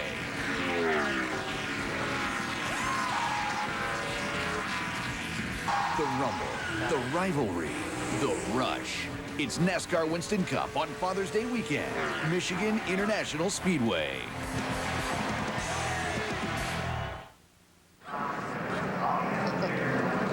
Back here at Daytona, pit stops. Greg Biffle, the leader, comes in. They will change 4 tires. They will make no chassis adjustments to the car. He loses the lead to all the other cars coming on pit road, but he has drafted his way to the front. Very happy with his car so far. Further up pit lane, more pit stops. Michael Waltrip in the 99, Jimmy Spencer in the 1. The 99 car was complaining about being just a little bit tight. The 1 car told his crew, this car is perfect, don't do anything. We see Greg Biffle's 19.7. They really and truly had some lot, and look at who's that getting out first. Tim Sauter. Marty, what's going on with the 59 car? Stacey Compton taking 4 tires, just a little bit tight, running 5th inning, half pound out of the right front, and he gets beaten out by a lot of cars. I think there were quite a few 2-tire stops on that set of pit stops, guys. Well, you know, football players get a couple of exhibition games to try and knock some of the rust off. For these pit crews, their first time to make a live action stop was right there in this 2002 season. Yeah, and we could see Greg Biffle and his crew, the confusion they had in the pit area. All right, Tony Stewart, those guys that changed just right sides, have you done that with your car, trying to find out what it does and what does it do to the car, if you have? I haven't done it yet, but you know, I'd say that as early as this race is, the biggest concern was how green the track was and the balance of the car. If the guys didn't have too big of handling problems, they probably were going to take 2 because they weren't abusing the tires. So it shouldn't make too much of a difference if their car was driving good to begin with. 3rd car in line there is the leader. The 19 of Tim Sauter came off pit road just ahead of Michael Waltrip. And so he will take over the top spot in the EAS GNC Livewell 300. Under caution at Daytona. We'll come back in just a minute.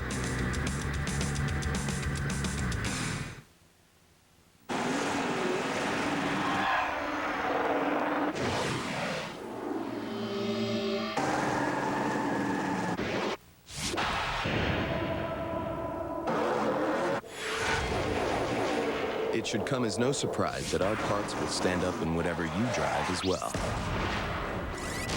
Visit a location that features AC Delco.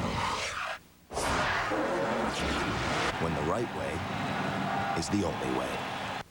See for yourself what's new and exciting at the Dayton Home Show, starting this Friday at the Dayton Mall.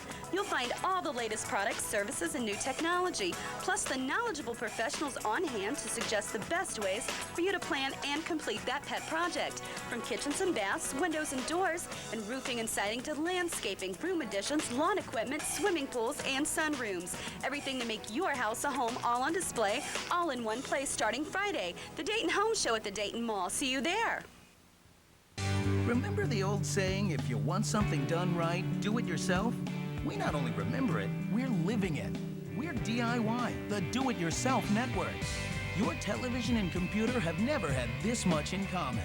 When you want something done right, do it yourself with DIY, the do-it-yourself network. Online at DIYnet.com.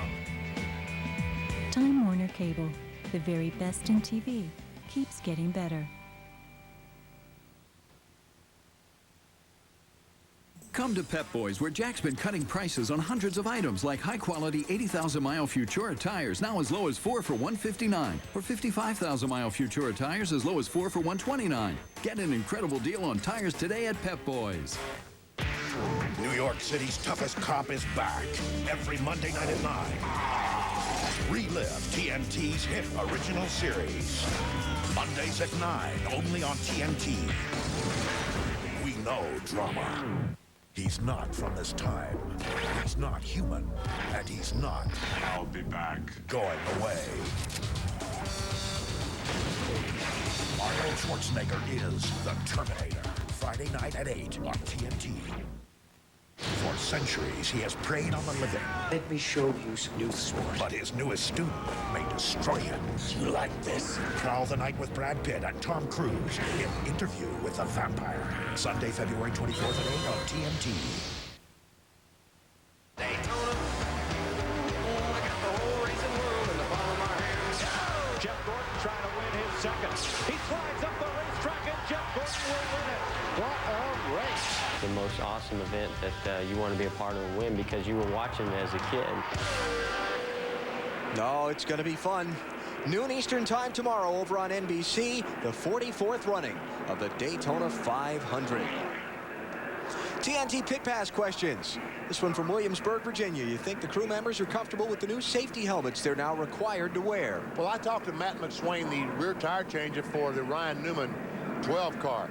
And I asked him that question, is it going to slow you down? He said, I think that it speeds us up because it takes away the peripheral vision. So we used to worry about beating the front tire changers. We're always kind of looking at the front tire changer out of the corner of our eye. We can't see him now. So all we concentrate on is taking those lug nuts off and tightening them. He said it actually, if anything, helped our pit stops. Pit road is a tough place to be during a race. Watch this. Timmy Sauter, the 19 car, starts to make a pit stop, but he was a bullfighter in another life. He was. And that jack was a red flag, right? Yeah. And therefore, the 19 car, who we called as the leader when we went to the commercial break, is not the leader anymore because he never made his pit stop. He missed the spot. He had to go back around and stop again. Michael Waltrip is your new leader. Great pit stop by Michael. All right, here we go. Peace car is off. Green flag is almost in the air. Get ready, green flag, green, green, green, green.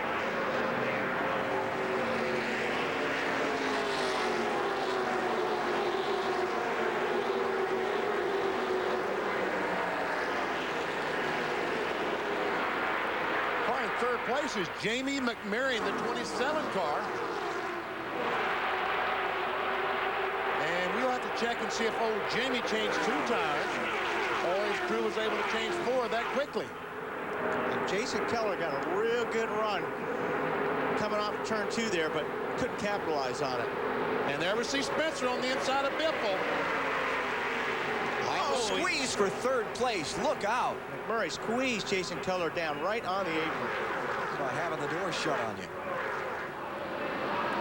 Michael Waltrip, Dale Earnhardt Jr., Jamie McMurray, then side-by-side for 4th, Jason Keller and Jimmy Spencer.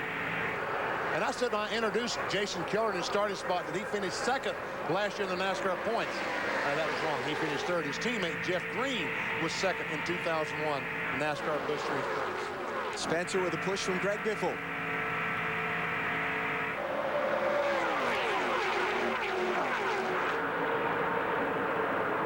Keller's getting that push from Mike McLaughlin.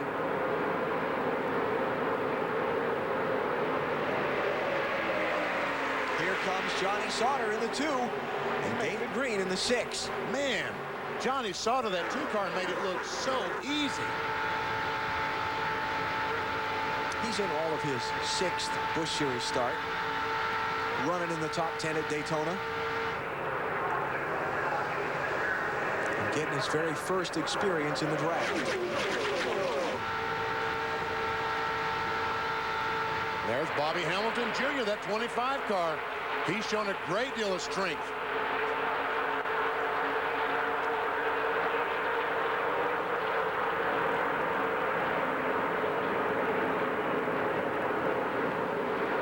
Here comes Spencer, a little bob, a little weave. Earnhardt Jr. to block. Now Keller and Biffle, couple of Fords there side by side.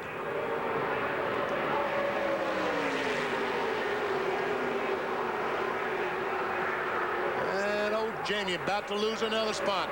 Matt, what's Kerry Earnhardt saying? What happened? Benny caught up in the back in the garage. Kerry, first off, you're okay. Any idea what happened? I'm fine. It's just another Daytona rookie mistake, you know. I picked up a real bad push up off the corner and off the 2 real bad, and I was kind of easing the car through that corner, you know, backing off the gas a little bit and just trying to make it through because it's pushing that bad, and it just, I mean, I was coming off real good and it just jumped out and hit the wall, and then we went. And the good news is, Benny, he's okay, and he'll be at Rockingham next week. Well, Michael Waltrip moving over in front of Spencer. Dale Earnhardt Jr., his teammate, kind of left hanging out there a little bit. His teammate in NASCAR Mystery Cup. Now, remember, they pushed each other to wins here at Daytona last year. It really doesn't matter. You have no friends out there. Let me tell you something. Tony can tell you guys. You go where you think you're going to be able to gain a position. Now, come on. Tony Stewart's won all these races. You know he's had to make a secret deal with somebody to do that. Didn't you, Tony? They last till you start the engines. And that's about as far as they go. Everybody's memory shuts off as soon as we hit the ignition switch. So, you know, as much as you try to plan everything, it really doesn't matter, because once you get out there, you can't control the other 41 cars. If you try to plan a strategy with one guy, there's 41 other cars that are out there that are going to mess it up somewhere along the line. So the best laid plans always get messed up as soon as you start the engines. Tony, are you thinking about moves, or are you just reacting to moves when they open up on the racetrack? Well, you're pretty much just reacting. I mean, if you get a really big run, you know you have to go, because if you don't go. I was talking to Bobby Labonte, my teammate, the other day, and in the 125s, I got hung out on the outside, and he stayed down with Michael Waltrip, and it's like he said, we weren't very good on top anyway, and you know, I felt like he should have went with me, but we talked about it, and after he explained it to me, I thought, well, you know what, instead of both of us going back, I made the mistake and went out early, and he stayed in line, so it kept him up in line, and instead of both of us going to the back, I just went to the back. So it makes a lot of sense that you have to do what's right for your car, and you know, if you get the right run, you have to go, but you can't just try to plan to stay with one guy, because eventually it's going to get messed up, and if you do try to stick to that plan too much, it could hurt both of you in the long run. Goodbye, Michael.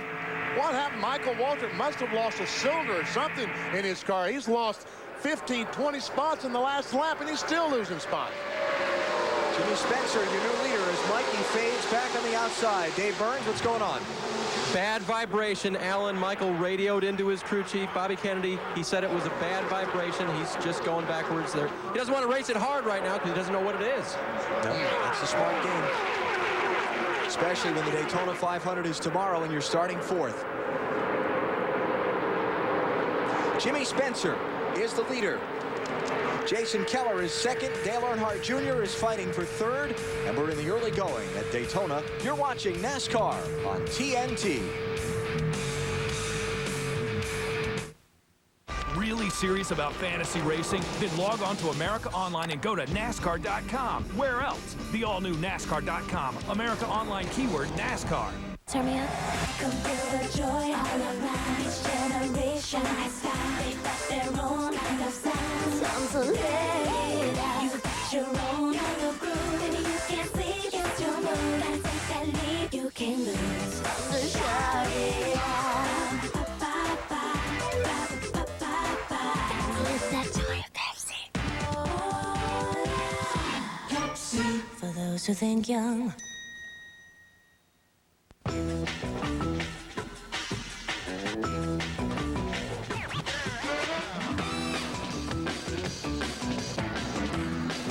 Now you can access over 1 million unpublished airfares.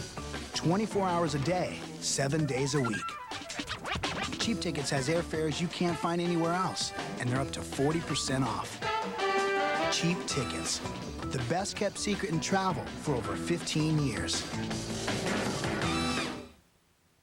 Remember the old saying, if you want something done right, do it yourself? We not only remember it, we're living it. We're DIY, the do-it-yourself network.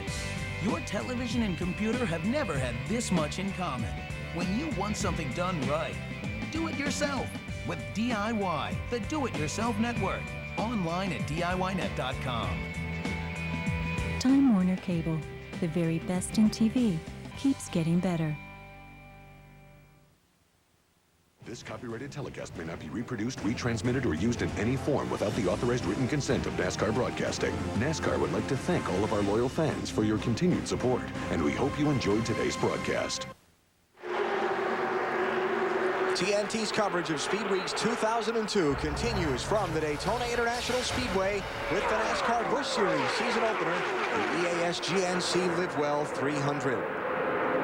Jimmy Spencer is the leader over Jason Keller, Dale Earnhardt Jr., Mike McLaughlin, and Greg Biffle. Michael Waltrip was just on pit road a moment ago under the green flag. Let's get an update on what happened there. Dave? Well, Michael Waltrip came in. They gave him a 17-second pit stop. It looks like the guys are still pointing to the right front tire, that perhaps the loose lugs rounded out the tires just a little bit. So his quick pit stop earlier may have cost him. They just didn't get the lugs quite tight enough on the right front. In fact, Michael said, when I turn the car, the vibration is worse, and that's not a good feeling. Yeah, he definitely got a loose wheel there, so he needs to yellow quickly. Hey, Matt, what's happening with 21? Well, Wally, Jeff Green came on the radio. First said he felt a vibration. Then he says he felt like the right front brake might be on fire. That was on lap 36. They decided to bring it in, not take any chance. They're looking that over now, but he says he felt like it was on fire. A costly bad luck move here for Jeff Green. Remember last year, had trouble in this event, yet came back and had a good run against Kevin Harvick for the championship. All right, Matt, so Jeff Green now on his second pit stop, and he's going to go 2 laps down at least. And Dale Earnhardt Jr. in that 3 car has moved into the 2nd position. And Bobby Hamilton Jr., that red car, has moved up to 4th. Earnhardt Jr., is he going to try the outside for the lead? Or did his car just push up on him and open the door? I think he had a pretty good run on Jimmy. He just didn't get the help when he needed it. I think that was the idea, go up there and try to take the lead. But Jason Keller decided he had better things to do. Yeah. Couple of Fords to the inside. Keller and Bobby Hamilton Jr. in that 25 car. Team Marines Racing. So, Tony, you pulling for that 18 car out of Joe Gibbs Racing? I'm keeping an awful close eye on him right now. You know, obviously Mikey's our teammate, and you know, to see Spencer up there in a Pontiac and Mikey in a Pontiac, you know, you got 2 guys in the same brand that might be able to work together here later. McLaughlin in the 18, racing Greg Biffle in the 60. That'll be for 5th place. And there's Stacy Compton right behind them in that red, white, and blue 59. Compton going to do the double, just like Kevin Harvick did last year. Run all the NASCAR Busch Series and NASCAR Winston Cup Series races. So Stacy Compton, 59, gives a big push to Biffle, gets him by McLaughlin.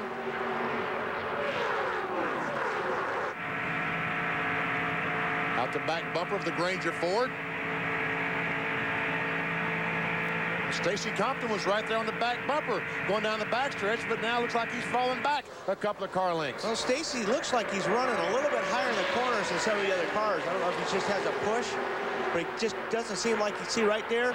Runs about a groove higher than everybody else. Now the red, white, and blue car to his inside, that 47, is Shane Meal. That is Steve Meal's son. His first NASCAR Busch Series race ever comes at Daytona. Here comes Johnny Sauter with a move on him. 3 wide on the backstretch. 2 of them rookies. Oh, man, isn't it? Oh, no, Johnny, be careful. Isn't it great to be young? That 2 car, Johnny Sauter, 23 years old, and Shane Mill even younger than that. Out racing at Daytona. just crossed 100 miles, a third of the way in to the EAS GNC Live Well 300. Jimmy Spencer is the leader at Daytona. 2 Supreme Court judges are dead, and one law student has an unimaginable theory. Everyone I've told about DeBrief is dead. Julia Roberts, Denzel Washington, in a story of power versus the truth. The Pelican Brief, today at 5 on TNT. It's the big show. The one they all have to win. 500 miles of wheel-to-wheel drama. Jeff Gordon, Tony Stewart, Dale Earnhardt Jr., the great American race, the Daytona 500. Tomorrow, noon Eastern on NBC NASCAR.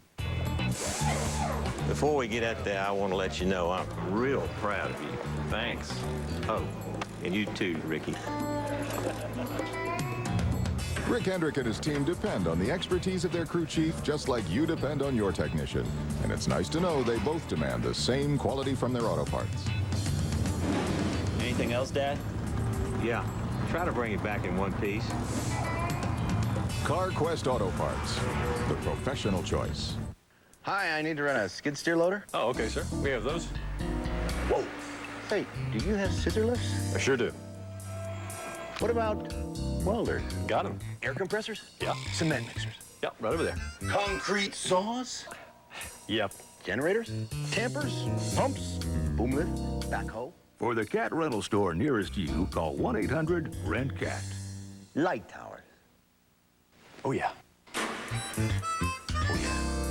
Come to Pep Boys for all of your car care needs, like quality Raybestos brake service for as low as $69.99. At a price like that, why risk driving around with bad brakes? Get your brakes checked at Pep Boys today. This weekend, all the drama all weekend long is on TNT. Tonight at 8, get ready for Tom Selleck in Quigley Down Under. And tomorrow at 8, don't miss more Selleck in Crossfire Trail. It all starts tonight at 8 on TNT.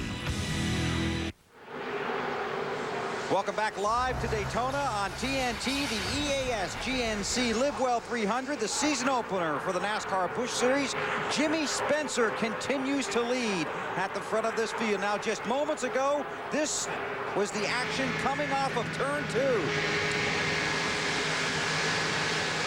The 92 car up into the wall. That was Andy Houston, Bill. That's Looked right. like he picked up that push off the corner just like Kerry Earnhardt did. You saw that happen, didn't you, BP? Yes, I did. And I said, oh, we got trouble off too, but he did a great job, saved the car. Some fabulous racing here in the first 100-plus miles of this race. Now, since the inception of the Busch Series in 1982, only 2 drivers have won the NASCAR Busch Series race on Saturday and the Daytona 500. Bobby Allison in 1988 and Darrell Waltrip in 1989, our Stacker 2 Daytona weekend sweeps. How about it, Tony Stewart? These guys running today, the 7 of them that are running tomorrow. They getting an edge on you while you're sitting here goofing off? I don't think so. I'm sitting here watching. I'm going to go over and pick Jimmy Spencer's brain, though, and find out exactly how the racetrack was at the beginning of the race. But if you look in the corners and you see all the rubber that's coming down now, I think it's going to put the racetrack pretty close to the way it was when we started. Great racing for second behind Spencer. Jason Keller and Dale Earnhardt Jr. locked right up. And Spencer, he goes down to help the inside line a little bit, and then he'll go back to the outside, help him a little bit. On board with Jason Keller, as we see Greg Biffle. The 4th place car, and Junior gets a little loose, getting in 3 that time. Mike McLaughlin, Bobby Hamilton Jr., Johnny Sauter, Stacy Compton, Shane Neal, all in this big pack. Shane Neal done a good job. He's done a terrific job today. Get off your butt. You caught a glimpse of Michael Waltrip's car there. Michael is 1 lap down, 33rd place. After that unscheduled stop of a minute ago, Jeff Green, after his 2 pit stops, is 2 laps down in 35th. Oh, Johnny. Be careful. First 18 ran up on Jason Keller. Looked like he got the nose and his tail got him a little bit loose. He checked up. Then the 2 car, Mr. Sauter, did the same thing. So these guys are getting a little close out there. Johnny, be careful. Sounds like you're trying to write a song. You know, before this is over, we might be talking about Johnny Be Angry. Wasn't that a song? Jeff Curtis. 37 car. A couple of times a Daytona winner in ARCA competition is on the move. And that was Jimmy Spencer's radio we heard a minute ago. There's Purvis in that 37. Remember, he was one of the guys that had to drop to the back of the field for the start after changing engines since qualifying. He's up to 8th.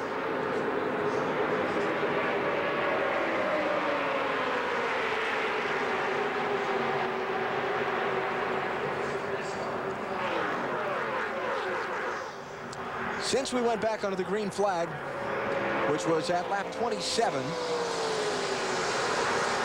I'm sorry.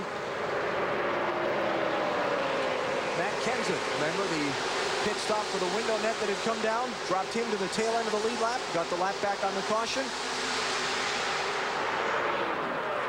And right now he's doing very well, as is Jeff Purvis. And we saw Michael Waltrip, the 99 car. The car's back up to speed, but he now is 1 lap down.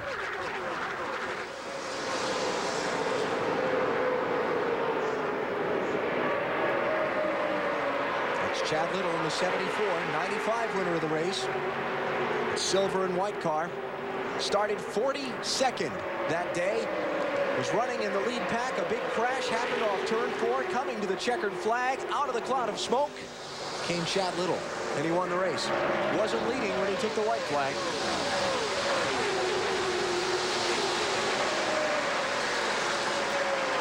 Laps from halfway.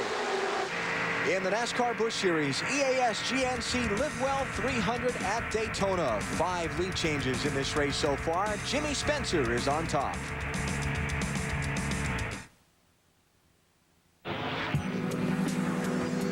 Every day is a race.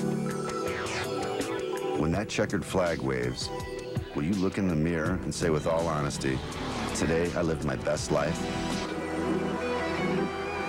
For nearly 70 years, General Nutrition Centers has helped millions of families go full throttle. Fuel up now with their best-selling multivitamins, Mega Men and Women's Ultra Mega. Live well, race fans, with GNC, the official vitamin store of NASCAR. Oh, right. The number 99 Aaron's Dream Machine. Oh, yeah, ain't she a beauty? Of course, she don't compare to the wife, though. Really, these are the true Aaron's Dream Machines, the products we all dream about owning. And at Aaron's, everyone's automatically pre-approved with no credit required? Yeah, and you get the guaranteed lowest price, too. So you can afford this awesome RCA 52-inch big screen TV with picture-in-picture, big speaker sound, and free screen protector. And I'm really pre-approved? That's right. So let Aaron's drive your dreams home today. We pitted Castrol Syntec 1030 against the leading conventional oils in some of the world's toughest tests. The 96-hour TU3 viscosity test. The M111E, designed to break down an oil into sludge. The blistering hot VWIC deposit test. Not one conventional oil could pass all these tests. Then again, there's nothing conventional about Syntec. Castrol Syntec protects in ways other oils can't. The EAS GNC Live Well 300 is brought to you by Stacker 2, the world's strongest fat burner. Burn fat, crush cravings, and supercharge your energy. And by Midas. See Midas for all your car care needs. Midas, we do that. After a 2-hour delay for rain, the NASCAR Busch Series season opener is underway at Daytona International Speedway. In fact, we're coming up on halfway now, and Jimmy Spencer, one of 5 drivers who've led the event. Dale Earnhardt Jr. is second, Jason Keller third, Mike McLaughlin fourth. Johnny Sauter rounds out that 5-car lead draft. Let's get some updates as we go through the field, starting with Dave Burns. Well, and our leader, Jimmy Spaxley, he's been kind of swapping back and forth there, but fully in command of the lead now. I asked Johnny Allen, his crew chief, if he did, in fact, make any changes on that pit stop. He said, no, don't want to change that car. He said, Jimmy did say on the radio that the 57, Jason Keller, helped me get up here, and I won't hang him out to dry later in the race. We'll see. Matt?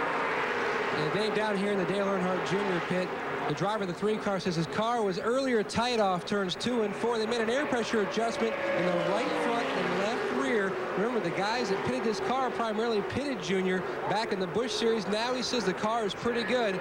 An update also on the 57 of Jason Keller. He runs a lot better behind any car that is not a Ford. That's why he's tucked up under the 3 of Dale Earnhardt Jr. His car was loose on entry, tied off. I spoke to his crew chief, Steve Addington. They made an adjustment on the last stop. The next stop, they're talking about using a spring rubber and making a wedge adjustment. To Marty. Mike McLaughlin having a fairly nice run. Matt, he's up in the 4th position. Remember, he won the last NASCAR Busch Series race at a restricted plate racetrack at Talladega. He has Joe Gibbs engines this year. Last year they did not, so he has Joe Gibbs power underneath him. A little tight off too for Mike McLaughlin right now. Johnny Sauter right behind him having a very good run. The car is excellent. They will stay out till about lap 78 if it does stay green here. One thing to keep in mind, the sun is coming out. It is affecting the racetrack and the handling on these cars. Watching Johnny Sauter is Richard Childers. He chimes in with words of wisdom every once in a while. Dave Burns. Greg Biffle radioed to his crew, guys, you've built a really, really good car. We've come a long way in a year. Remember, they got no leftovers from Mark Martin in that program because Martin missed the last restrictor plate race he tried to make. Right now, his car is a bit tighter. Marty, let's go back up to Allen. Mike McLaughlin has just bounced off the outside wall. No caution yet. Oh, there's got to be caution. It looked like there's a lot of debris back there. All right, guys. No caution yet. 4th place car. It's where McLaughlin was running at the time, and I believe the 2 of Johnny Sauter got a piece of that also. As a matter of fact, Sauter is very slow off turn 4. Caution's going to come out now. Second gear, 4200. I never see where Sauter has. Oh, and the 25 car, Hamilton. The right rear tire is blown. Oh, he just missed that wall, but look at the damage to the quarter panel that right rear tire has done. You talk about the debris over there? That's probably what caused that. Yeah, I bet so, because there was a lot of garbage on that back stretch, BP. Saying there's a piece of metal sticking out of one of the crossover gates. Look at the tire. I mean, when that tire goes to blue. The tire blows the quarter panel off, the side windows out in the right rear quarter panel. Look at the damage a tire can do when it blows. Right through the top of the fender. Yeah, blew the window out of the right rear. Side window to put in it. That's Fred Blanke, the crew chief. Your upper window back here by the seat post, before the seat post does. And Michael Waltrip trying to race Jimmy Spencer back to the caution. We'll fix it. Did not make it. Second yellow flag of the race. Mike McLaughlin's team's got a lot of work to do. And did you see that right rear tire wobble as he came to a stop? That means the housing is probably badly bent. Let's take a look and see if we can catch this thing early enough, see what may have happened. You see the 18 car of Mike McLaughlin that may have got a little contact there, and that's what happened. Johnny Sauter got in his right rear quarter panel and turned him right into the wall. Stuck the nose in on the outside. Mike didn't know he was there. One more angle. Ever see Sauter? He's going to try to pass on the outside. Mike McLaughlin, the 18, did not know he was there. They made contact, and so we can eliminate those 2 cars. McLaughlin has just had terrible Daytona luck during his career. And there's more. Nice job by Michael Waltrip to miss the rebounding car. You never see the Rick on board with Sauter. Listen. You know, that's a tough one to call. He could have been here in clear. That's a long way for a spotter to call it. But how about it, Marty? Johnny Sauter on pit road, Wally. As you can see, they only got right side tires on. The damage is more significant on the right front than it is the left front, although there's damage in both places. Richard Childers has been on the radio trying to calm his young driver down just to make sure that he's okay. Johnny barking on the radio right now, let's go, let's go, let's go. And they do pull off pit road as the rest of the guys will now come down pit road. To Dave Burns. Leader Jimmy Spencer skids to a stop past the line at the end of his pit box. They have to push him backwards. This is going to cost time. 4 tires, no changes, removal of a windscreen to make it clear for Jimmy to see. Matt. Tony Eury Jr. already going to work on the right front. He dances now around to the left front. This will be a 4-tire change on the 3-car of Dale Earnhardt Jr. They've already made a wedge adjustment, still working on a car that's a little bit tight. To Marty. Stacey Compton with 4 tires, Matt. They do make a wedge adjustment. They have been fighting tight all day long, but again, the racetrack is changing right now, and it looks like this is a better stop for this team, and they will win the race off pit road. Well, they sure did. Well, that's the line. Is the line where the cone is, BP? That's the line there. Okay, so he didn't win it. Well, we just happen to have a camera there. Let's check it out. Righty then. It's the first line, by the way. It is the first line. I was wrong. Okay. He does win the race. Advantage of pit stall number 1. Yep, definitely.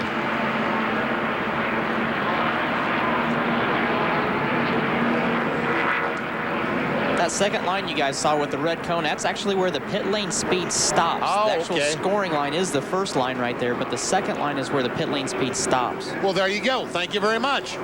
Straighten us right out. I knew we had him here for some reason. See, this is what we're talking about. That is the last lane for the pit road speed.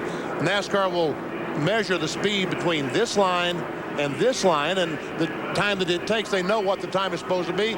If you're faster than that, then you get penalized. This second line, whoops, this line, the one closest to the line, the white line closest to that line is the line in.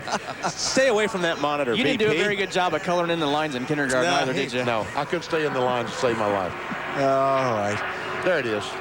What, right behind that official helmet. Right behind the helmet, yeah. Okay, let's give up on this, all right? We'll take a break here and come back for the restart. How's that? You're watching NASCAR on TNT.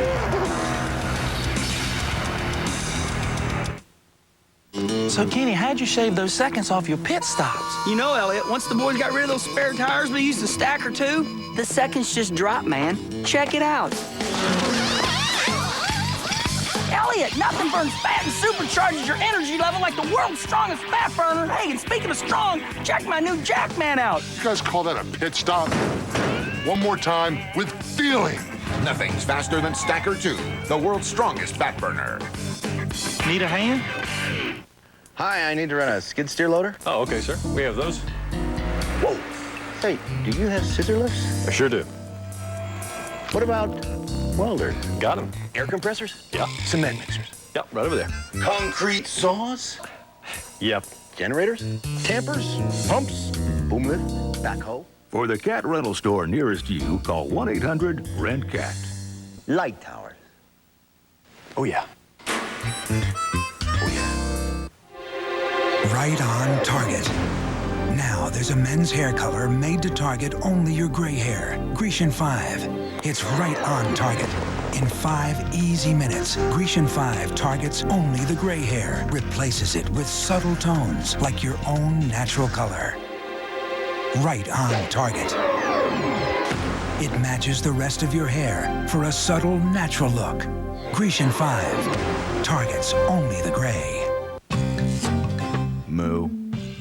For an incredible bargain on a computer, just call Gateway. Because right now, you can get a Gateway 300 SE desktop fully loaded with an Intel Celeron processor, CD burner, and a monitor, all for just $5.99.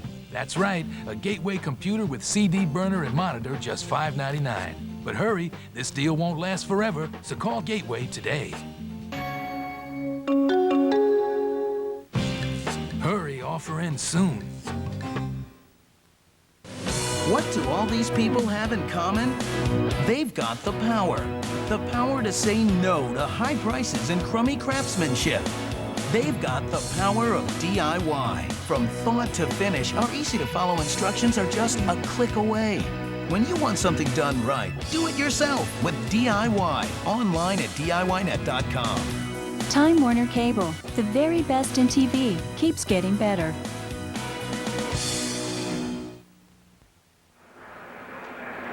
Back at Daytona, still under caution in the EAS GNC Live Well 300. Exchange of leaders on the pit stops. Dale Earnhardt Jr. gets out, putting Jimmy Spencer back to third. Greg Biffle is between them. A couple of things brought out the caution. We showed you the Johnny Sauter, Mike McLaughlin incident. Here's the other one. This is what happens when a right rear blows. I mean, you can't imagine how much damage it does, but it goes right through the top of the fender. Tears that car all up. Blew the right side window out. It's Bobby Hamilton Jr. And he just misses that inside wall. And we see coming through the trouble once again, Marty.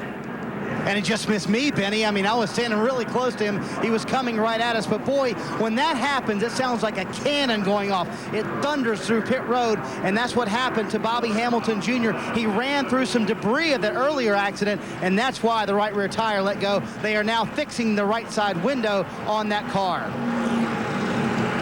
Pit road was a place full of close calls on this most recent set of stops.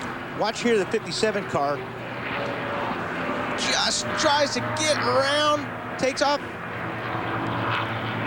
and just barely gets around Hank Parker Jr.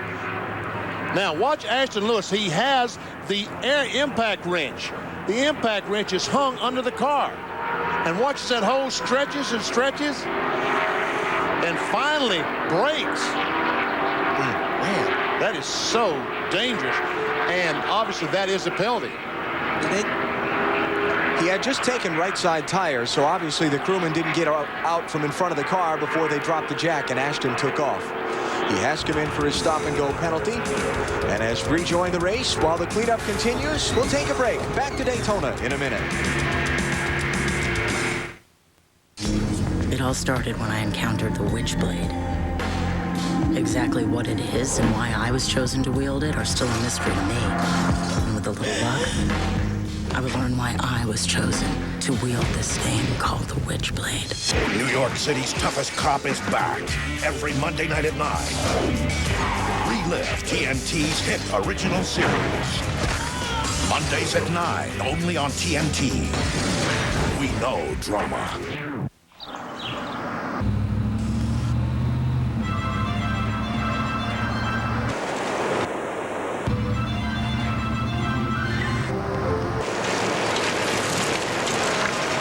At a moment like this, you don't want to depend on bargain brake parts. So have your brakes checked every year and ask for premium quality Raybestos brand brakes. They're tested and certified for your safety.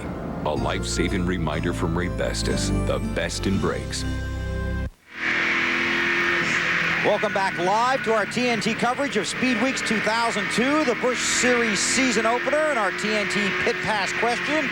What is the penalty if one car hits another car on pit road? You told us during the break, Tony, you've never done that. I've never had it happen, but I don't think there's a penalty if you hit anybody on pit lane, but I think there's a penalty if you actually get spun on pit lane. Tony, didn't that cost you 15 grand? Yeah, it was after the race. Oh, okay, I forgot about that. It was only 10. Don't give him any suggestions Oh, on okay, next year. 10. I'm sorry. That little Bristol flashback there, BP. Very nice, very nice. There is a penalty if you spin out on pit road. If your car gets around more than, I believe it's 45 degrees. If you're facing farther to backwards than you are to forwards, it's at least a lap penalty. For you? Yeah. If you get spun?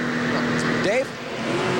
Jimmy Spencer on pit road. They didn't do anything to repair the left front on that car, so they must think it's not a concern. What they did do is put fuel in the car. When he pitted the last time, they said they would be about 3 laps short. Now that they've run all these caution laps, they can make it to the end with that top off. So Spencer back on track, and maybe a little fuel mileage gamble here being played out by his team.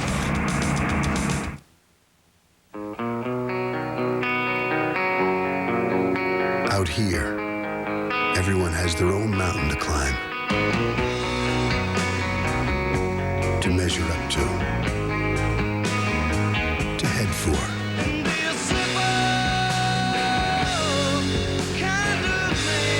Head for the mountains of joy.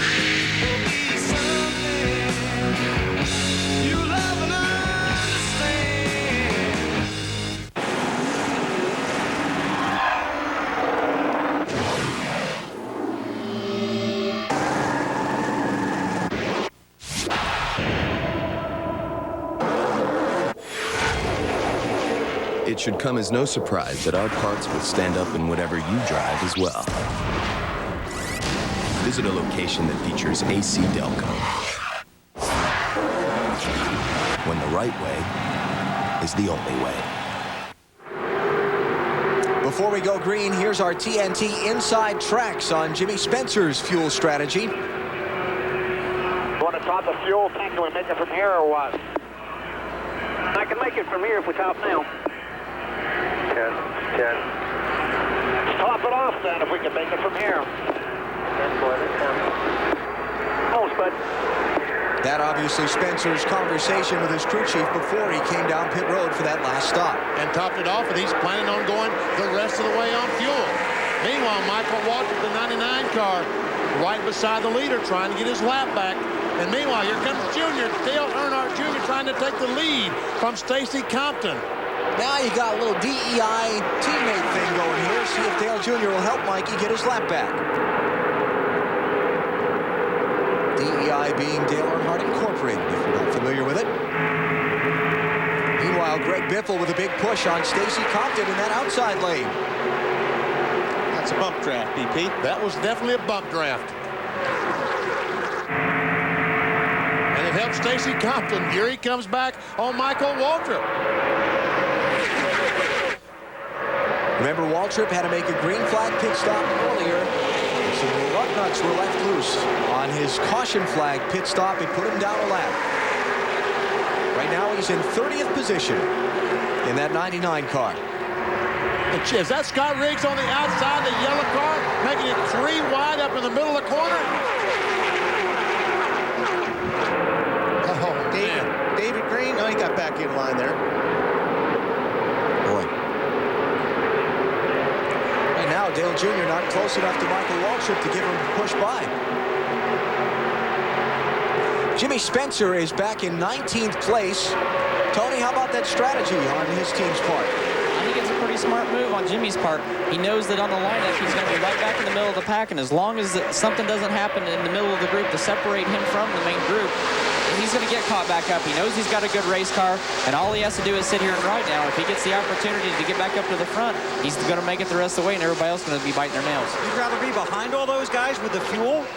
I think at this point in the race I would be. Wow. You know, everybody's kind of been in the race now for 60 some odd laps, and you know, they've kind of got the race feel and everything, and they're being a little more cautious right now. So I think all the opening lap jitters are out of the way, and everybody's got settled into the race finally. He said a little more cautious. They look like they're being a little more cautious. Maybe. Well, I shouldn't ask you. You're a race driver. Crew chief you saw for Jimmy Spencer just a moment ago, that was Johnny Allen. He and Mark Reno are co-crew chiefs, or work together on that car. Dave? And Betty, I just spoke with Johnny Allen about that left front damage. They did not do anything to it because Jimmy has not said anything about the handling of the car. And Johnny told me as long as he doesn't complain, we're not going to touch it. Well, I noticed that damage several laps ago, Dave, and he led the race the entire time I was watching the damage on the left front fender, so obviously it didn't hurt anything too badly. See Biffle move Michael Waltrip over there a little bit. Is that Biffle? Yeah. And going for the lead. That's why he moved him over. He wanted that inside lane. But Stacy Compton moved down to block that. Remember, they've settled down a little. Yeah. Yeah, they're settled down really for about 10th spot. They're 3 wide.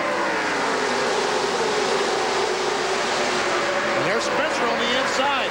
Stedman Marlin, 95 in the middle. Spencer up to 11th when he crossed the stripe that time.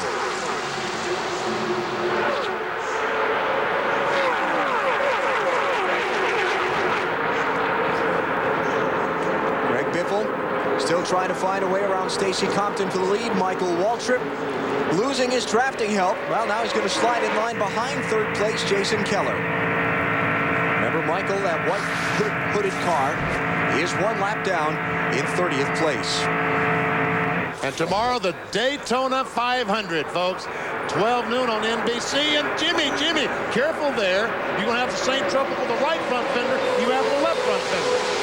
Ricky Hendrick in the 5 and Randy LaJoie in the 7 almost had a Jimmy Spencer sandwich.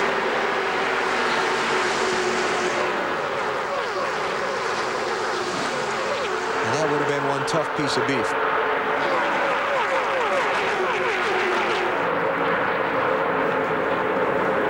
Michael Waltrip still trying to find any help he can get to get up and around the race leader. Here comes Matt Kenseth. He'll join in. And Scott Riggs in the 10 car. A couple of Fords. The 17, the white car, the 10, Scott Riggs. The 57 is a Ford car. On board Jason Keller. Junior's going to do everything he can to help Michael because he really wants Michael to help him at the end of this race if they can get on the same lap. Biffle, on the other hand, would rather keep Michael a lap down just for that same reason. Got 3 Fords in that outside lane. 2 of them are teammates, the 57 of Keller and the 10 of Riggs. I think the big factor here is having Matt Kenseth join into that group because Junior by himself can't push the 99 car back into the lead lap, but having Matt Kenseth behind Junior, now he's got some help that can get all 3 of those guys going forward together. Jr. coming up inside Greg Biffle for second as he pushes Michael Waltrip through.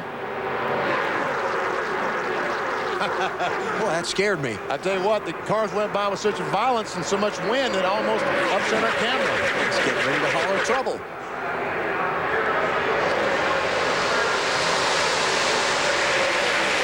Let's go to Marty Snyder. Well, Alan, Mike McLaughlin's had a chance to go to the holler and calm down a little bit. What happened out there, Mike? I haven't seen a replay. I can't honestly say. As far as I know, somebody got into the back of me. I believe just a stupid mistake. Costly. But, you know, these guys will work hard. Just feel bad for MB&A and everybody back in the shop, all the motor shop. Done a good job. Should have had a good finish.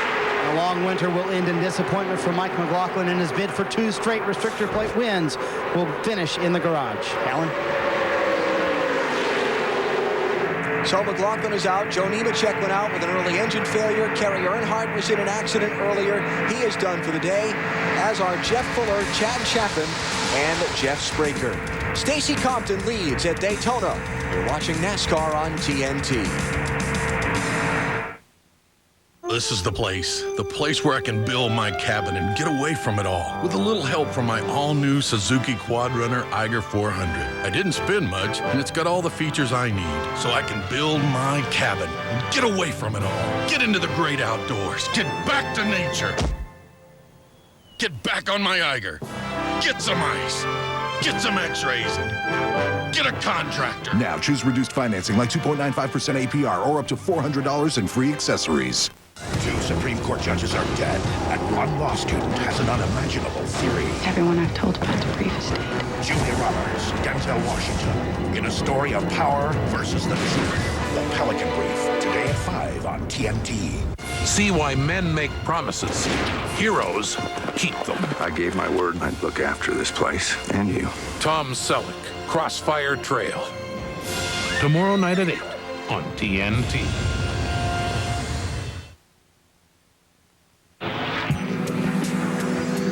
Every day is a race. When that checkered flag waves, will you look in the mirror and say with all honesty, today I lived my best life?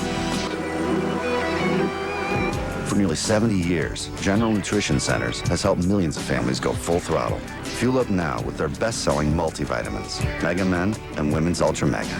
Live well, race fans, with GNC, the official vitamin store of NASCAR. You go to the races, you watch them on TV. Still got the itch for more?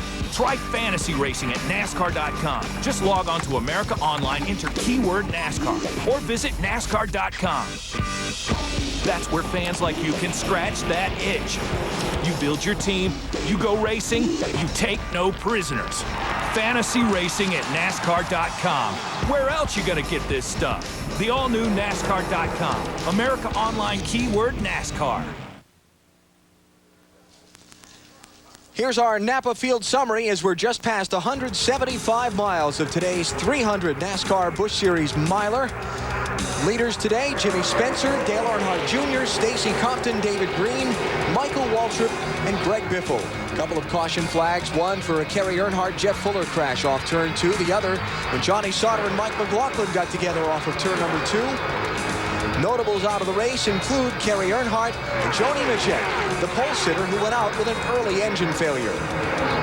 And you can see that Dale Earnhardt Jr., the 3-car, has retaken the lead. And here comes Jimmy Spencer for second spot alongside David Green. I'm sorry, that's Matt Kenseth. Yep. Where'd David Green go? I thought he was up there. He's not far behind him. Greg Biffle in the 60, Stacy Compton in the 59. Compton was the leader until Junior pushed by, and that's big for Michael Waltrip, who's on the tail end of the lead lap if he can get a caution here. Caution behind him. Trouble coming to the start-finish line. Hank Parker Jr.'s in it.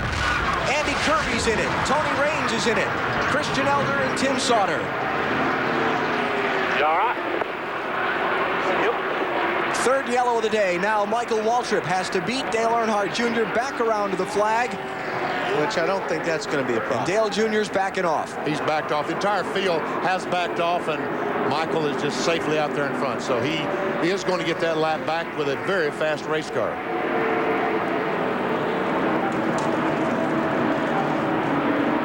Crash coming into the tri-oval. sweeping up 5 cars. Ever see Hank Parker Jr.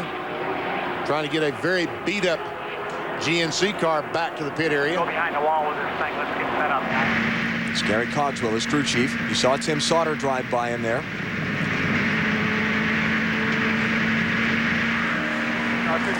Just had to get rid of that 46. Everything would have been fine. Yeah, it looked like it was a lot better for you. They're talking about the chassis setup Get back there through the and how it opening. was There's an working. opening right there at the start-finish line, Hank. Let's get back there somewhere and see what we got. Get the toolbox back there to Jack Sam's. See if there, what we can do here. I don't think the driver was talking about the handling either when he was mentioning that. He was just trying to get... We'll have to see the replay on it. There's Andy Kirby's car. Christian Elder climbing from his machine. He's okay. Tony Raines drove his back to his pit box.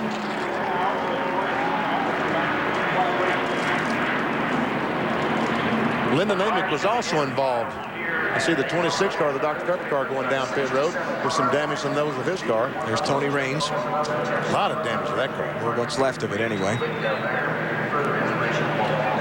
And again, the 77 car of Andy Kirby sits at the exit of pit road. So caution at lap number 76, just past 175 miles. Off of turn number 4, here it is. Christian Elder comes up, makes contact with Ashton Lewis, the red car. And then behind them, they basically got into smoke, trying to dodge. They lose control, and man, hate that. So don't those drivers. We'll be right back. So, Kenny, how'd you shave those seconds off your pit stops? You know, Elliot, once the boys got rid of those spare tires, we used a stack or two. The seconds just dropped, man. Check it out. Elliot, nothing burns fat and supercharges your energy level like the world's strongest fat burner. Hey, and speaking of strong, check my new Jackman out. You guys call that a pit stop? One more time with feeling. Nothing's faster than Stacker 2, the world's strongest fat burner. Need a hand? What's drama? Drama is life at 190 miles an hour. Drama is being a NASCAR crew chief. 27 guys, one goal, 14-second pit stop. Drama is being original.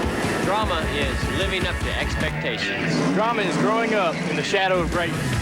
Drama is trading paint on the final lap. Drama, now that's going across the finish line upside down.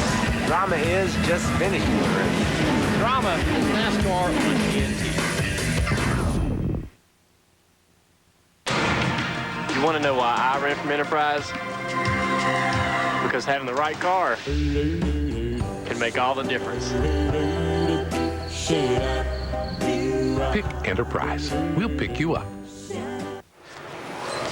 Free lube, oil, and filter with the purchase and installation of VST brakes. You'd be crazy to pass on this deal. If you see 2 sheep mowing the lawn, you're crazy. Midas. We do that. Once again, Lowe's is improving home improvement because Lowe's is the only place you'll find over 250 brand name appliances like Whirlpool, KitchenAid, and Maytag, all in stock, all ready to take home today or be delivered tomorrow. And Lowe's promises you'll get the lowest possible prices, every day guaranteed. Appliances when you need them. Lowe's low prices. That's improving home improvement.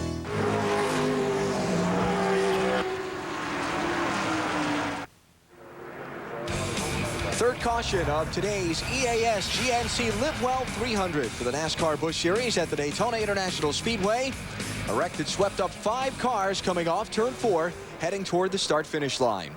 See if we can get a look at get Christian Elder and Ashton Lewis, and just, I don't know, BP, if he thought he was clear, he was told he was clear, it just came across the nose. And it doesn't take much here. Well, he just touched that right rear of Christian Elder's car, and he goes up in the wall, and the 46 hits the wall, and these other guys trying to dodge. The 19 of Tim Sauter, the 36 of Hank Parker Jr., and big mess ensued there. The 33, Tony Raines, he comes across, has nowhere to go except in the back. And listen to this.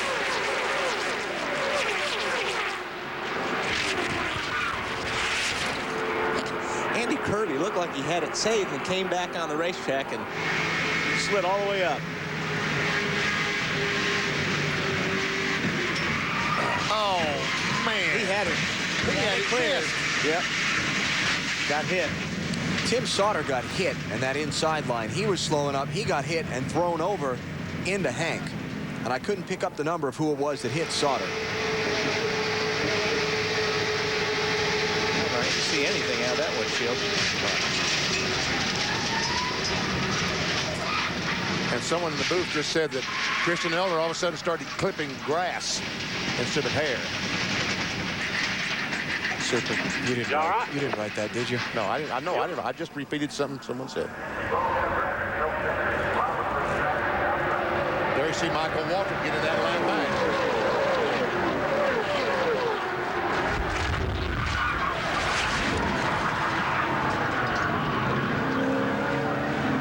That's from the flag stand.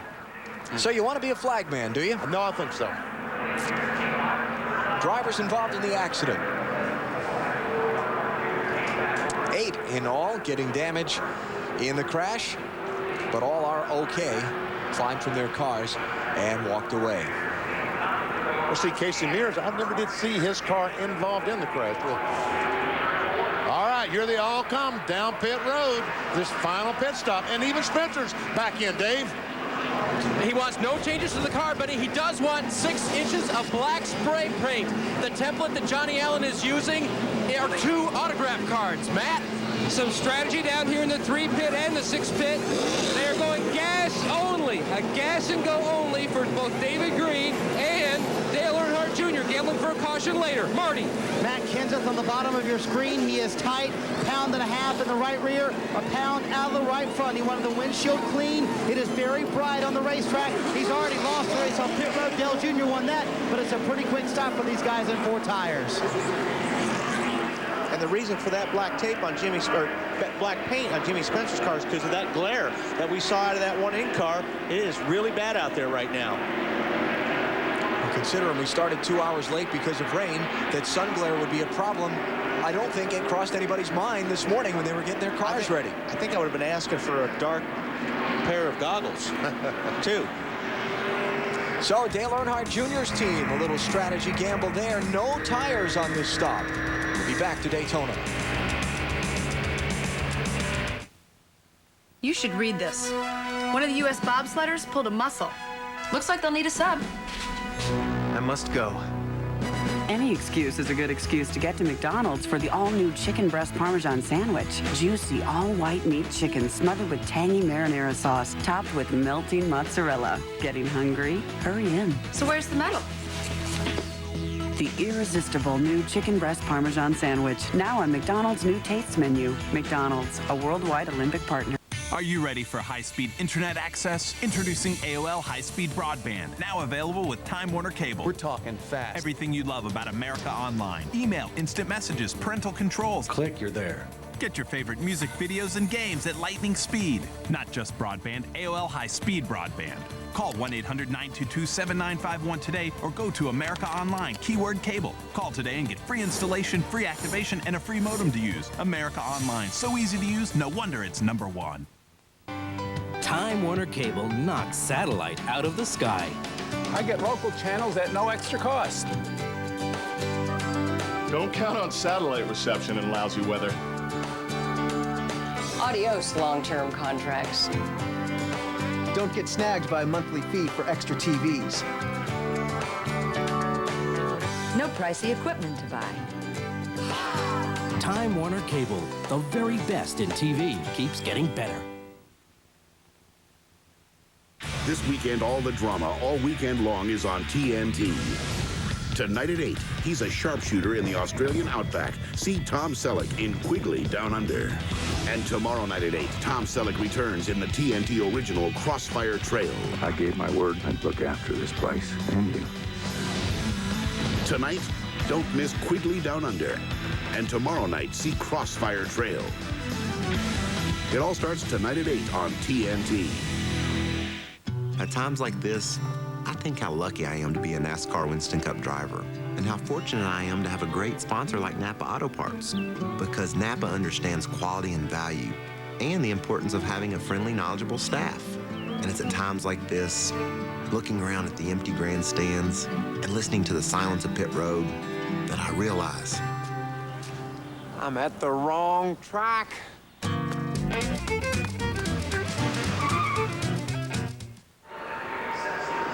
TNT Sports welcomes you back live to the Daytona International Speedway and the EAS GNC Live Well 300 for the NASCAR Busch Series. And Tony, first of all, let's talk about the glare situation for the drivers. As Alan pointed out before the break, not something a lot of people probably thought about this morning. What's it like? In this part of the afternoon, it is very, very tough, especially coming off a turn 4. You're looking directly into the sunshine, and it makes it very, very difficult to see. You got to keep in mind, we're at Daytona Beach. There's a lot of sand here, and that sand hits those windscreens, and every time it hits the windscreen, it makes it look like a little star. So all that sand and grit there, it really takes its toll on the windshield. And that's why they tried to paint part of the windshield on Spencer's car to try and diminish some of that glare. Exactly. You can put a dark shield on your visor, but you're still getting the glare into your eyes. So if they put that black paint on there, hopefully it'll shield that enough to where he can see underneath that and not have the glare right in his eyes. But also, I told you guys, Jimmy Spencer was going to get back to the front before this thing was over, and he got it before the pit stop. You couldn't wait to get that, and he'd worked his way back up to second, but then now his strategy's out the window. Well, it's out the window, but he knows he's got a good enough car that he can win this thing. If he can get back to second from coming clear from the back like that, everybody up in the front there knows he's a contender for this win. And they also know he's not in the Daytona 500 tomorrow, so this is his day to shine, isn't it? Well, not only is it his day to shine, but he's awful hungry too, so he's going to be a guy to watch for the rest of the race. Okay, well, obviously some interesting developments, including the guys up front that decided to take fuel only, Alan. Yeah, how about that, Benny? That was quite a shock, because we've seen, it looked to me like in all the stuff we've seen so far, that changing 4 tires was very, very important to handling the race car, but I don't know. You surprised about that, Tony?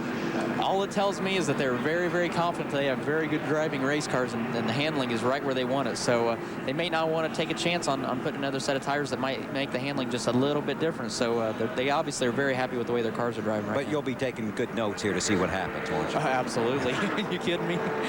Dale Earnhardt Jr. and David Green, the white car right behind him, just took the fuel only. Stacy Compton, 3rd car in line in that outside lane, just got right side tires, but he's got a problem.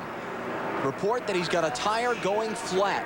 And as the field comes to the restart, he's got to give up 3rd spot and come to pit road. There he comes down pit road. He's following the pace car on the pit road. Ouch. Man, what a tough Green flag, green flag. 100 miles to go at Daytona.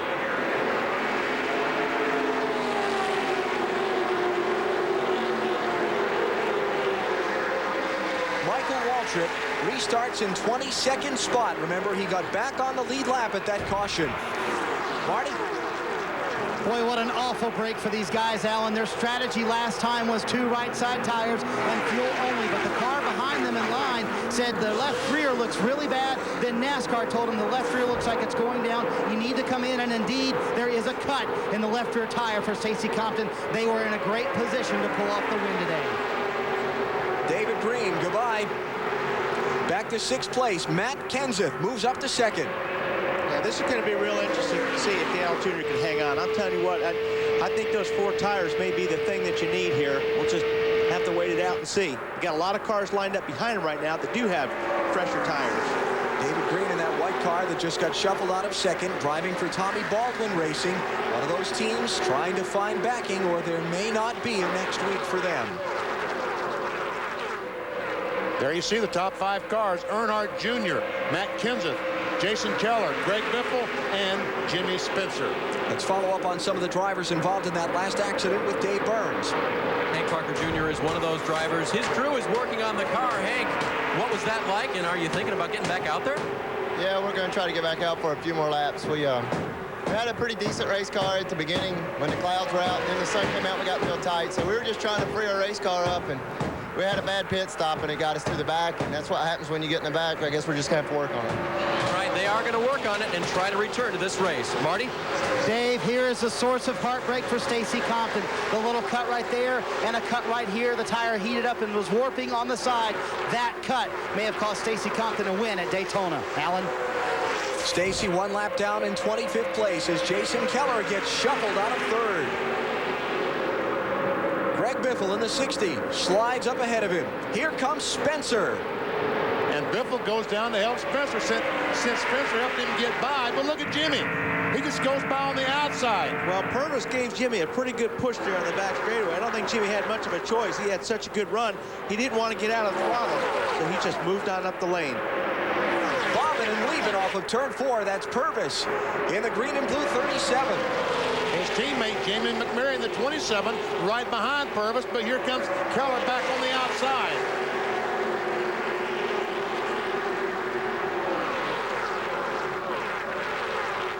Chevrolet leads. Fords are second and third. That's Spencer's Pontiac on the outside. And Jeff Purvis in a Chevrolet below him.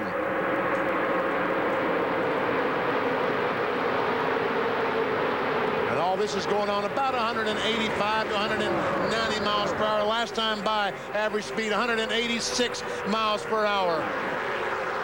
Now remember, Kenseth and Biffle are teammates at Roush Racing on the Winston Cup side. Biffle is driving for Roush in the Busch Series. Kenseth is not. He is driving for Reiser Enterprises, a separately owned team.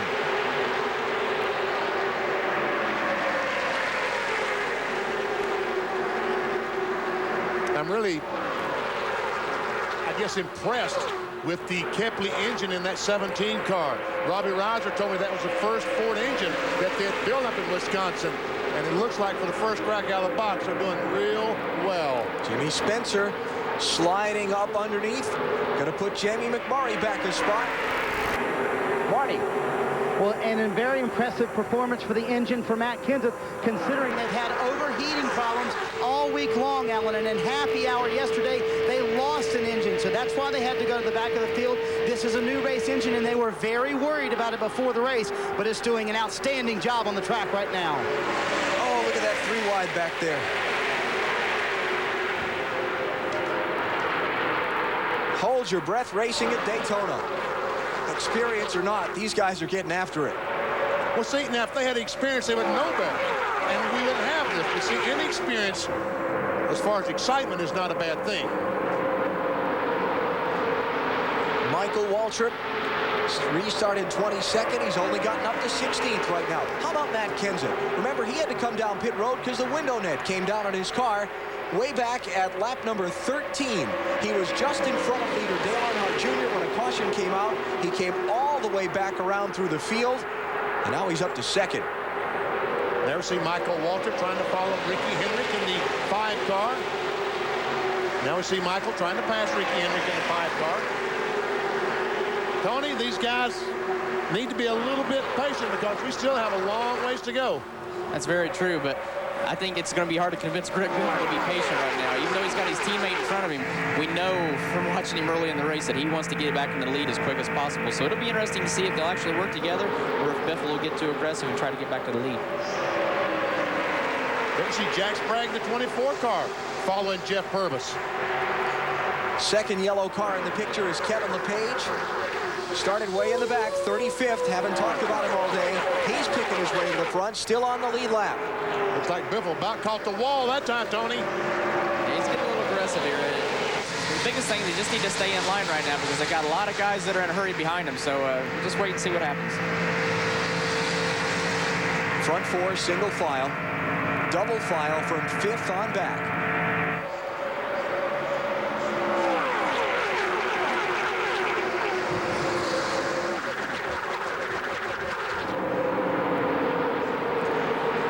Been an exciting race so far. Expect it to be just as exciting down to the finish. Dale Earnhardt Jr. leads. You're watching NASCAR on TNT.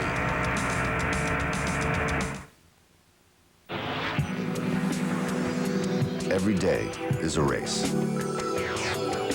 When that checkered flag waves, will you look in the mirror and say with all honesty, today I lived my best life? For nearly 70 years, General Nutrition Centers has helped millions of families go full throttle. Fuel up now with their best-selling multivitamins, Mega Men and Women's Ultra Mega. Live well, race fans, with GNC, the official vitamin store of NASCAR. You go to the races, you watch them on TV. Still got the itch for more? Try fantasy racing at NASCAR.com. Just log on to America Online, enter keyword NASCAR, or visit NASCAR.com. That's where fans like you can scratch that itch. You build your team, you go racing, you take no prisoners. Fantasy racing at NASCAR.com. Where else you gonna get this stuff? The all-new NASCAR.com. America Online, keyword NASCAR. So, Kenny, how'd you shave those seconds off your pit stops? You know, Elliot, once the boys got rid of those spare tires, we used a stack or two. The seconds just dropped, man. Check it out.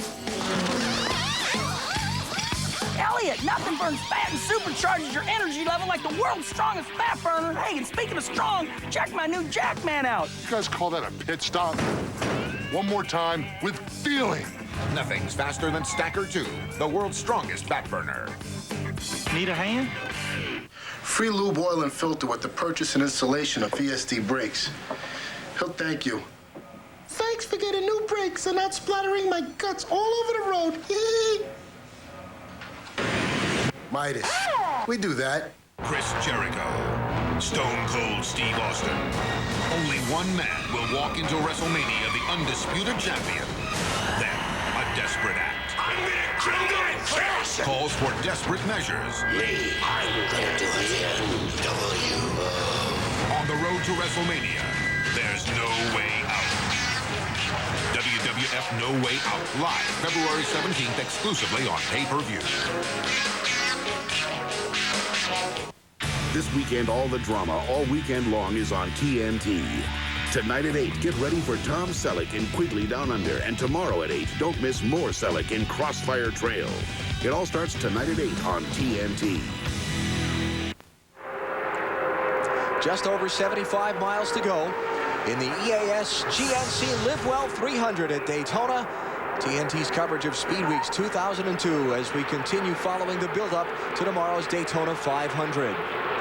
Alan Bestwick here with Wally Dallenbach and Benny Parsons. What a thrilling race this has been. This has been fantastic, and today's only 300 miles. Tomorrow, I think it's going to be about like this for 500 miles. Getting a little edgy. We use that word at the start. This is getting edgy. It's pretty good racing right now. It's very exciting. Who does your tie anyway? How do you get it so nice up there? Thank you. That's Boy Scout training. Michael Waltrip. Oh, he's up where angels fear to tread in that high groove, up against the wall, trying to get by the 57 of Keller. Contact between the two. And Shane Meal at 47 is trying to push Jason Keller by. Meanwhile, Spencer on the outside of Belfort for third spot. There's races every place. Michael Waltrip restarted 22nd after the pit stops at lap 78.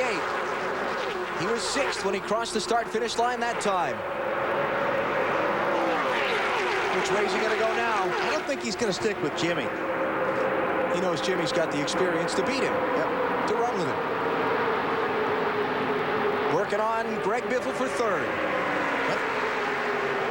Very good, Wall. Bobby Kennedy, Michael Waltrip's crew chief. I walked up to him in the garage this morning. I said, how's your car? He looked me in the eye and he said, we're going to win today. And he turned around and walked away. Yes, he was very impressive in his my conversation with him. How's the car? He said, it's terrific. Inside in front of Jason Keller now. Jeff Purvis is behind Jimmy Spencer to push him. Dale Earnhardt Jr., Matt Kenseth, and Greg Biffle are the front three in front of this swarm of race cars. 24 on the lead lap at this point. And as you see, just 26 laps to go.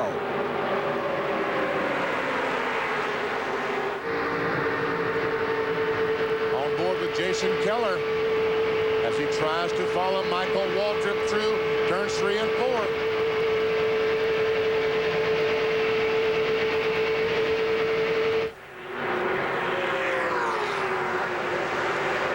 This race delayed 2 hours by rain. It has certainly been worth the wait. And the finish should be outstanding. Will it be Dale Earnhardt Jr. or Matt Kenseth, who won this race 2 years ago?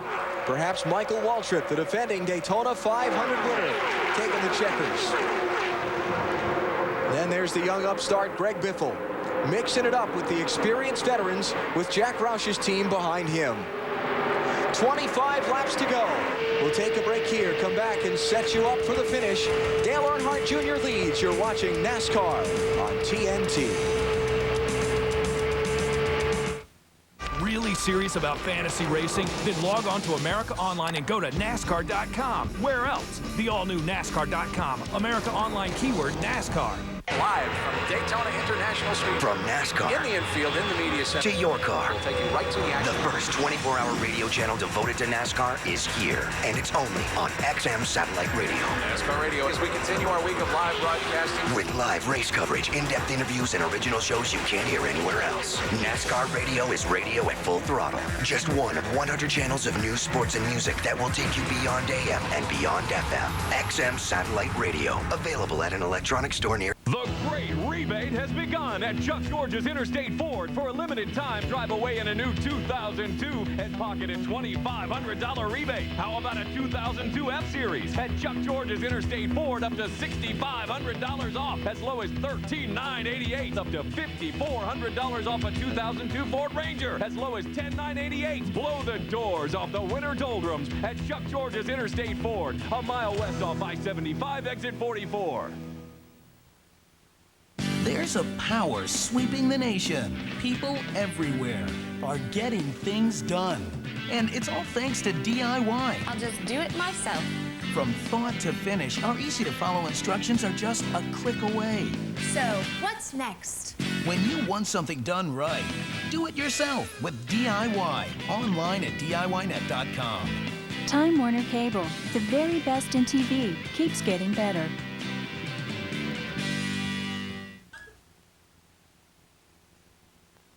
Sunday, March 10th, Hollywood comes together for one very dramatic night. I couldn't be prouder. Acting is the only thing I ever wanted to do. praise to my fellow actors. Because the tears are real and everything is straight from the heart. This is for you, Mom. We're extremely lucky to have each other. I thank you all so much. The 8th Annual Screen Actors Guild Awards, where the biggest stars of film and television honor their favorite stars. See it Sunday, March 10th at 8, only on TNT. Thank you, actors. Oh, right. The number 99 Aaron's Dream Machine. Oh, yeah, ain't she a beauty? Of course, she don't compare to the wife, though.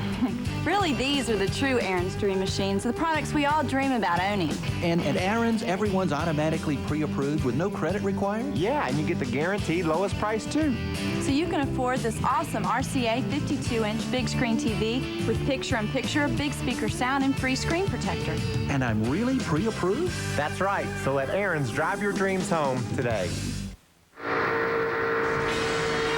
Tomorrow, it is the Daytona 500. Its 44th running of the Great American Race. A couple of youngsters on the front row, but former 500 winners Jeff Gordon and Michael Waltrip in row 2. You'll see it over on NBC at noon Eastern Time tomorrow. The Daytona 500. This is Kenny Wallace on board with him. He's back in 20th. Make that 19th. He just goes by Casey Mears. Oh, baby.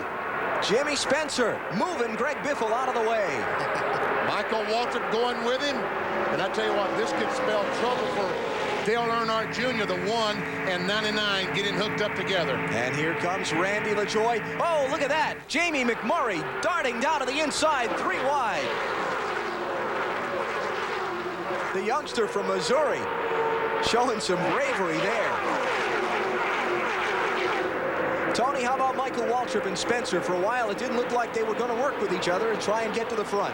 I got a feeling this is very, very temporary right now. Once they get back caught up to Junior, I don't think you'll see them work together that much longer because Michael knows as long as Spencer's ahead of him, it's going to be hard for him to win the race. So Mikey's going to be looking for any open opportunity he can to get by right now, I think.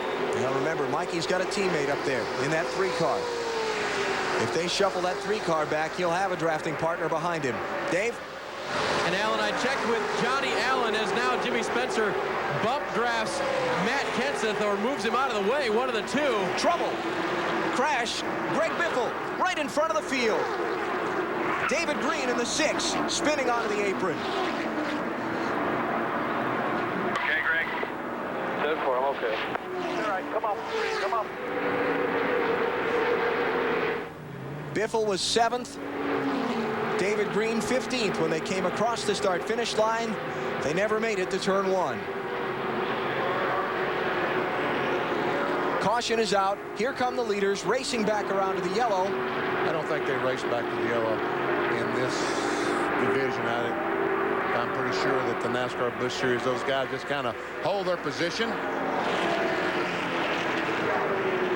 Marty? Well, the problem for Matt Kenseth on the racetrack, you saw the contact with he and Jimmy Spencer. Matt has radioed to his team. He thinks the left rear tire is now cut down on Matt Kenseth's car, the teammate for Greg Biffle in the NASCAR Winston Cup Series. So Greg Biffle out on the track right now trying to limp back to pit road. Matt Kenseth possibly going to make a pit stop because he thinks the left rear tire is cut down. And we see Jamie McMurray has made a pit stop, so obviously he and Biffle got together, and there we see McMurray on pit road.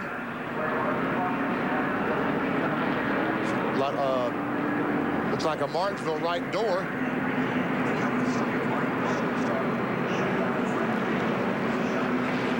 McMurray, 25-year-old from Joplin, Missouri, in his 36th NASCAR Busch Series start. Former go-kart champion on his second season in the Busch Series in 2002.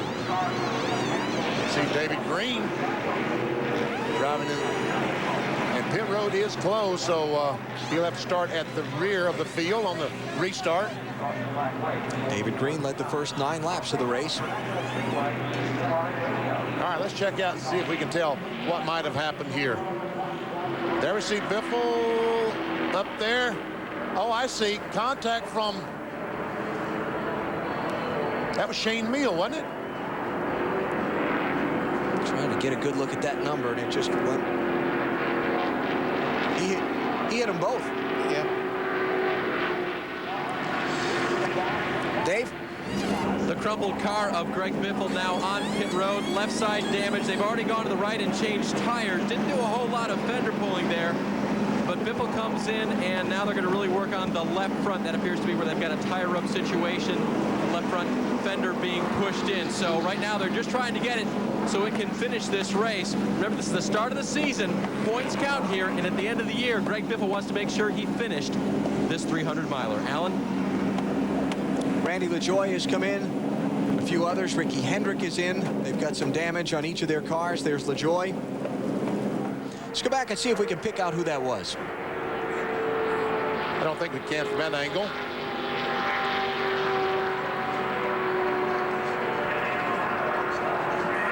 It's just in front of Scott Riggs, looked to be who the car was. All right, here we go. There we see the contact. That's Randy. Randy LaJoie. Randy LaJoie. All right.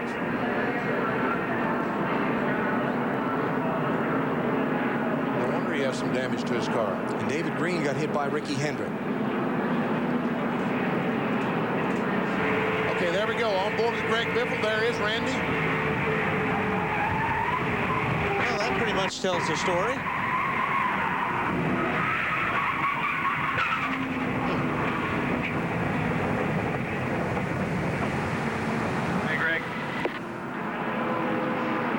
Tony Stewart, how about it? Well, it looks like Jamie McMurray's up there in the first car. I don't know where the contact starts, though. Looks like Randy gets in the back of McMurray, and that pushes him up into Biffle, and Biffle comes back down. So everybody got into everybody in that exchange. Yeah, I think that Randy got in the back of Jamie McMurray, and then he tried to back off and turn to the right, and when he did that, he ran in the side of Greg Biffle. Cleanup continues. We're about a lap and a quarter away from going green. We'll be back to Daytona.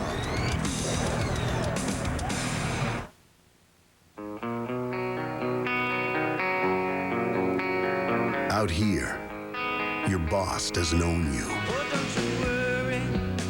Your bank doesn't own you. You'll find yourself. Out here, nobody owns you. Follow your heart. But you. And nothing else. Head for the mountains and push. Be a simple kind of man. Don Pablo's a real enchilada. Let go, amigo. Let go, amigo. Don Pablo's real enchilada. Try the new steak and chicken real enchilada platter, only at Don Pablo's. Only $7.99. Don Pablo.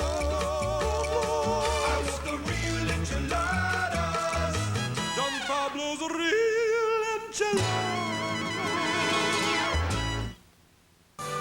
In honor of President's Day, Value City Furniture would like to save you a few Washingtons and Lincolns, even some Jacksons and Grants. Take $100 off this two-piece country casual living room. Now just $699. Take $30 off this lovely all-wood dinette. Now just $199. Or take home this attractive low-profile curio cabinet for only $49. Don't miss these savings. Hurry to the President's Day weekend sale. Through Monday at Value City Furniture.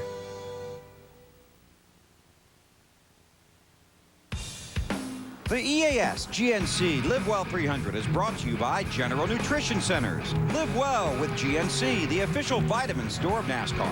And by Suzuki, maker of innovative motorcycles and all-terrain vehicles. There'll be 15 laps to go at Daytona. In the NASCAR Busch Series portion of Speed Weeks 2002, Dale Earnhardt Jr. on quite old tires compared to those that are chasing him. He's got to try and hold off Jimmy Spencer and Michael Waltrip. Green flag. I think Spencer's going to try to make a move quick because I think he knows Michael's going to drop him as soon as he can. And you see Jimmy lay back just a little bit in the one car. Spencer trying to get him a good run off that second corner and make the move on the backstretch. Stacy Compton in the 59 is the first car one lap down to the inside. He's in 23rd place. And that could mess up Jimmy Spencer's plans. I got a flat tire. Is that Jimmy Spencer saying he's got a flat? It is. Here comes Michael Waltrip to his inside. Spencer's going to slide up the track, Dave. Alan, Jimmy Spencer radioed in. He said it feels like a flat tire. The crew's going to go to work. He's coming in. Oh, man. Flat tire. Wow. You talk about heartbreak. And Jimmy Spencer's not in the Daytona 500 tomorrow, caught up in an accident in his qualifying race Thursday. This was his Daytona race for the weekend. Looks like the right rear is flat. Oh, man, oh, man. So it's Michael Waltrip who's now in second behind Dale Earnhardt Jr. Matt Kenseth third, Jason Keller the fourth. This is Jeff Hermanson fifth. He's got Scott Riggs behind him in that 10 car. The 59 is a lap down, Stacy Compton. And you've got Shane Meal, Kevin LePage, Jack Sprague, and Casey Mears floating into the top 10.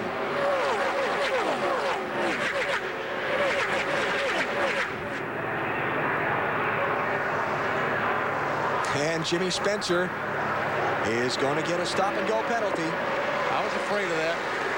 When he left pit road, the right side tires were still on the outside half of the pit box. That is a violation of the pit rules. You got to bring those tires back before you let the car go. Oh, Andy was speeding leaving pit road, too.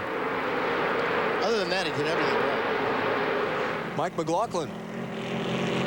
Pavement, Mike. Pavement. He's got the car back on the race. Well, he had the car back on the racetrack after that early accident, but obviously Mike trying to limp it back to the garage, it would appear. Last time at this racetrack, had a very similar situation, different cars. The Pepsi 400 last July. Michael Waltrip pushed Dale Earnhardt Jr. home to the victory. And I'm sure that Junior is saying, all right, Michael, one more time. And I'm sure that Michael is saying, hey, it's my turn. Tell you the difference between that and this. Michael Waltrip owns this car. That is a difference in paydays for the team owner and the driver if he finishes second instead of first. To pit road, Matt. Well, we talked earlier in the show about Dale Earnhardt Jr.'s strategy. Just go with gas only and save a set of tires for a later caution. Well, they got the caution. The problem, hardly anybody pitted. They didn't want to give up all that track position. And then they started thinking about it. Richard Childress says stay out because you don't want to give up the track position. But then Junior says, look, he goes, if I've got 15 laps to go, he says it'll only take me 8 laps to go from 15th to 1st. He goes, I can do it or just stay out and just whoop up on him. What do you want to do? And they said, okay, pit. Unfortunately, he'd already passed the entrance to pit road. Now he's going to have to hold off his Winston Cup teammate, Michael Waltrip. To Dave. Matt, Michael Waltrip's 99 is the best it's been all day. It may be tough to hold up, but I just talked with Bobby Kennedy, the crew chief, and Bobby said that Junior radioed in and said, hey, don't let the 99 forget who helped him get his lap back. So who knows? Michael may defer to Junior. Marty? Well, Matt Kenseth was worried about his tire going down, and he made contact with Jimmy Spencer. That's why Spencer's tire went down a little bit before that wreck happened last time. Matt's car continues to be a little bit tight, so he works better in the high lane, but he needs Jason Keller to go with him. That's his only hope to win the race. And we talked a lot about this about last year, about letting guys get their lap back. Yeah. Eventually, in one of these races that's going to bite one of these leaders for letting a guy get his lap back, he's going to come back and beat you. All right, Tony, 10 laps to go. You're Michael Waltrip, you're Matt Kenseth. What do you do if you're in each of those situations? If you're Matt Kenseth, you're kind of stuck right now knowing that Michael Waltrip and Junior are teammates, but I don't know. I don't know what Michael's thinking right now. I mean, he's got an opportunity to win the race, but at the same time, like you said, Junior was the guy that did help him get his lap back. So, you know, it's a hard decision for Michael, but, you know, whatever decision he makes today, that may affect what happens tomorrow also. Ooh, there's a good point. But I tell you guys, in these top 4 cars we see right here, I don't think there's anybody wants this victory any more than Dale Earnhardt Jr. in the 3 car. And after all, this is Richard Childress's car. This is the 3. This is basically the car that he thinks that his daddy drove for, what, 20 years. He really, really wants this one. I'll tell you what, if he can win this thing on the tires as old as they are, he'll be able to take that set and they'll cut Social Security before this race is over. Junior last stop for tires at lap 57. At lap 111 now. A lot of waving going on in that 3 car right now. Michael Waltrip backed up off turn 4 that time to get a run. What do you mean, a lot of waving? I think he's either waving Michael off or just telling Michael to stay in line. And you get a lot of hand motions going on, and Tony could tell you. There's a lot of, you know, just stay in line or come with me. There's a few others that I won't mention, but there's a lot of talking right now going on between these guys with hands. And it could be that Michael, if he gets too close to Junior going in, it could be making his car loose on the entry, so especially with the age of the tires. So, like you say, it's hard to tell what's exactly going through Junior and Michael's minds right now. Spoiler in this could be Jeff Purvis, running 5th right now in that 37 car. We haven't seen Jason Keller really with the muscle to get up there and challenge for the lead. But we know Purvis has the experience here at Daytona. He's won 2 ARCA races here. If he gets somebody behind him to push, he could get up there and really steer the pot. He's got 2 hungry rookies behind him right now, Scott Riggs and Shane Neal, so they may just go with him if he pulls out. 7 cars in that lead group.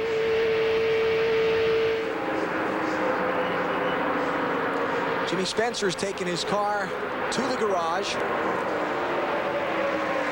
Yeah, I figured Jimmy wouldn't want to play after that. I mean, what's the use? A lap or 2 down. And he isn't racing for the championship, the points championship in the NASCAR Busch Series.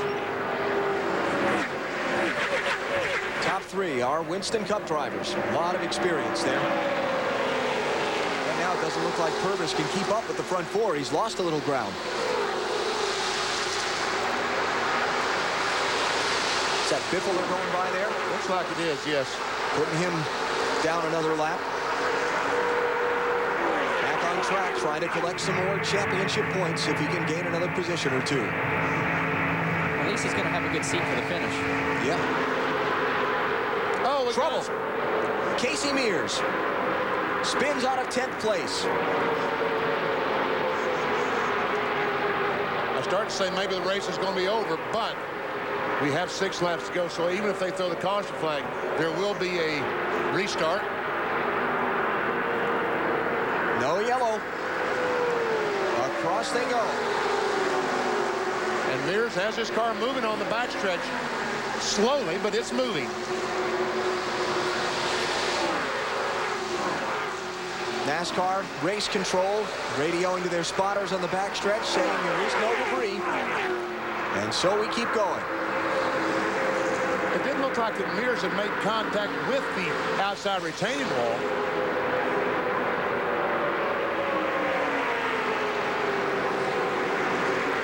And the leader's will come by Casey Mears' car as he tries to limp back toward pit road. He'll be on their inside as they come down toward the start-finish line. Dave Burns. Alan, the 2 leaders, there was more in that conversation where Junior said, hey, remember, I helped you get your lap back. But Michael said, yeah, but it's my...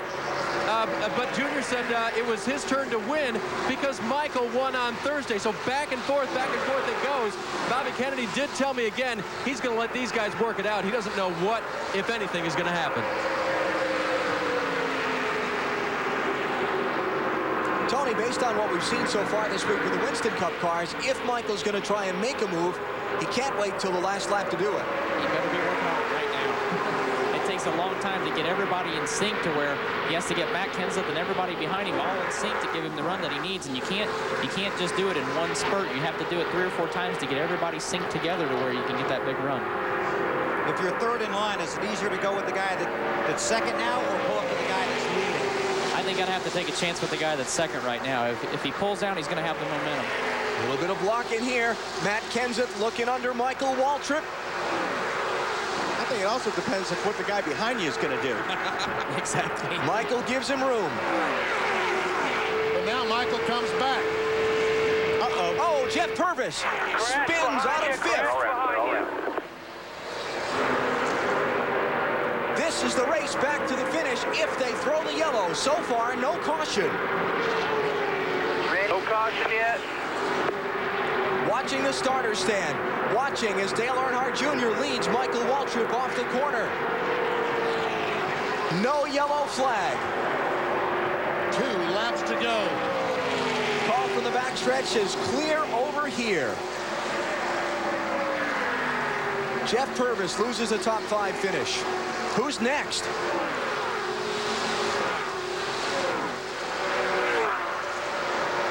Boy, it's going to be tough for anybody to do anything with him. Matt's got to have Jason Keller go with him, and like Tony said earlier, they've got to do it now.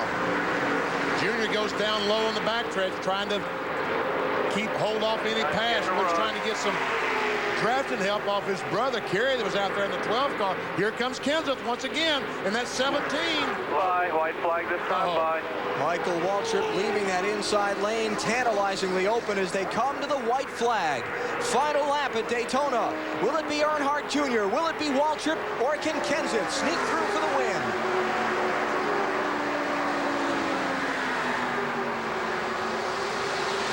Kenseth has had 2 looks underneath Michael Waltrip. But Waltrip has not yet made a bid on Earnhardt Jr.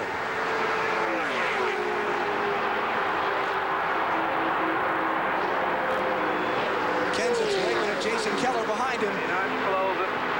Doesn't have help. Michael Waltrip with a bob and a weave, but not enough to get alongside.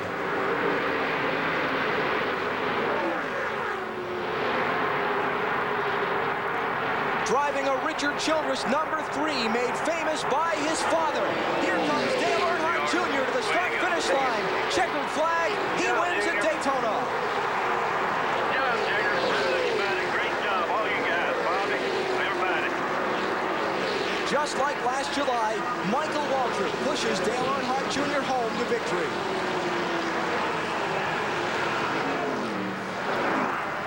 Little congratulatory donut there. On the board. Oh, very good. Yeah, thank you. Very good. Kenseth and Earnhardt Jr. in the NASCAR Busch Series had so many great finishes. Matt Yoakum. Well, Bobby Leslie and Bobby Hutchins hugging, trying to get in here. I'll tell you what, a very special and a very hard win today. It's kind of like home. It's an RCR car with a 3 on it and an Earnhardt going to victory lane with us. It's awesome. We got to thank Oreo and Ritz and Nabisco for what they've done for us this week. This guy right here, Bobby Leslie, put this baby in victory lane. Bob, do you ever think those old tires would hold up like that and let him go to victory lane? When you got Dale Earnhardt driving, it'll hold up. He did a great job. Great job. A big and very special win down here in the 3 pit. Dale Jr. wins his first Busch race at Daytona. Will Lynn, Danny Lawrence giving Bobby a hug. People that work with Dale Earnhardt for years and years and years. What a treat it'll be for them. Oh, this is so special for that whole crew and the driver.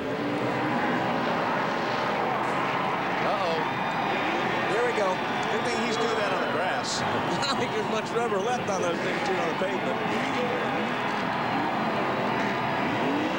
Remember this scene?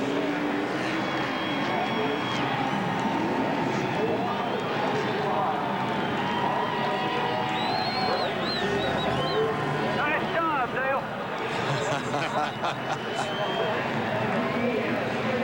Dale Earnhardt Jr.'s third NASCAR Busch Series race at Daytona. His first victory. We'll talk with him in the winner's circle when we come back.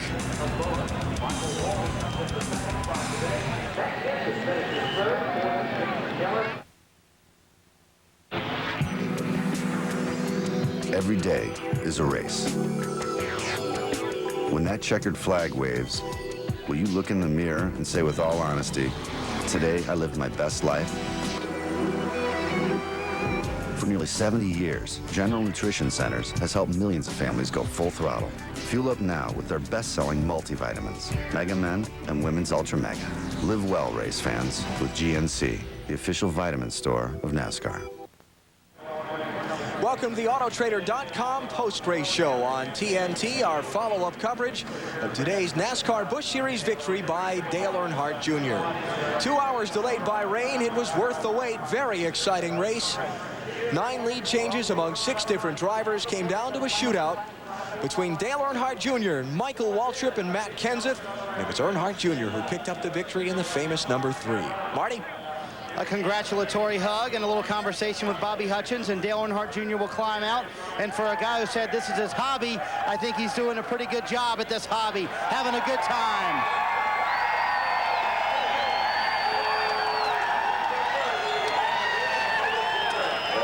I'm so surprised at all the liquid refreshment flying. Go ahead, get everybody wet. Oh, here comes the mosh pit dive.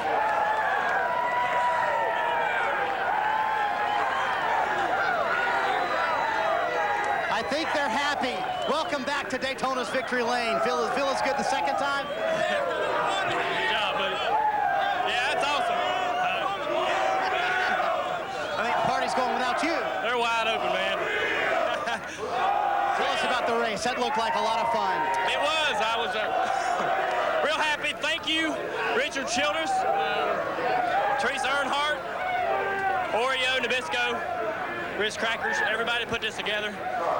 This was a special deal. This was for fun, you know, and this is what's supposed to happen. I mean, this is just for a good time. And I'm telling you what, winning. I didn't have all the confidence in the world we was gonna win, but we stayed out there on old tires, and up front I could keep the car free. But this is good. This is great.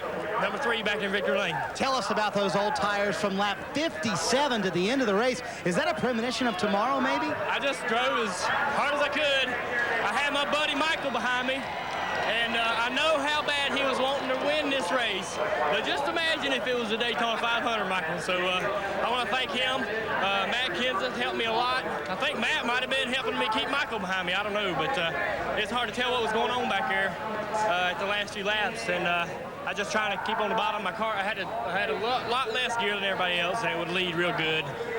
When I got side by side with people, I had a tough time, but I led real good. But it worked out. I mean, good job, Bobby Hutchins, like I said, Rich Childress, all these guys, Anheuser-Busch, you know, for letting me get out of red for a little bit and do something a little different, a little unique. And this is a good tribute, you know. I mean, I try to downplay everything about the number 3 and my father and everything, but winning the race, now I don't know if I want to downplay. Now, what does it mean to you to bring the number 3 Richard Childress car back to Victory Lane, especially at Daytona? I know Daddy would be real happy. I know Richard must be happy about this. All the guys at RCR that miss my father dearly, I'm sure this is a good time for them. You know, one last hurrah, I guess. One last hurrah, maybe our big hurrah tomorrow. His father brought the number 3 car to Victory Lane 32 times at Daytona. Today, Dale Jr. makes it trip number 33 for the number 3 car at Daytona. Let's climb in and ask Richard a question real quick. Richard, the 3 car of Richard Childress Racing back in Victory Lane at Daytona. What a special feeling. Yeah, this is where it belongs. These guys work so hard. Dale drove his heart out today. I mean, what can you say, you know? I'm just so proud of what this young man's been able to do. All right, everybody celebrating, and Teresa in with a hug. Teresa Earnhardt, stepmother of Dale Earnhardt Jr. as the number 3 is back in Victory Lane at Daytona. Dave Burns. Defending Daytona 500 champion Michael Waltrip shakes off an early tire vibration. And then, now clear something up for me. Isn't it true that you said to the spotters it was your turn to win at Daytona here to Junior? Is that right? I didn't want to use my turn up today. I'll use it tomorrow. But Dale Jr. and I have been 1-2 the last 4 race days at Daytona. I think that's pretty cool. Very cool indeed. Could you not get around him at the end? You weren't letting him win, were you? No. People ask all the time, why didn't you pass him? The reason why it's hard to pass the leader, for all you people at home, it's because he's got the fastest car. That's how he got in the lead. The reason why I got my lap back is because I put him behind me when I was a lap down, and he pushed me past Stacy Compton, and we got a lap back right then. I was doing all I could to put our Aaron's Rent Chevy in victory lane. Ken Butler here, my sponsor, and all the boys that work so hard on this team. My dirty SF posse. Junior's got a posse. That's what I'm going to call these guys, the Sherrills Ford bunch. We pushed it almost home. What does this tell you for tomorrow, Michael? What did you learn today? Anything at all? No, these cars, my guts hurt. These cars drive wild. They bounce around a lot with the shock packages that they have. Really nothing that applies today will apply tomorrow other than, again, pay attention. The guy leading the race is the fastest car. That's why he's there. So he'll be hard to pass again. How about a cold Coca-Cola? Anybody got one? Oh, he's got a cold water coming up here, something. Mike's going to get a cola. Rest up tonight. You got a big race tomorrow, my friend. And Matt, did you learn which car stays ahead? The fastest car is the, yeah, you know. Matt? Well, that's what Michael was trying to say, but Matt Kenseth, you had a very stout piece. You tried to make your move, what, 2 laps to go? Well, yeah, whenever I could get a run, really. I finally got a run with 2 laps to go and got a good run on Michael. And Jason was just a little too tight to push me by. So it was a great race. I'm really proud of the Reiser Enterprise guys. I'm real proud to be driving for Robbie and John Reiser for all these years. And it's been a tough winter. We didn't have a sponsor until last week. We picked up Janet King for here and for Texas. So we still need a sponsor for that Ford team over there. And great bunch of guys. And we got great engines and good cars. So hopefully we can pick something up. Shades of 1998 and 99 with you and Junior running there for quite some time. Yeah, I had a good time with him. For a while there, he was waving at me like he thought I was going to try to pass him, but I was basically just trying to block the 60 behind me. He was faster than me, and I was just going to stay with that 3 car. So I was hoping something was going to shake out where the 99 and 3 got side by side at the end. That would have been fun, but I had a lot of fun battling him. He's a great friend of mine. I have a lot of fun racing with him, and plus he helped keep me on the lead lap. And Bill, just like the old days on the cool down lap, Matt pulled up alongside and gave him a few donuts along the door. Absolutely. Well, Tony, wow. That was some great racing. It was a great race, you know, to see Jimmy Spencer and Dale Earnhardt Jr., Michael Walter, Matt Kenseth, all those guys dicing it up front. It makes me wonder what's going to happen tomorrow in our big race. What is going to happen tomorrow? I don't know. I wish I knew that. Are you going to change tires with 60 to go? I'm going to have to. I don't think I can make my car drive that good for that many laps on a set of tires, but it makes you think about what we're going to do for tire strategy tomorrow, whether to take 2, maybe take 4, or don't take any at all now. Yeah. This was a blast. Thanks for joining us. We look forward to seeing you later this season on TNT. We've had a blast, guys. All right, Tony Stewart starts 6th tomorrow in the 44th running of the Daytona 500. Dale Earnhardt Jr. goes to victory lane today, and tomorrow he will try and do the Daytona sweep for just the 3rd time since the inception of the Busch Series. Michael Waltrip, Matt Kenseth, Jason Keller, great run for Mule in the 47. Scott Riggs and the 10 car also had a great run. Randy LaJoie, former champion, started 3rd, slipped to 7th. David Green had promised, but ended up 18th. Stacy Compton back in the 20th spot. Jeff Purvis spun out of competition late in the race. Greg Biffle had trouble midway through the event. Jimmy Spencer was a contender for victory until he had a tire go down late in the race. And the rest of these guys with disappointing days here at Daytona. Most of them will regroup and head to Rockingham next week. Joe Nemechek started 1st and finished 43rd. Dale Earnhardt Jr. in victory lane at Daytona. Check this out. Bob here needs a car.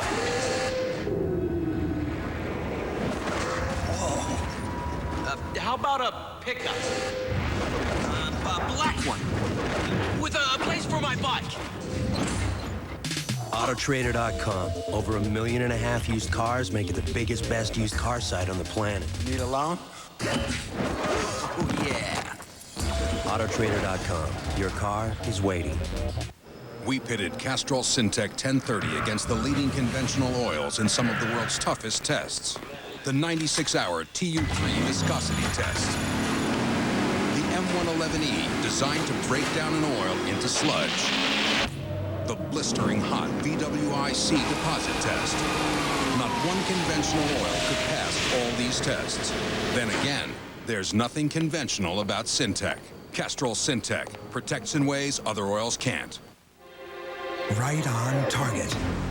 Now there's a men's hair color made to target only your gray hair. Grecian 5. It's right on target. In 5 easy minutes, Grecian 5 targets only the gray hair, replaces it with subtle tones like your own natural color.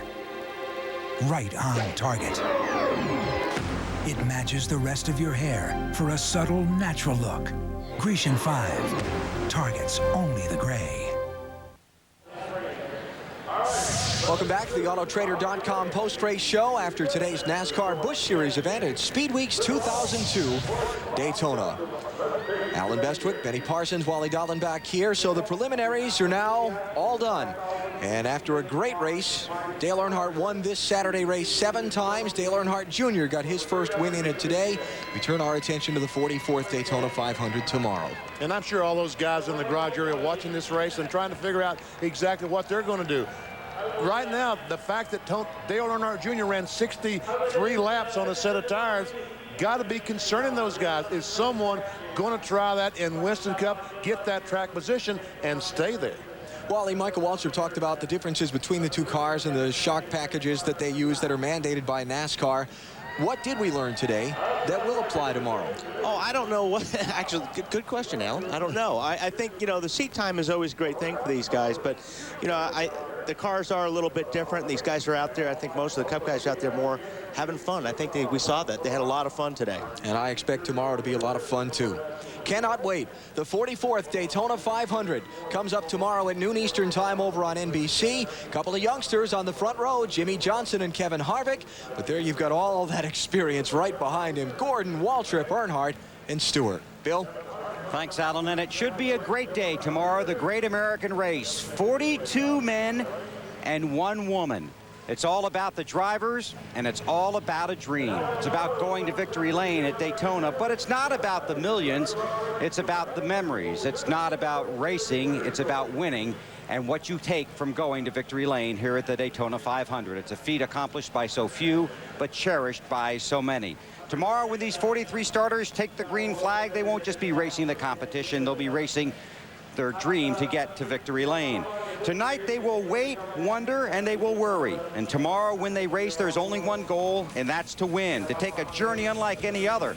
A 500-mile trip that lasts a lifetime, because from tomorrow forward, they will ever be introduced as winner of the Daytona 500. It's a race where nobody finishes second, because if you don't win, you just flat out lost. Don't forget, our NBC Sports coverage of the 44th running of the Daytona 500 comes up tomorrow at noon Eastern time. And if you're not here at noon, you start the Daytona 500 a lap down. A great race here today at Daytona. Dale Earnhardt Jr. in victory lane.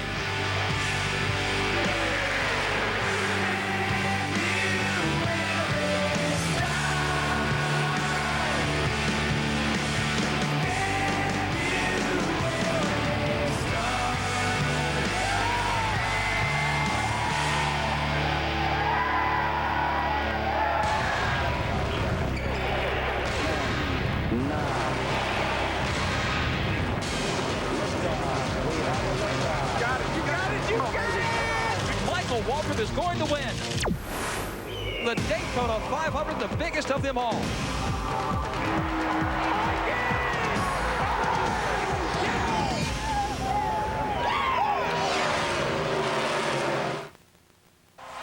This has been a presentation of TNT Sports.